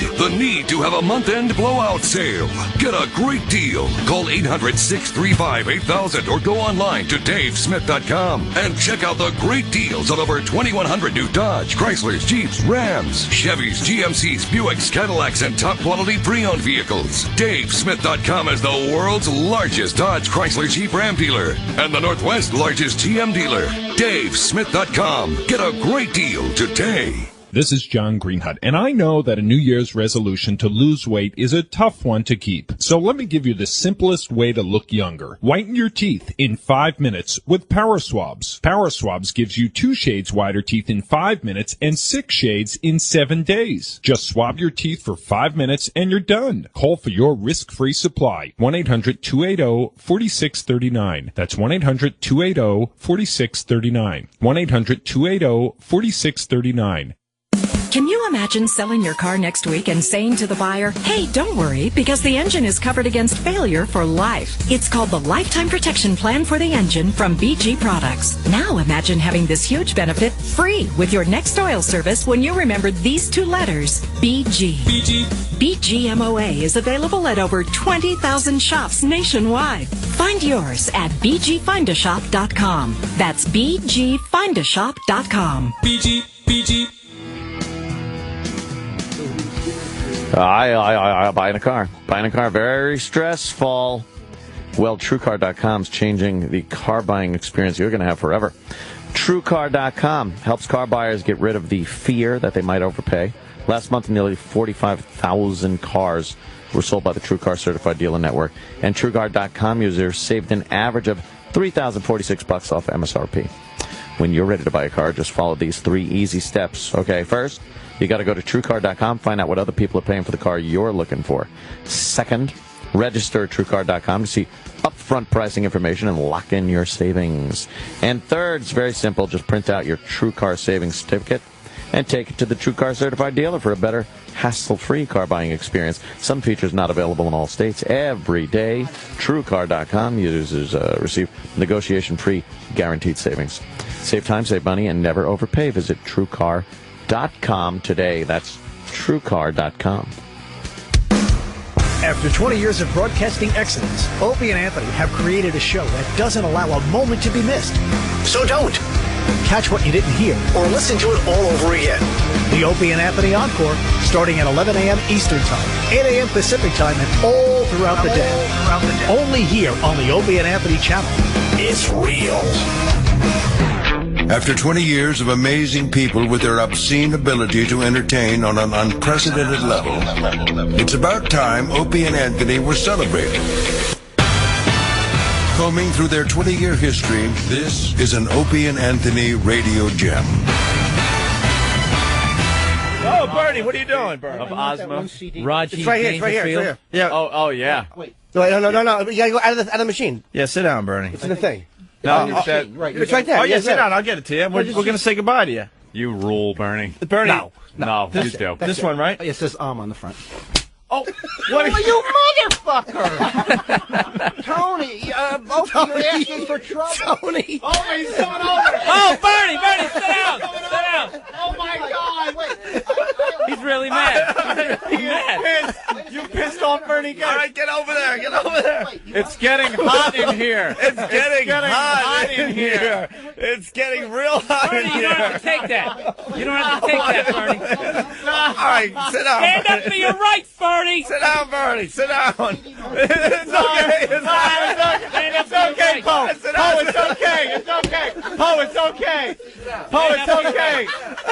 It's okay. All right, have Bernie sit down. Bernie, take a seat. Let's all calm down. That's all right. I may not be able to get that fucking CD. Hand it over. Hand over that fucking CD. Oh, you gotta have another. You lunatic. All right, Bernie. He's fine, Poe. Poe, he's fine. You tell him to relax. Tell him. Yeah, everyone just relax. Everybody relax. All he did was take the CD out. I mean, Yeah, fuck you. Keep your CD. I won't be here again. Bernie! Bernie's leaving. Oh, man. So you got his CD? Give him his CD. Wait, bring him back in. Give him his CD. No, we'll explain what happened. Bring him back in. Bernie. Come. Oh, he's going into his bag. Holy What? shit. He's going into a bag. No, he's at Bernie. It's okay. He's Bernie, zipping we up. got the CD. We got the CD. All right, Bernie.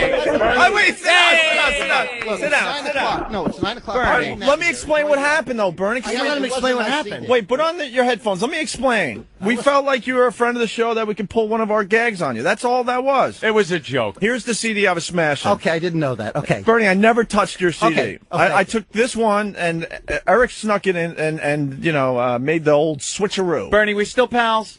Things are okay. Things are okay. But yes, I consider you we had this a friend of mine. Oh, I consider Bernie, you okay, or whatever. I know. It's not that bad. It's only a CD. All right, Bernie. So we're cool. We're cool. And anyway, that's the news for the week.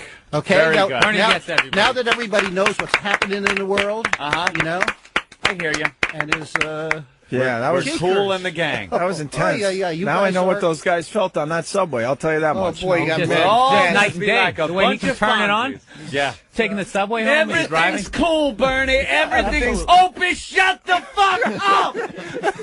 We're gonna be like little Fonzies. And what's Fonzie, Bernie? I don't know. Cool. Oh yeah, that's okay. Yeah. Anyway, okay, Yeah, Bernie, we didn't want you. We didn't want It's you. gonna be a mild winter.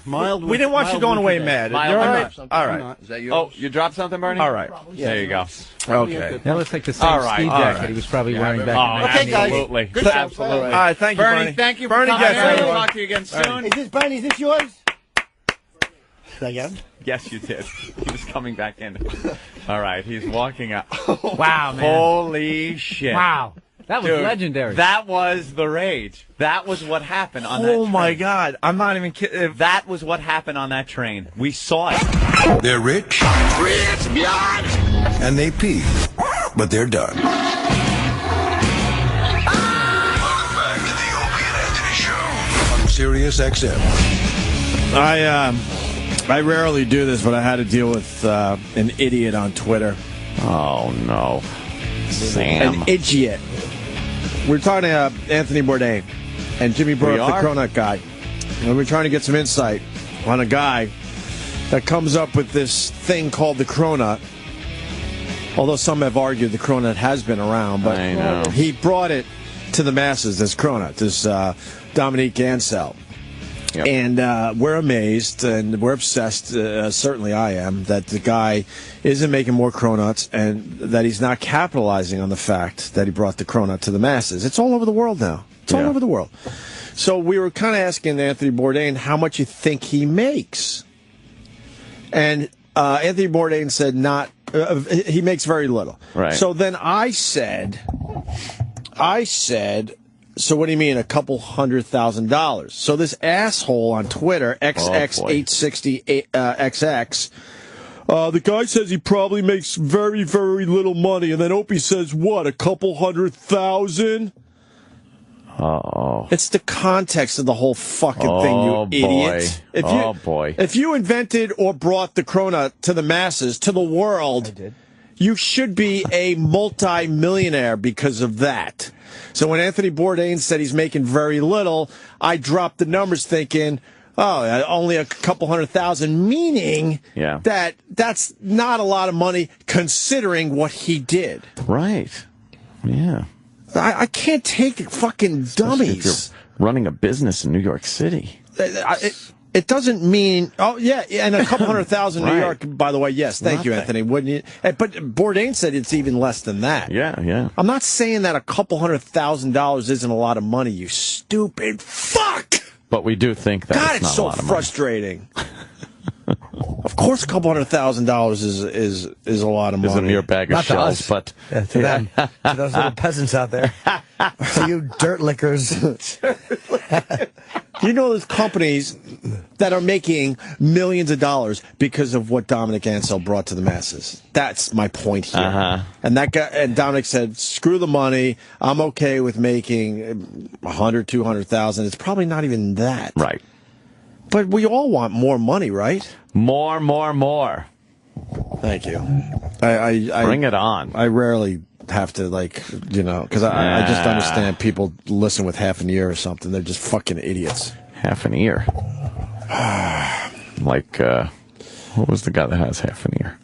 Evander Holyfield? Well, he does. Who else? Who are some of those other tiny ear? Who are some of those other half ear guys? Mick Foley? Oh, Mick Foley's got half a ear. Who was born with the half a ear? Paul Stanley. Paul Stanley, too. What about him? He's got half an ear? Little half an ear, or no ear on one side or something. I don't know. He's got a fake one or something, right? Yeah. But he's lucky because he got to grow his hair long most of his life. That's true. Let's say hi to Gaylord. Oh. The Gaylord, Boston. What's up, Aunt? Oh. Lord of the Gay. Hello? Hey. Hey, my first name's Gaylord. Yeah, I know. Yeah. I said hi, Gaylord. My last name's Peckalika. Fuck yeah. This guy's good. Shit, got us. Rope this right in. Fuck. Fuck yeah. Fuck. Yeah, right. I loves Chip. Thanks, Gaylord.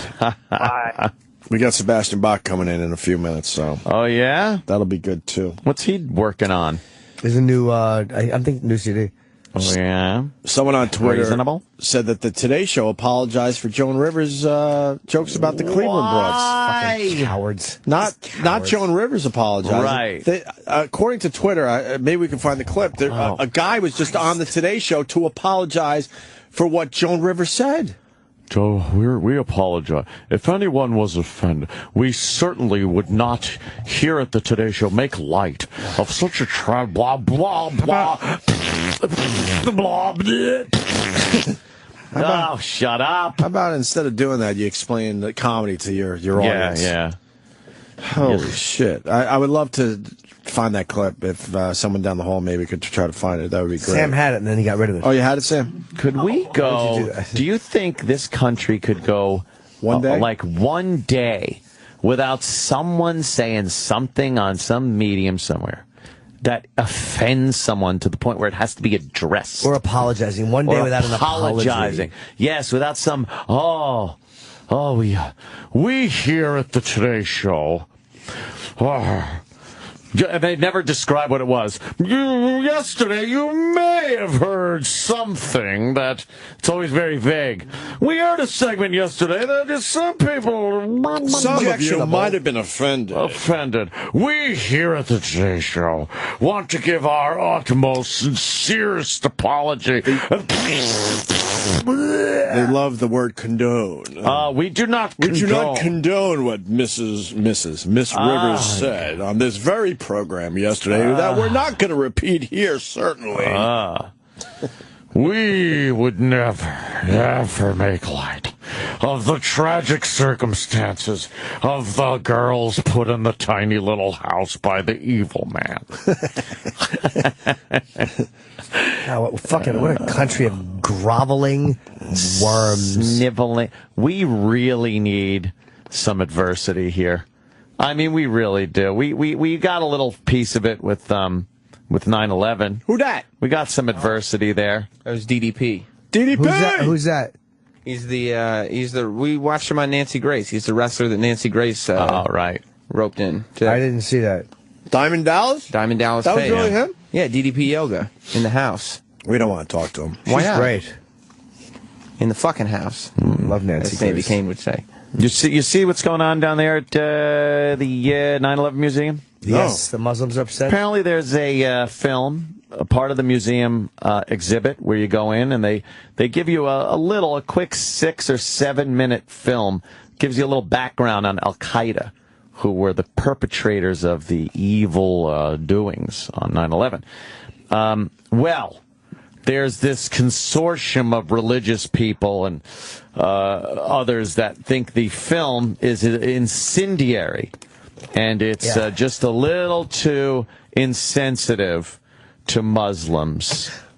Fuck you. But that's the country we live in. Yes, it is. They bomb the fucking buildings. They kill 2,500 people, whatever it is. And we don't want to make them look But I don't think we're going to listen to that. I think that's going to go through. No, but it's amazing how many people agree with this fact that it's incendiary. They were Islamists, and their word jihad is what... Yes. Hey, dumb motherfucking clerics. We say that they did it for jihad because they claim that's why they did it. Right. People who are committing these murders are saying they do it for Allah and jihad. Allah. We don't make that up. They tell us, and we say it, and then we're bad guys. Yeah, their whole thing is like, I don't think a 7-minute film can truly show the motives behind that, because you know why? Yeah. Because you can't put the guilty American viewpoint of we made our own bed, we have to lay in it, kind of take that a lot of these liberal douchebags want to dump on it. Yeah, it's just that we didn't get the twatty root cause, right? How it's really our fault deep down. Of course, they don't have hatred. It's out. We force them to have hatred. Yes, nothing to do with them or their religion. It's everybody else. That 9/11 fever lasted for a very short period of time, where we actually had some clarity of thought, and when you walked around New York City and were smelling the fires and looking at the wreckage, it didn't matter if somebody told a fucking off-color joke. That wasn't the biggest thing in your fucking life that day or that month or, the year that followed even. That wasn't the big issue. We weren't sitting there coddling Muslims. That's for fuck sure. And now, hey, Jenny Hutt, you little henna head. Oh, God, she was so needy. Yeah. Get her in here. Fuck. She is. She just tweeted about us. Hey, Jenny. Hi, Jenny Hutt. I don't like you these days. I don't know what it is. I really didn't like you at first, and I didn't find you attractive or anything. Oh, God, help me. And now I'm like, there's something about you when your tweet pops up and that picture of you, it's so where sad. you're sitting on your ass and your feet are up, and I could see fucking where that gash is. Oh, no, I see it. No, Jenny, that's really that awful. Fiery red mane down there. Can we talk about that news conference with the camel toe, that giant camel toe thing? Oh, my viral video? Sure we can. It was genius. I can't believe that they did that. Isn't that great? They just lowered the camera. Well, she didn't. She's an eyewitness, and she didn't want her face on camera because So she she was scared. wanted her labia. So they whale eye difference. So the cameraman just panned down and filmed the fucking camel toe. Wow, beautiful. Is that what you used to look like? Yeah, I know. So You're a chubby little gal. Oh, damn. look at you. You're a little anchor. It was not. I can't. That there's girl nothing gives I could say. blowjobs. Did people say that she has a pretty face? Yeah, my whole life. She it was has awful. such a pretty face. Why does she? Yeah. How many blowjobs did you give because you were fat? By the way, that's not a true statement. You're regarding not. No, because the truth is, when you're very insecure, I was not slutty because I was insecure. Oh man, you could have been. Yeah, You were right. built. You were built for slut. Thank you so much, Anthony. But you were probably a better fuck back then because fat girls definitely will fucking rock but she your still has world. the same They mentality. feel like they have to try harder. Booty, but Did you whatever. snag that husband of yours when you were chunky? I did. I was like 30 pounds heavier How when the I met my fuck did that husband. happen? The guy's beautiful. So that means I give a good blowjob. That means he was poor nice. when he met you. No, my husband's. He was poor, wasn't he? He saw that Jenny Hutt money. That's it. Yeah, By the way, in all Was he a fairness, chubby chaser? being married to me, it would be worth it. Cause, Yeah. I mean, I'm not easy to treat. live with. Oh, I'm you're saying. not? No. Mm-mm. Wow, you were fat and miserable. No, but I'm fun. Hold on. What did your singles ad say? Fat, cranky girl seeks victim. There's a cat. You so sad. gave up the shitter, man. Listen, guys. I haven't. I have not. It's still a conversation in my house. Whoa. Nice. With the workers that come in. Yeah, that's it. But there's a guy who's here. I just tweeted to the two of you. I There's this saw guy your who new paid tweet. Charity Buzz, right? Like $3,000 to Whoa. come to Sirius XM and Wow. quote unquote meet me. Wow. Come to find, that he really loves the two of you much more than he loves me. There's three of us here. Swear it's true. Which two? Because there's three of us here. Well, those two. I mean, I love you. Sam Roberts, but it was too, really, but it was no one about, wants to meet him. Yeah, you know. 3.5? But I do like that during your bumper that they always say you guys on Twitter are Opie Radio, Anthony Cumia, and Jen Norton. So They you have do. top billing. Not if certain people who were involved in this channel had their way. But thank God the guys have shown friendship and loyalty. Where is this guy? He's here. He's waiting to. Why don't we close the curtains? I don't want him getting I don't want peek. Exactly. Please close the Take a look at the curtains. Thank you, He's Sam. so nice. Thank you. Can I get a picture? No. Yeah. Oh, really? He's Go so blow. sweet. Once you get a cab, go to the fucking river and jump. Oh, Sam's closing the curtain. That's This is right. so The sad. curtains. He That's shan't right. be fucking gazing in on our Yeah, we don't need his greatness. starstruck pupils distracting me from my jokes. So I have to tell you, because Anthony and I live relatively close to each Oh, other, yeah. I What's that find about? myself. I know, right, Opie? How do you know I where find it myself lives? thinking Oh. sometimes Flipping as I'm over. like getting stuff for my family. Oh, she I'm has, like, right? oh, Yeah. I wonder if Anthony orders pizza from here. I wonder if Anthony goes to this grocery store Do you go to Vincent's? in Huntington. No. That one? Stop enunciating No, where- perfectly. Where Where we live? live. No, we don't go to Vincent's. Grocery we go to store. somewhere with an A. Ah. There's two different ones. I know. With an I know A. which one I think you're talking about. Is there Yeah, an one on the NP main after it? drag. I go by the Waldbaums over there. Oh, yeah. that Vincent. 'Cause Yes, they it's got- a good one. That's a Yeah. good one. And then Yeah. there's a Petco in there for There all is. young Beavis's little Oh, nice. needs. That's right. And there's a supermarket, and I guess And there's a Ange Dirty goes Bagel there to store. buy things. I wouldn't know. Do you go to the Dirty Bagel store? The Dirty Bagel store? No, Yeah. but there's a That's liquor how she store. that's how she talks about it. It's the synagogue, actually. She's just really anti-Semitic. Synagogue. The Dirty Bagel store. That's Is very, that terrible? very inappropriate, Jenny. Oh. It's a before and after. It's a before and after of Jenny Hutt Thank with you. the same Thank you pose so where you're much. kind of sitting. But look at that shot. Her legs are a little akimbo. I could see like where your butt kind of lifts up off the floor a little. Where I know that, where Ant would you like to slapped yourself into some nice fucking shape Yes. there, lady. Yeah. You know where Ant would like to eat? Where? Is in Mississippi in the 1960s.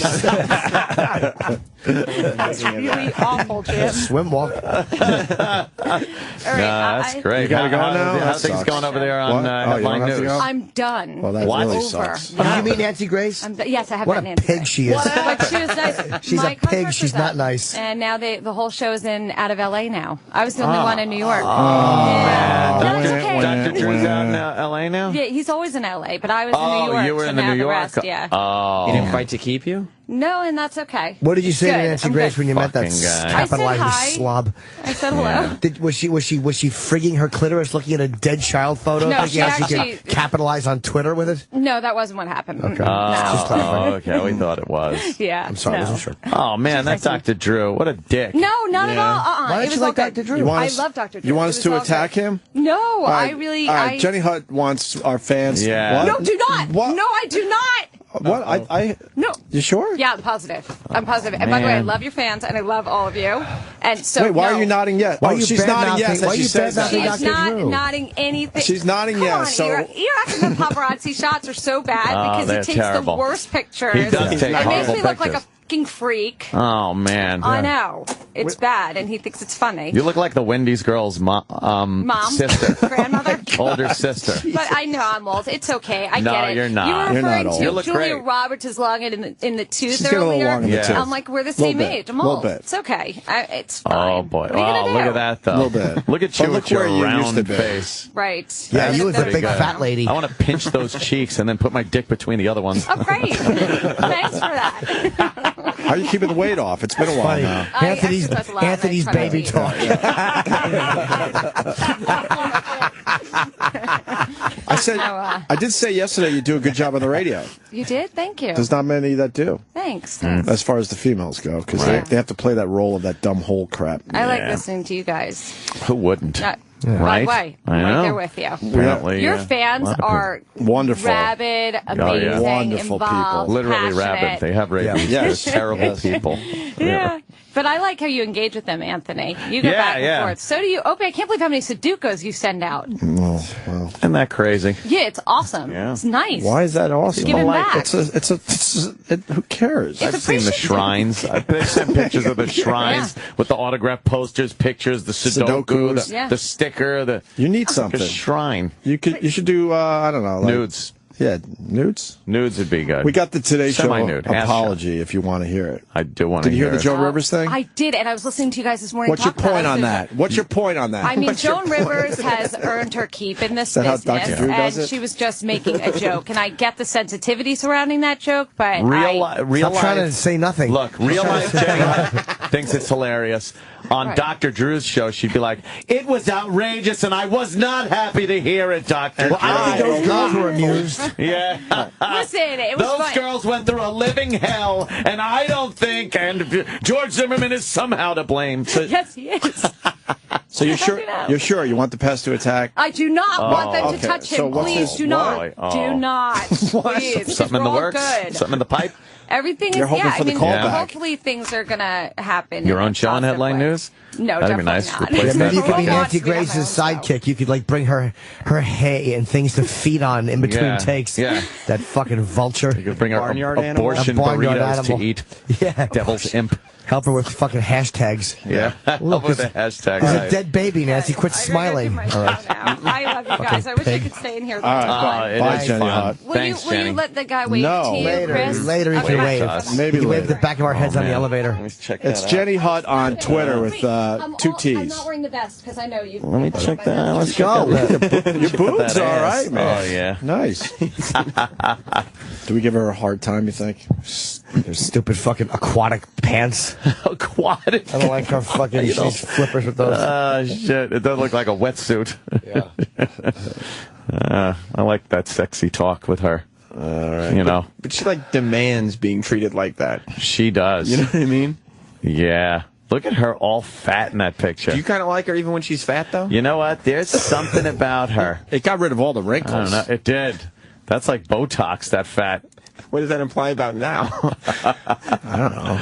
I don't know. It's like when you deflate a balloon that was blown up. I was right there. I swear. I stammered and you got right in there. Fuck. My stupid stammering. got She in the was way. chubby. She was chubby. A little chubby. Cute face, though, you know. Yeah. I like that hair on her. That's that Wendy's girl color. You're looking for that fiery red bush. The elusive fiery red bush. Right. Gotta find it. So the Today Show had to apologize for Joan Rivers. I rubbed my fingers together like Indiana Jones did before he took the gold head off the pedestal. Yeah. When I see a fiery red bush, I'm like, just ready to fucking dig in. You really like the fiery red bush, huh? Yeah, yeah. It's because it's so elusive. Freckled lips. Freckled lips. Yeah. It's like that maggot cheese that Bourdain was talking about. I'm not It's looking elusive. for a Ronald McDonald red. Okay. I like a nice auburn. I like a nice reddish, but you know, you could tell it's because I'm brown in the hair kind of thing. You know. Well, here's the Today Show. Joan Rivers gets very funny on their show, and what does the Today Show do? They have to apologize the next day. What'll you do? Instead of explaining to their viewers that she's a comedian and she's going to tell some jokes, and that doesn't mean she doesn't care about what happened to those three young ladies in Cleveland. Or just not acknowledging it at all. It's part of what happened on the show, and it doesn't need to be acknowledged. Addressed. Let it be. It's just there. But they had to do this. We got a little bit of housekeeping here. We want to talk about something that happened on the show on Tuesday. Joan Rivers was a guest on this program. During our This is embarrassing. Should we apologize? Should we apologize? Fucking groveling. What the? There's just groveling, insincere twats. Groveling. You can't do an entertainment show then. You're not allowed to. No. Rivers was a guest on this program. During our interview, she made a comment at the expense of the Cleveland kidnapping victims. They have asked her for an apology. As of this morning, Joan has not given one. We regret her comment was made on our air deeply and truly. I hope our reactions in real time show the way we felt about her. Fuck you. Did you see us? Did you see us? The way we reacted? Who was that? We didn't laugh. It's Willie Geis, who I like. He was I on like him MSNBC, and I thought I had hope for the guy, but obviously he's getting fucking knocked down to be just like the rest of these fuckers. Good for him. He'll do well. Yeah, of course. He will. He'll make millions and millions of dollars, you know, just doing it their way. But he doesn't believe this shit. By the way we reacted, just to bring that up, like, Right. look, we're looking at replay. Right. We were good. See? We were very like, No one laughed. None of us. Oh, that's terrible. Right. Oh, that's terrible. On our air deeply and truly. I hope our reactions in real time show the way we felt about her attempted joke, if you want to call it that. This is... If you want to call it... it was a joke! You know it was a joke. You know it was a joke. If you want to call it that, That's exactly what she was doing, telling a joke, and you know that. Come on, man. Wow. The Today Show fucking stinks. If you could call it that. It was a joke. It was a joke, flat out. And you know exactly what she was going for when she said that. On our air deeply and truly. I hope our reactions in real time show the way we felt about her attempted joke, if you want to call it that. This is a live broadcast every day. We can't control what our guests say. And Joan's shut been up a guest about on it. Today many times, but we absolutely do not condone what she said. Oh here my this week. God, I what hope it was clear at the time, and babies. we'll make it clear again. We obviously didn't find it funny. Wow. Oh my God. Holy shit, how many... And you hear the hands in the background? Yeah. What he's saying, I agree too. And they use the word. They use condone. I told you. Condone. They love the condone. How many fucking times is he going to grovel here? Listen for the yes. I hope it was clear at the time, and we'll make it clear again. We obviously didn't find it funny. We didn't approve of it. Yeah, absolutely. Heartfelt apologies to the Cleveland kidnapping victims as well. No question. All right, let's get a check of the weather now from Dylan. You know what? Don't do entertainment then. Just please don't do it. Let's go to the weather. You're not capable of doing I want to apologize too. I've put a sad face, son, on the weather map today to show that I'm very sad of the reaction that... Al Roker goes to roasts. We've seen him at roasts. Yeah. He understands humor, and he understands that it can be brutal at times. Don't say a so-called joke. It was a joke. God. Really fast. Let's say hi to Jeff in Brooklyn. Jeff. Fucking, I don't understand what the big fucking deal is with these people. Who gives a shit? I would be fucking thrown off of any sort of public television show for the shit that comes out of my mouth. I don't understand it. Right. Necessary. Why? Who gives a shit? Fucking everything's so PC, it's retarded. Oh, retarded. Hey, don't say retarded, please. Look, we don't condone that. At the Opie and Anthony show, don't condone that. And we want to apologize profoundly and profusely and proly. Proly, sure. I don't even know what. That's just disgusting. He kept having to say it. Anymore. And that's up to Joan Rivers. If she wants to apologize, whatever. It's not up to you guys. That so-called joke. So-called joke. That was the line that drove me nuts. The chicken was indeed trying to cross the road for other reasons than getting to the other side. So we apologize to the chicken or anyone offended, any chicken Americans that might be offended by that joke, that so-called joke. That so-called joke. Actually, you would not put Velcro on the ceiling. We would like to apologize for that so-called joke. Actually, you can't slice somebody that thin to fill potholes. So we want to apologize for that so-called joke. That's embarrassing. Where's Sebastian Bach is here? Yeah. Where is he? I don't know. We're a nation of fucking hypersensitive babies who need jokes explained to us because we take them literally now, and we would like the apology. Yeah. I don't agree with that, Jimmy. I don't think we're a nation of that. There's a small minority of people that are that. And for some reason, we cater to all those people. I don't get it. Then we're guilty of catering to them. You're of right. course. I think you're right. But we are guilty I don't think it's it. the majority. I don't think it's even close to the majority. There's but nothing for some you reason, can do about it, though. I think if the masses of people that actually didn't care actually got together and showed that they didn't care, it would be amazing. Duck Dynasty, proof that you can say something that a lot of people don't like, and more people are okay with it, and you get back on TV. Always more people will be okay with it than not.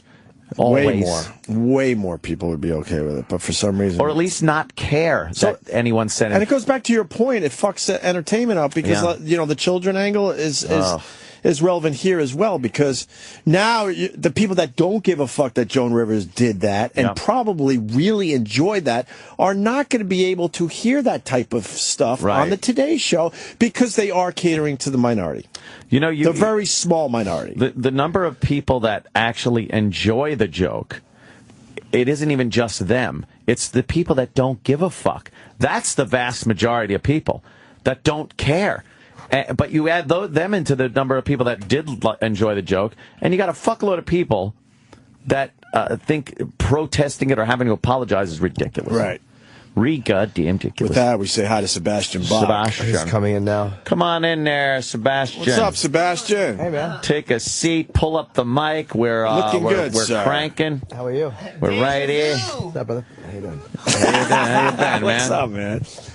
Well, I just remember like 3 years ago, and you came in, and I came in to this exact chair. You were sitting right there. You were sitting right there. Yeah. And you go, I can't believe I'm holding a CD. It's like a typewriter. Right.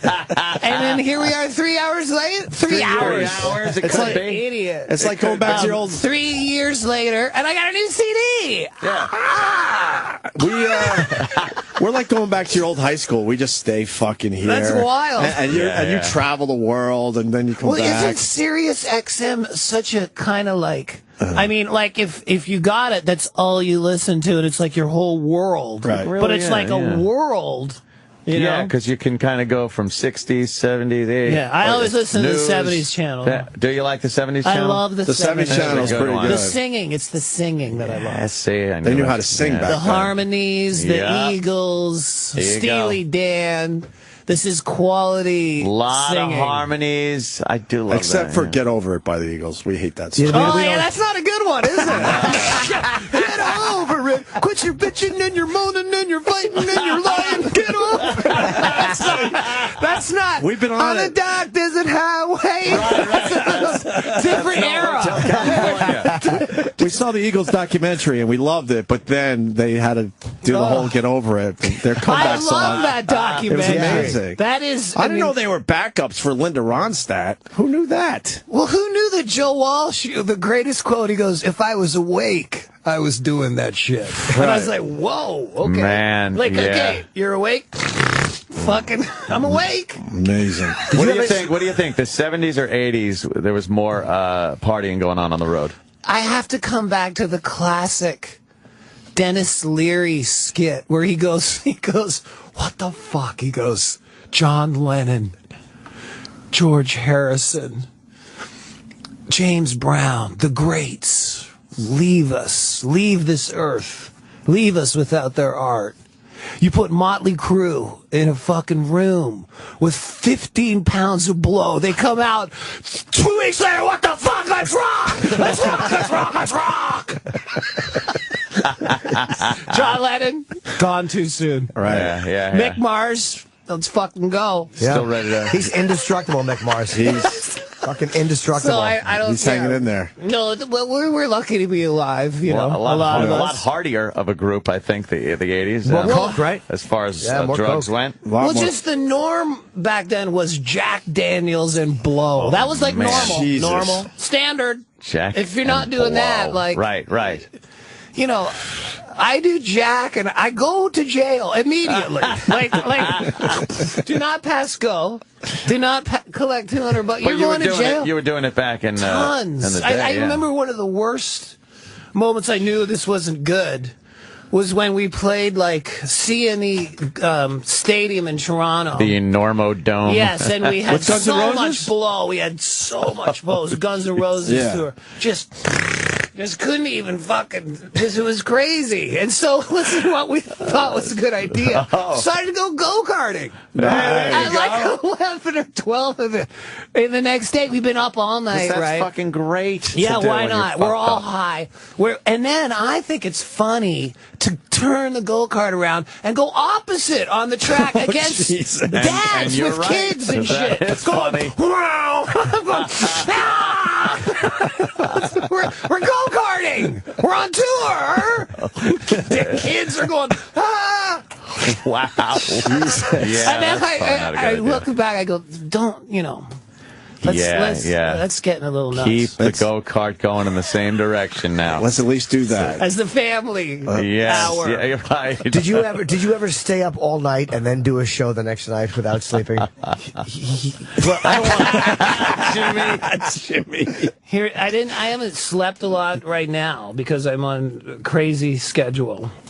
I have a new record out called Give 'Em Hell. Yes. I'm playing tonight in New York City, so let's get that out of the way. Where are you playing? Oh, man. BB King's. Okay. Oh, nice. But, do you remember, here's a story maybe I shouldn't tell, because when I'm tired, I don't give a fuck what I say. Really. That's good. Yeah, it's great. Give him the mic. That's our job. So, oh, God. Look at this. This is a CD. That's so weird. That was only 3 hours ago. It looks cool, man. Do you remember the night? Do you remember the show where Axl beat up the city of St. Louis? Yes. Was there a riot? He jumped in the crowd, started throwing. Yes. Yeah, he was very angry at somebody The down there. night before, we were we were at a strip club in St. Louis, and just up the whole time, and yeah, that was one of those nights. We were up all night doing the show the next night. Yeah. What was it like to be in the 80s with Axl Rose at a strip club in St. Louis? That must have been a fun place. I could tell you more, but I'm writing a book. So, dude, don't, You guys got it'll be Opie and Anthony's book. Yeah, huh? Yeah. Did you guys get along? You and Axl? Yes. Yeah, they're still good friends, right? Yeah. Yeah. Did the girls want to dance for you too in the strip club? Imagine how annoyed with a regular customer. The regular fucking Joe that just left his job to go to the strip club and maybe get a little attention from the girls, and fucking Sebastian has all 12 of them. It's like, fuck you. Yeah, just shish-kebabbing women. My dollar not good enough for you, bitch. He left a fat one for that guy. The fucking bounce. But you know what? When you're that into the blow, the blow, you're not even that thinking can about it. One time we were in Germany at a whorehouse, and it was a very ornate, beautiful Victorian building in like Cologne or something, and the promoters, it was a big fucking deal. These whores were expensive. But me and Duff we just wanted to blow. We didn't give a fuck. And we were down in the basement. Like there's like a hot tub, and then there's like the heating ducts and all the guts of the building and shit. And we're like, where's the fucking blow? And all these chicks are all over. Like, where's the blow? And all these chicks are no. Yeah. And we were in a hot tub. I remember we were like pretty much nude, and steam is everywhere. Somebody comes up and gives us, well, we ran out of hot tub because we didn't want it to get it, No, the steam. Yeah, we got to get that away. So then we're like in the fucking closet in the on the heating duct, doing lines, and all these chicks are waiting for us. And we didn't give a fuck. Keep those naked chicks away from us. They'll just take our blow. But I remember thinking, what is wrong with us? Why would we be nothing? You were working exactly like a human being on blow should have operated. Right. I want more blow. Yeah, 2 men in the closet just talking to a mop while fucking naked girls are waiting. Exactly. But there comes a time when the blow just freezes you up. Like when you first start doing it, it's like the greatest thing ever. You talk about everything, everything's great, and then you do lines like, it's okay, it's okay. It's like, what the fuck are we doing? What happened to this drug? God, if you get me through this one, I'll never do it again. Or you run out, you're lying, and the sun's up, and you can't sleep, and you pray to the Lord. I swear, if you just let me go to sleep, I'll never do this again. I will be the best human being that I can be. Please, sleep. Would you please? Is there a worse feeling than that? Knowing you got a gig that night, too. And your brain's just, you can't sleep, and it's... Do you know how much sleep I need to sing 18 Life? Jesus Christ. Well, I got to hit some notes here, God. Yeah. I need a nappy. What time, if you're trying to fall asleep and you couldn't fall asleep, would you look at the clock and finally go, fuck it, I'm actually staying up? Like, this is the worst feeling in the world. Horrible. You got to learn to just destroy the clock. Oof. Right. Get rid of the clock. Jeez. It's a weird scene. Yeah, when it's 10 in the morning and then it's noon and you're like, oh boy.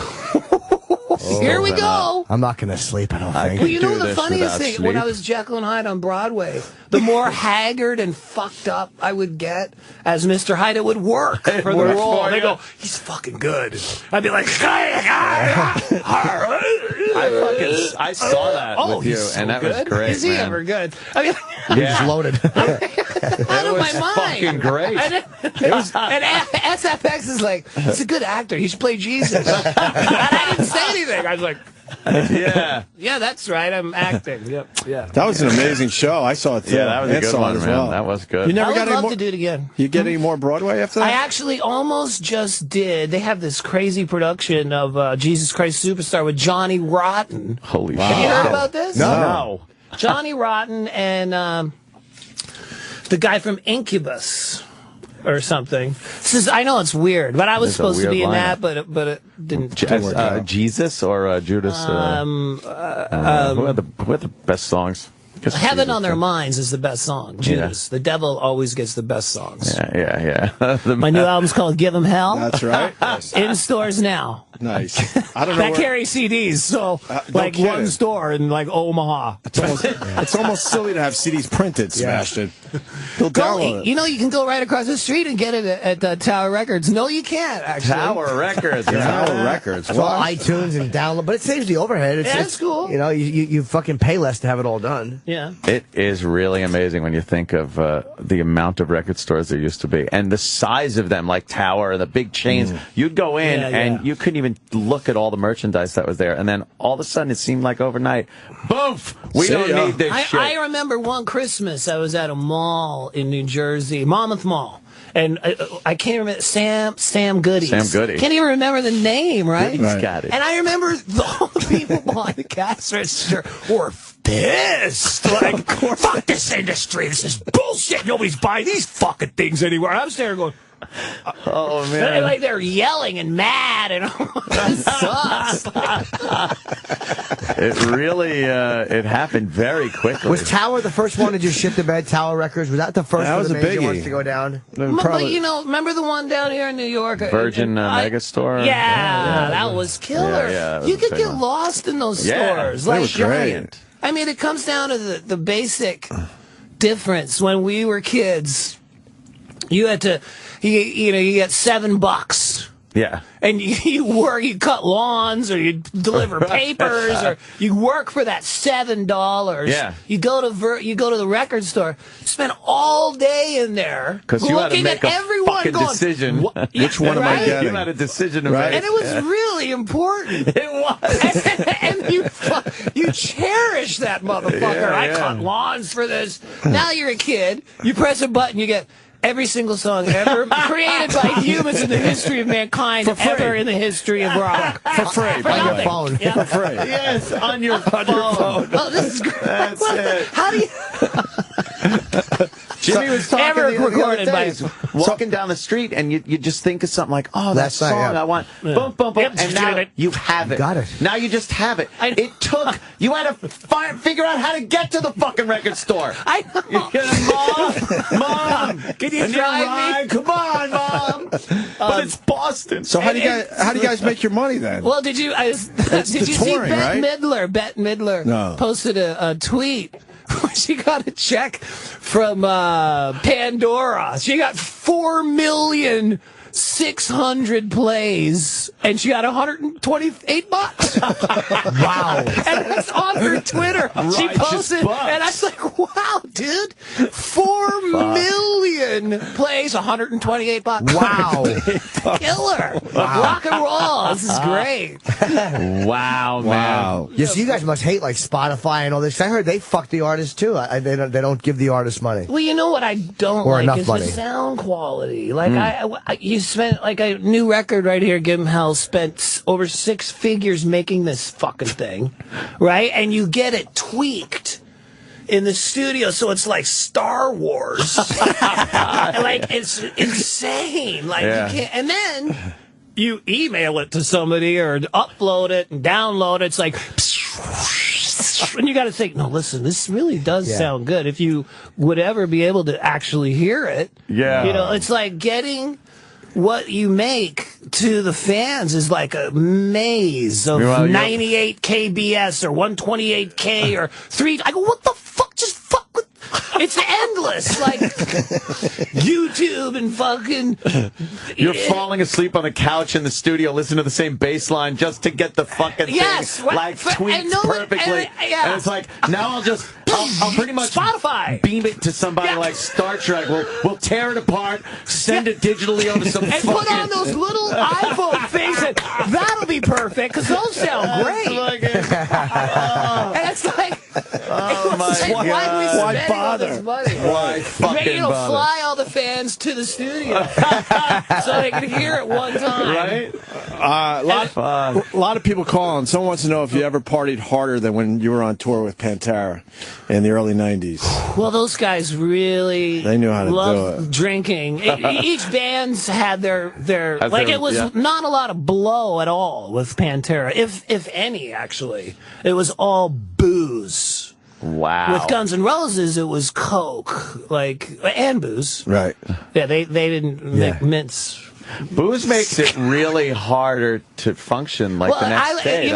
I felt like a wimp because I would go and do my warm up for my show, which consisted of la la la la li li li li li lo lo lo lo lo lo lo lo lo, and then Pantera and Phil go, "Hey Burke, come in here," and he'd line up 48 shots of Crown Royal, do a couple push-ups, and just go, just fucking let's rock, and I'd be going, lo, lo, lo, lo. I go, what is wrong with this picture? Who's having more fun here? Oh, that's funny. And Axl, too, because every singer's different, right? Yeah.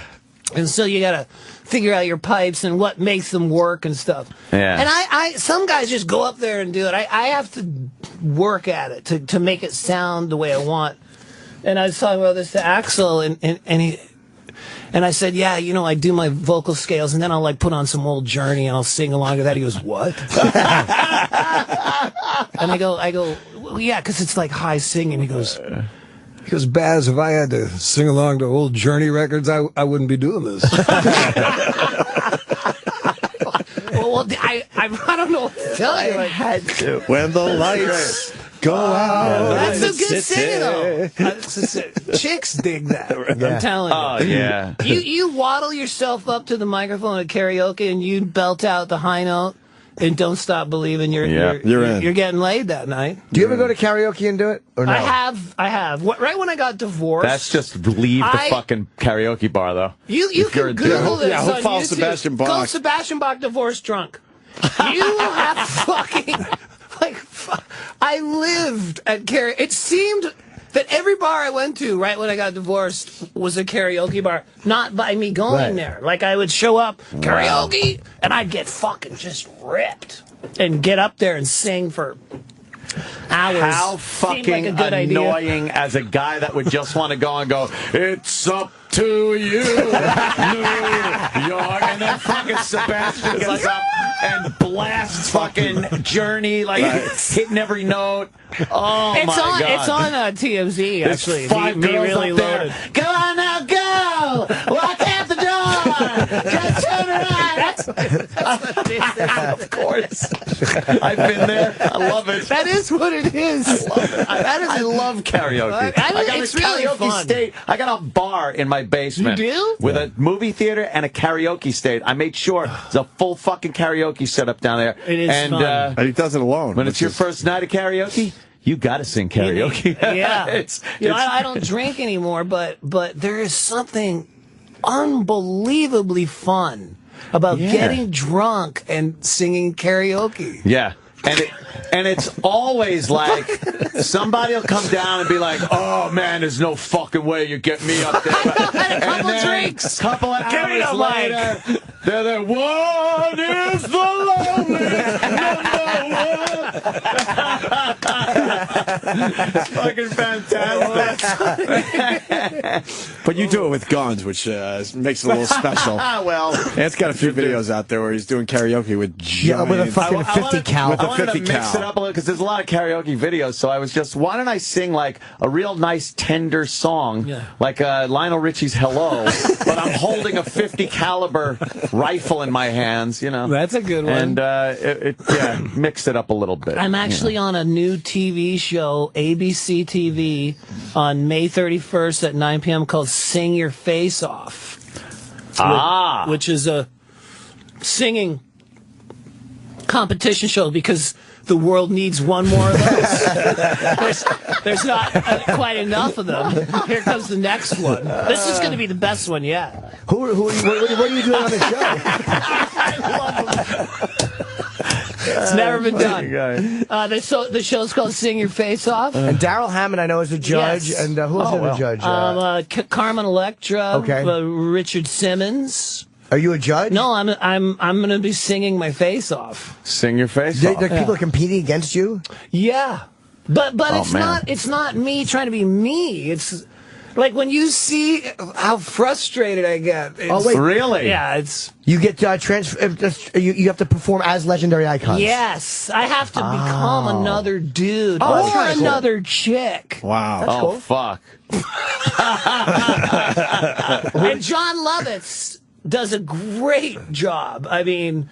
Can he sing? I'm telling you, he can really sing. Wow, that's amazing. He does pop right. I don't know whether I'm going to get in trouble for saying this. Whatever. No, that made people want to watch it, I think. But just say it. You know, I was like, you're doing Pavarotti, it's going to suck. And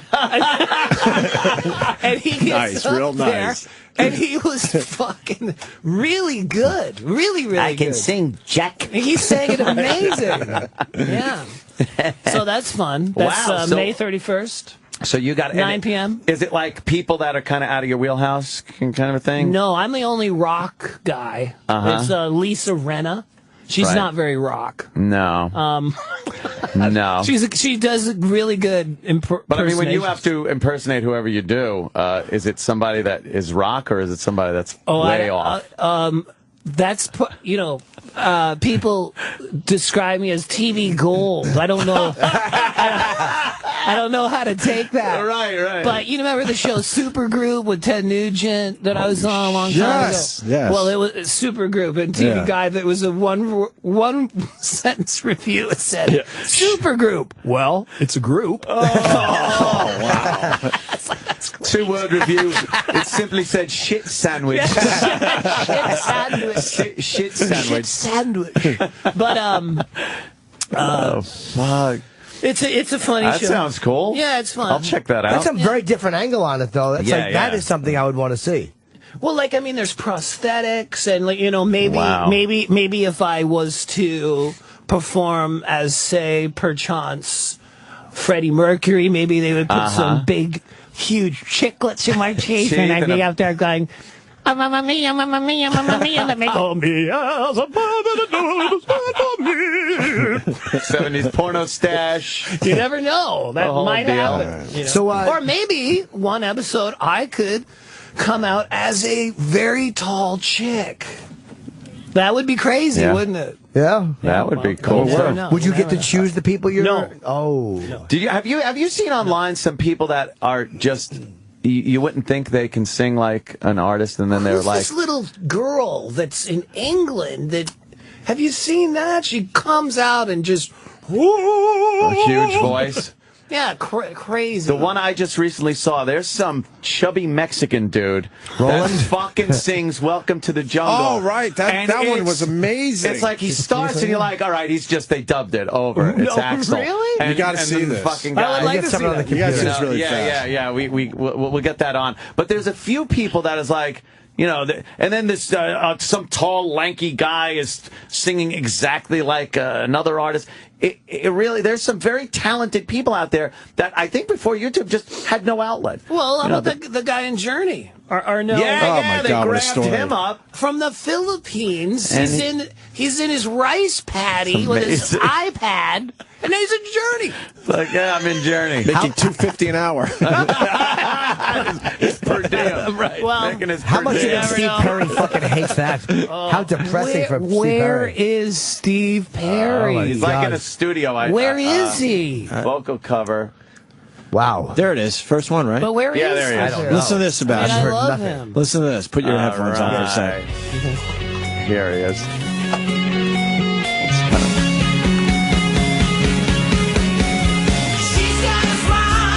That's not. That's Dude, not that's real.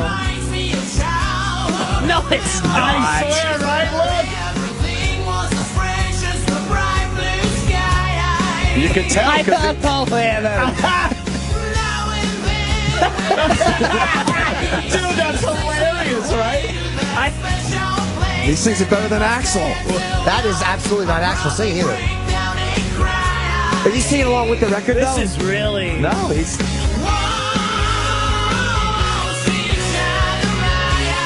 This guy's nailing it. I don't know if that's real or not. Is he singing along with the record, though? No. You can tell it's not Axl. Like, He went too fast there. He went too fast. I don't know what to say. That's saying something. Dude, that was. He went too fast. You should have waited another beat. Yep. And he looks like an extra from an LA gang movie. Yes. Yo, sing some Axl Rose this here. It's got 2 million hits. Yeah. Amazing. Wow. Wow. He's nailing it. Is this the high one? He's Juan the Beast. He's right there. Holy shit. He nailed it. Yeah. Here you go.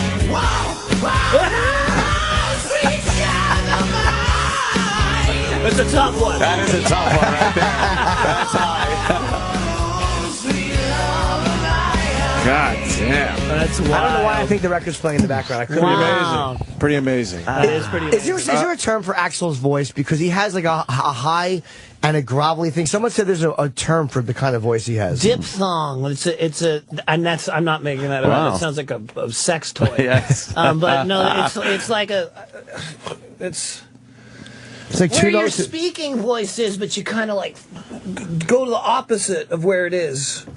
I don't know how else to explain It's not a falsetto. It is like it's like a nuclear falsetto. Okay, it's a nuclear falsetto. I don't know how he does it. He's very loud, To though. get that rasp, and He's to be loud. loud in a falsetto is very difficult. Well, yeah. And now you're full voice. I'm not falsetto. Which is insane with the range you I'm hit. different. I'm different. Was that like when your voice, like when you got your man voice as a kid? Actually, when is that coming in? Your man voice? Do you want to hear something wacky? This is wacky. This is really true. I was the lead soprano of my church choir when I was 8.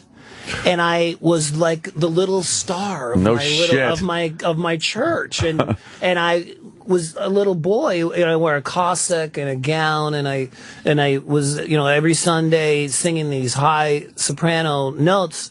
Then I knew my voice was going to change, and I was about 12 or 13 when that happened, and I didn't want it to happen because I go, well, I'm not going to be the lead soprano, and nobody's going to dig me. That's going to suck. That's like my whole vibe. Yeah. So I locked myself in my room, and I put on like the Police and Rush and Zeppelin. And the exact month that my voice was changing, I wouldn't let it change. Wow, I man. kept screaming these high notes, and I wouldn't let myself out of my room. Oh my God. And I think I fucked up Maybe my you did voice something forever, because that exact month I go, no, fuck you.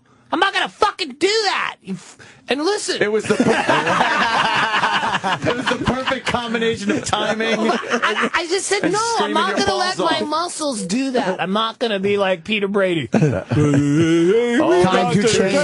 change. And winter I think it was turns to that spring. episode that made me do that. Possible. I can't be like Peter And Brady you in certainly that don't want to be like episode. Mr. Brady. Now I look like Carol Brady.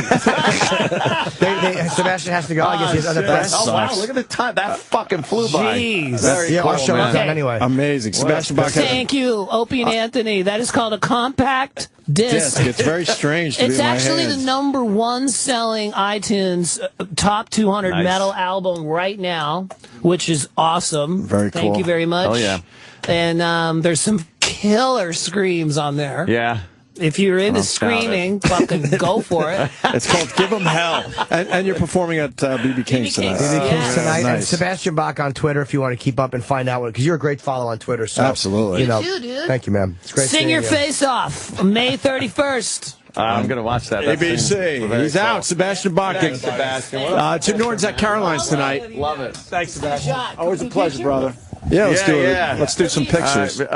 Play something while we take a picture, and I'll do it. Sorry, I thought. Well, Oh, you've it's got already two of them, gone? so- All right, well, fuck. I got to do a stupid I can just commercial. stop it. It's not stupid. It's for Steven Singer, who is stupid, but the commercial's not stupid. You know what? Sam Roberts, why don't you... Two more? Sebastian. Oh, for man. For Twitter. Here we go. All right. No, All right, we'll just turn it loud. 1, 2. I'm not in this one. I'm not in it. Yeah, I want to be Fuck. I want to be. All right, everybody. Get in here for the love of Jesus. We'll pull the mic over. We'll just... You're blocking me. Yeah. I know the fact Thanks, dude. Awesome. Have a great one. Thanks. Thank you, buddy. What a pisser. All right. Right where I left the music. It's right here, right where I left it. Hey, doesn't it make sense to buy your Mother's Day gift from the biggest mother of them all? That's Steven Singer. Steven Singer Jewelers. He's got exclusive gifts. Jewelry that'll last a lifetime, like the I Love You Mommy diamond necklace, and that starts at $149. Famous gold-dipped roses with his new color, Radiant Orchid. It's a brilliant color. You can get Mom that and other beautiful, real American Beauty roses for just $59. The only rose guaranteed to last a lifetime, only from Steven Singer Jewelers. You gotta hate this guy. Steven Singer. Get your mom something great. She's gonna love it. The Mommy... I Love You Mommy, Your Amazing Mommy necklace for $149, or the gold dipped rose, just $59. Yes, go see him. He's at the other corner of 8th and Walnut in Philly, or you call him. What is it? 800. Well, you know what? Go online. Go to IHateStevenSinger.com. All right, go. IHateStevenSinger.com. The Opie and Anthony Show is drawn to a close. Stay tuned to reflect, relive, and get the story behind the story of the finest moments of today's show. Sam Roberts' Opie and Anthony post-show begins in moments. SiriusXM is your home for every NBA playoff game. Will this year's playoffs bring a third straight championship to Miami? Behind the head, two-hand jam by LeBron James. A first ring for Oklahoma City. Pulls up Fires, angle right three for the lead. Cha-ching, it's under Moneyball. Can you say KD MVP? Perhaps a surprise champ. Hear every NBA playoff game on SiriusXM and get closer to the NBA playoffs with SiriusXM NBA Radio, channel 217. Good communication is key to business, especially when you need to work together with people that aren't in the same office. So what do millions of small business professionals do when it's time to connect with remote clients and colleagues? They use Citrix GoToMeeting, the proven solution for meeting and collaborating online. GoToMeeting lets you share the same screen, so it's easier for everyone to stay on the same page wherever they are. And with built-in HD video conferencing, you just need a webcam to see each other face to face. Present, demo, and meet simply, all on your Mac, PC, tablet, or smartphone. When meetings matter, millions choose GoToMeeting. Now it's your turn to see why. Start hosting your own face-to-face online meetings today with GoToMeeting. Visit GoToMeeting.com, click the Try It Free for 30 days button, and use the promo code SiriusOrXM. That's GoToMeeting.com with promo code SiriusOrXM. Ready to work with anyone, anywhere? GoToMeeting. Meeting is believing.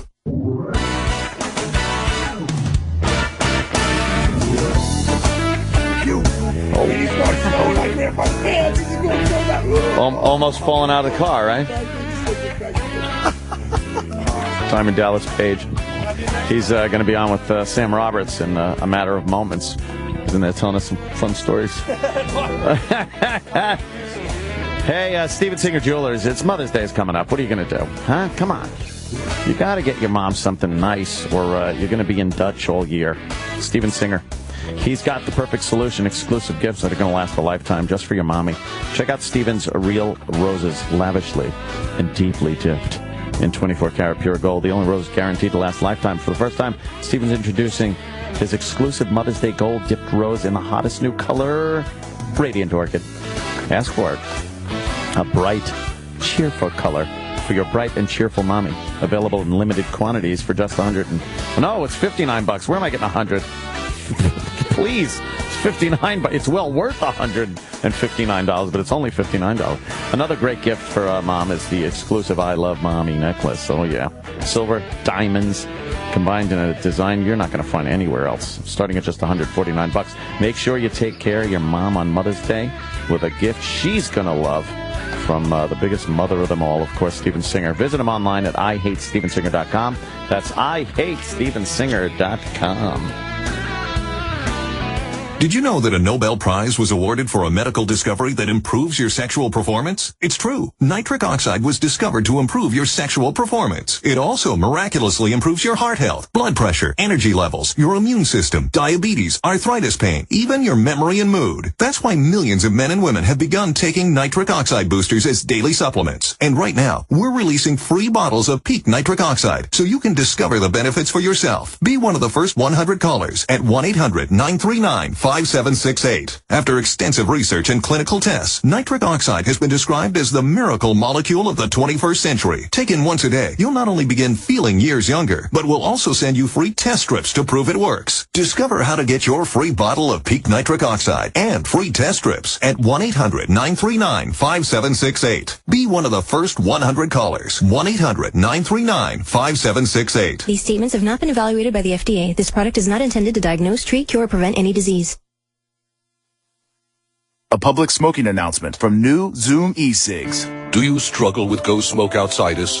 For the act of smoking, men and women are being forced out of their homes into the elements by the people they love the most. It doesn't have to be this way. With Zoom e-cigs, there's no smoke, no smell, just flavor so bold you won't believe it's an e-cig.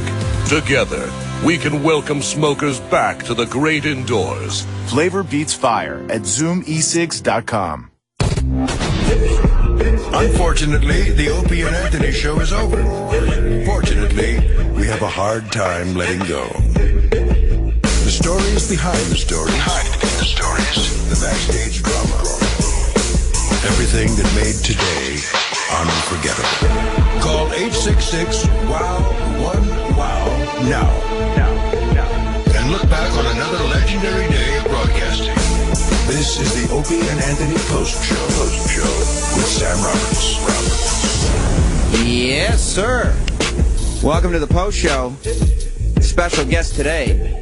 Just saw him wandering around. And there's no way DDP is going to wander around while I'm here. My pal, Diamond Dallas Page, is here. What's up, my friend? I'm actually coming into Jersey Shore. I'm doing a DDP Yoga workshop down on the shore, so I come into New York a couple of days early, get a little PR in for DDP Yoga, spread the word. You're all about it. We were talking, me and Travis, who work here, we're Shark Tank fans. We always and we were talking, but you have to be honest. When you did Shark Tank, it was just, you weren't looking for money. No. You just wanted the commercial. You know what I really wanted? What? I wanted to say, all I want is $1. Mm-hmm. That's what I wanted to do. Because I said, let's see the shark frenzy turn on themselves. Yeah. Because when they knew the kind of numbers that we were doing, I mean, we've sold over 100,000 units. Jesus Christ. And at that time we were about 70,000. Shark Tank is the greatest thing that happened to your company if you have a real product and you're really ready for it. Now, when WWE, I got to shift over to that because it sort of works together. When WWE did Old School Raw this year, and they brought me on and Jake, sneak surprise, Jake Roberts at the end of the show, right? Yeah. that they let me do a little mini minute and a half infomercial. Well, I remember seeing it. It was just this little quick thing on Raw where you were plugging your thing, and I was like, does now Vince McMahon own a part of it? No, Because he usually doesn't. if you say anything on his show, it's his. Exactly. Dude, I get to wear my own shirts. I get to wear my own stuff. And it's, because it's the real gimmick. And Vince likes things that are reality based. Mm-hmm. And for him to do that for me, like, it was huge. And it had a big result? It shut down. That's the point. It shut down my site. That's how many people came from the WWE world, right? Or universe, WWE universe. So when I went on Shark Tank, knowing that it has shut down people's sites who think they're ready, my president of my company, Steve Yu, he's a really whiz kid. He put on 25 servers. Wow. Ready. Yes, we did. Dude, you're selling some DVDs today. Bro, we did 7 figures. No. Over that month. Are you talking about units sold or money? Yes. Well, I'm talking about money. No, if I did that, I'd be retired. I was about to say, at some point, you don't have to wear your own T-shirt anymore. Well, freaking Beachbody and all the stuff that, right now the hottest workouts would be P90X and Insanity, and of course everybody's doing CrossFit, and they're all beating the hell out of their bodies, which is awesome for me, because down the road, they're going to need DDP Yoga. So DDP Yoga made millions of dollars off Shark Tank. We busted seven. You busted $1 million. You busted $1 million just off. That's incredible. That crazy exposure level there, and it was an 8-minute. And the thing is, I didn't go there to get the money, even though if someone like Mark Cuban came on, I would have thought about that just because of the exposure. And I mean the continual exposure after that. But I told Shark Tank, I will be your first $100 million company. I will definitely be your first $500 million company. Wow. And that's how the goals, I think. And it's not about the money. It's about the awareness, because we're changing lives with DDP Yoga. Well, you're the king right now of self-promotion, I think. You put yourself everywhere. You don't even work for a wrestling company anymore, and you're everywhere. I have to ask you, because I only got a couple minutes with you today. I don't have we could talk for why don't we do a call an hour? And you will do a thing back here on next week or the week after. We'll do it. But my question right now is, you talk about exposure, getting on every TV show you could possibly get on. You were on Nancy Grace, and it blew up. It blew up. Oh, God damn. I can't, I got to laugh. It's just like when you pulled it out again. Yeah. But that was like pissed me off so bad that I won't even talk about that cut. Because you see the names. And I love because that sentence starts sounding politically correct and ends in a very different direction. Yeah, because it was just wrong. And, I'm not going to talk about that fucking cunt anymore because I'm just not. We can hashtag that. Because she loves her hashtags. Because you're sitting there and we all saw it. She's running through. First of all, you could tell looking at you that you had been completely bamboozled into being there. Sort of like you right now, bitch. but don't take out on me what you wanted to say to her. Yeah, I tell you what, here's a whole different world, and it was just so weird because she was so nice to me. That's the weird part. It was like so nice. I was like, okay, because I was told it was going to be a whole different program, right? And it's just something that I don't want to be associated in that way of that. He was a great man, as far as what he did for our business. You're talking about the Warrior first. Yeah, he did. And it was a very, very, very sad time for our business. Right. And really the world, because so many kids grew up with him, man. And you must have had some kind of relationship with the guy, because at the Hall of Fame, the Ultimate Warrior goes up and he plugs DDP Yoga. I talked to him because I didn't get a chance to talk to him the whole weekend because he was so. I didn't want to walk up and because everybody's pulling him, and I know what that's like. And at that level, when you're the main event of the Hall of Fame, right? It's a big deal, and he's getting pulled a million different ways. So I'd talked to him the year before when he was at WrestleCon, and him and Hulk were both there, and I was there with Jake, and we got, he pulled me aside. He's like, man, what you're doing with Scott and, Scott and Jake is, and he said, in his words, he said it was God's work. I was like, man, thank you so much. Well, because you took the two biggest, the two most well-known junkies in wrestling, which is Jake Roberts and Scott Hall, and you put them on this DDP yoga plan, they both went into the Hall of Fame this year. They're both healthy. They look healthy. They speak healthily. They're both very smart guys. Yeah. You know, and all I did, I just guided them. You know, I helped them understand what real food was. Again, you know, the biggest thing when someone's having a problem with an addiction, they're going through a lot of pain. You know, mental.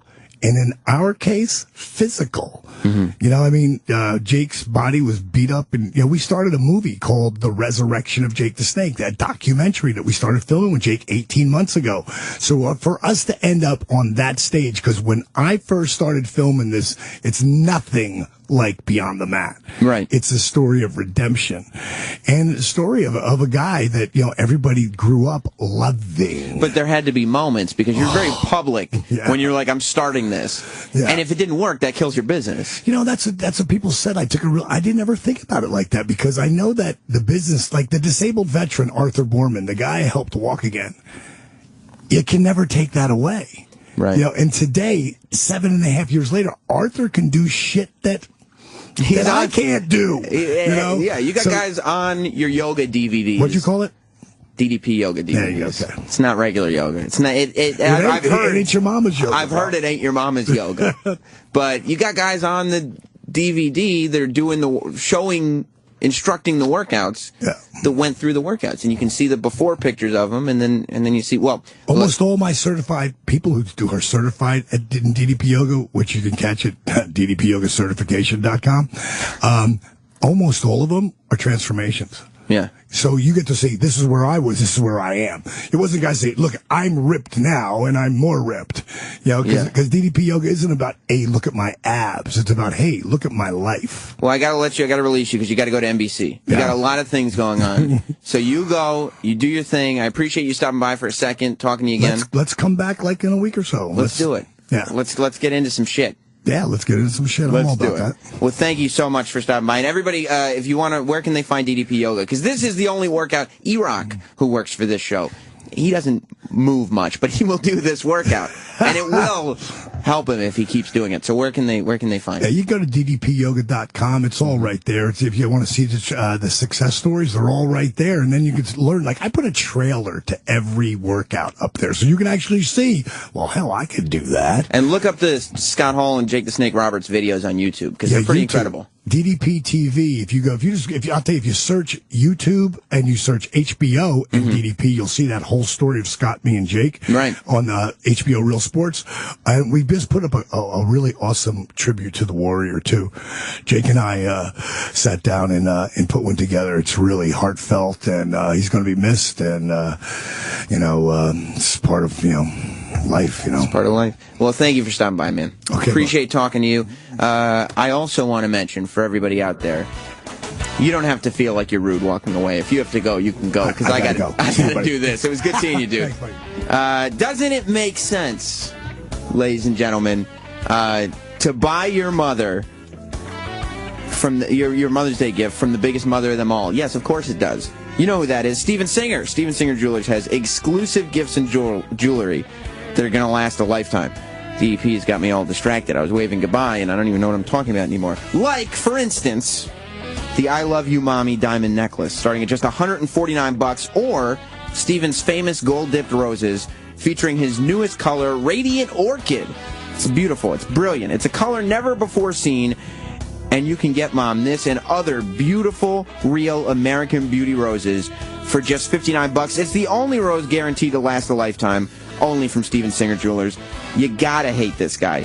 Steven Singer has already taken your woman. Now he wants your mother's? Unreal. Steven will entice them and seduce them with the best prices and gifts that last a lifetime, which will create the desire to buy more. What a mother! So go online to IHateStevenSinger.com or get to the other corner of 8th and Walnut and take a look at the roses, the necklaces, and more. Mom's going to be really happy, even if Steven is still miserable. After all, ladies and gentlemen, when half the population hates you, it's tough to be overjoyed, huh? Visit Steven online at IHateStevenSinger.com. Thanks to DDP for stopping by on this abridged version of the Post Show, and we will see you tomorrow. Goodbye. Thanks for listening to Opie and Anthony and the Opie and Anthony Post Show. If you missed a minute, get it later today at SiriusXM.com/on-demand. Or stay tuned. Today's replay starts in minutes. Here on the Opie and Anthony channel. It's real. Coming up today on the O&A West Coast Encore. It's also an amazing way to let people get the word out about charity events and shout-outs. And yes, we're planning to be out and about all summer long. Wow. Know what we're planning on doing all summer long? Taking a shitload of time off. Oh, yeah. Poolside, motherfucker. The West Coast Encore is up next. On the Opie and Anthony channel. All Opie, all Anthony, all the time. It's real. Hello, boys. What plans do you have this weekend? How about this evening? Are you hoping for a little excitement? Get Oaked and has a ratio of 6 gorgeous and exciting women for every man. With thousands of beautiful ladies at What's Your Price, you'll feel like Tiger Woods hitting a hole in one. Instead of waiting and waiting. What's Your Price is the dating shortcut with guaranteed first dates. So you'll go out sooner rather than later with hot, sexy girls like me. Meow. One word of caution. Dating women like me on whatsyourprice.com can be addicting. Whatsyourprice.com is free to join and is so easy. Stop waiting and start dating. Go to whatsyourprice.com, join for free, and enter code RADIO to receive twice the amount of dates. Just go to whatsyourprice.com. That's whatsyourprice.com. Meow. Hey guys, Tommy Z-Man here, your cigar guru at FamousSmoke.com with a delicious new cigar to tell you about called Kismet. Hey, I've been in the cigar industry for some time, and I know a great stick when I smoke one, and I know an even better deal when I see one, and boy, this is it. Now, the word Kismet means fate, and trust me when I say that the all-new Kismet sampler that we have for you is pure premium hand-rolled destiny. This awesome 5-cigar sampler gift box has all 5 sizes, from a Robusto to the big boy 6x60. And to make it even sweeter, we're tossing in a Kismet cutter and lighter, all for the super low price of $29.95. That's 50% off retail price. This gorgeous stick is made from a blend of 6 Dominican-aged tobaccos and a shiny Corojo wrapper. The flavor and aroma is divine. Tempt fate, and this deal may run out, so click the radio button now at FamousSmoke.com. That's FamousSmoke.com. Hi, I'm Chuck Woolery.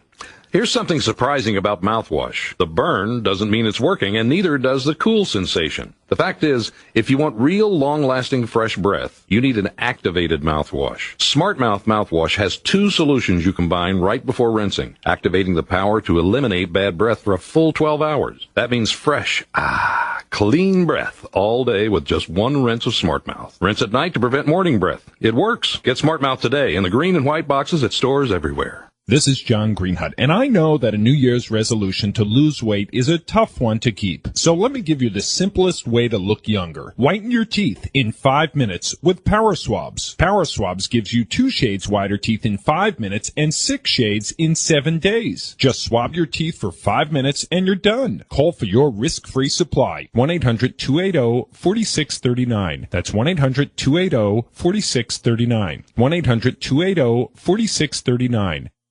Can you imagine selling your car next week and saying to the buyer, hey, don't worry, because the engine is covered against failure for life. It's called the Lifetime Protection Plan for the Engine from BG Products. Now imagine having this huge benefit free with your next oil service when you remember these 2 letters, BG. BGMOA is available at over 20,000 shops nationwide. Find yours at bgfindashop.com. That's bgfindashop.com. BG. Be honest. Will owning a bigger TV help you get ahead in life? Will another pair of shoes make you a better person?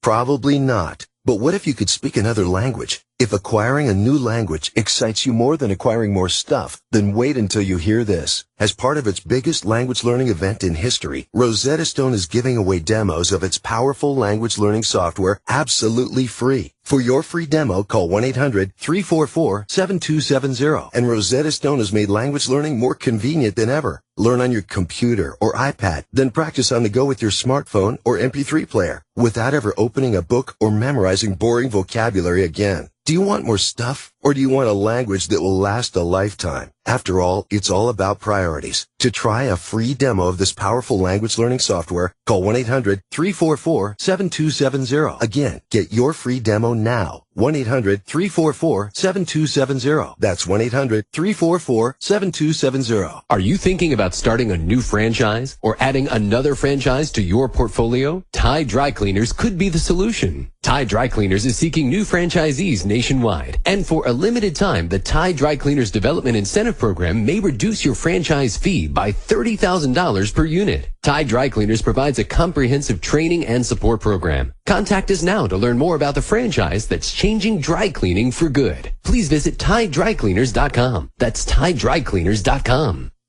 Hi, I'm Chuck Woolery. Here's something surprising about mouthwash. The burn doesn't mean it's working, and neither does the cool sensation. The fact is, if you want real long-lasting fresh breath, you need an activated mouthwash. Smart Mouth mouthwash has two solutions you combine right before rinsing, activating the power to eliminate bad breath for a full 12 hours. That means fresh, clean breath all day with just one rinse of Smart Mouth. Rinse at night to prevent morning breath. It works. Get Smart Mouth today in the green and white boxes at stores everywhere. Did you know you can run your business using your personal mobile phone and still sound like a Fortune 500 company? With Grasshopper, the virtual phone system designed for entrepreneurs. With Grasshopper, your small business can sound professional from anywhere in the world. At home, in the car, on vacation. With an 800 number, multiple extensions, call forwarding, voicemail to email, and much more. Turn the world into your office with Grasshopper. Sign up at grasshopper.com. The entrepreneur's phone system. Good communication is key to business, especially when you need to work together with people that aren't in the same office. So what do millions of small business professionals do when it's time to connect with remote clients and colleagues?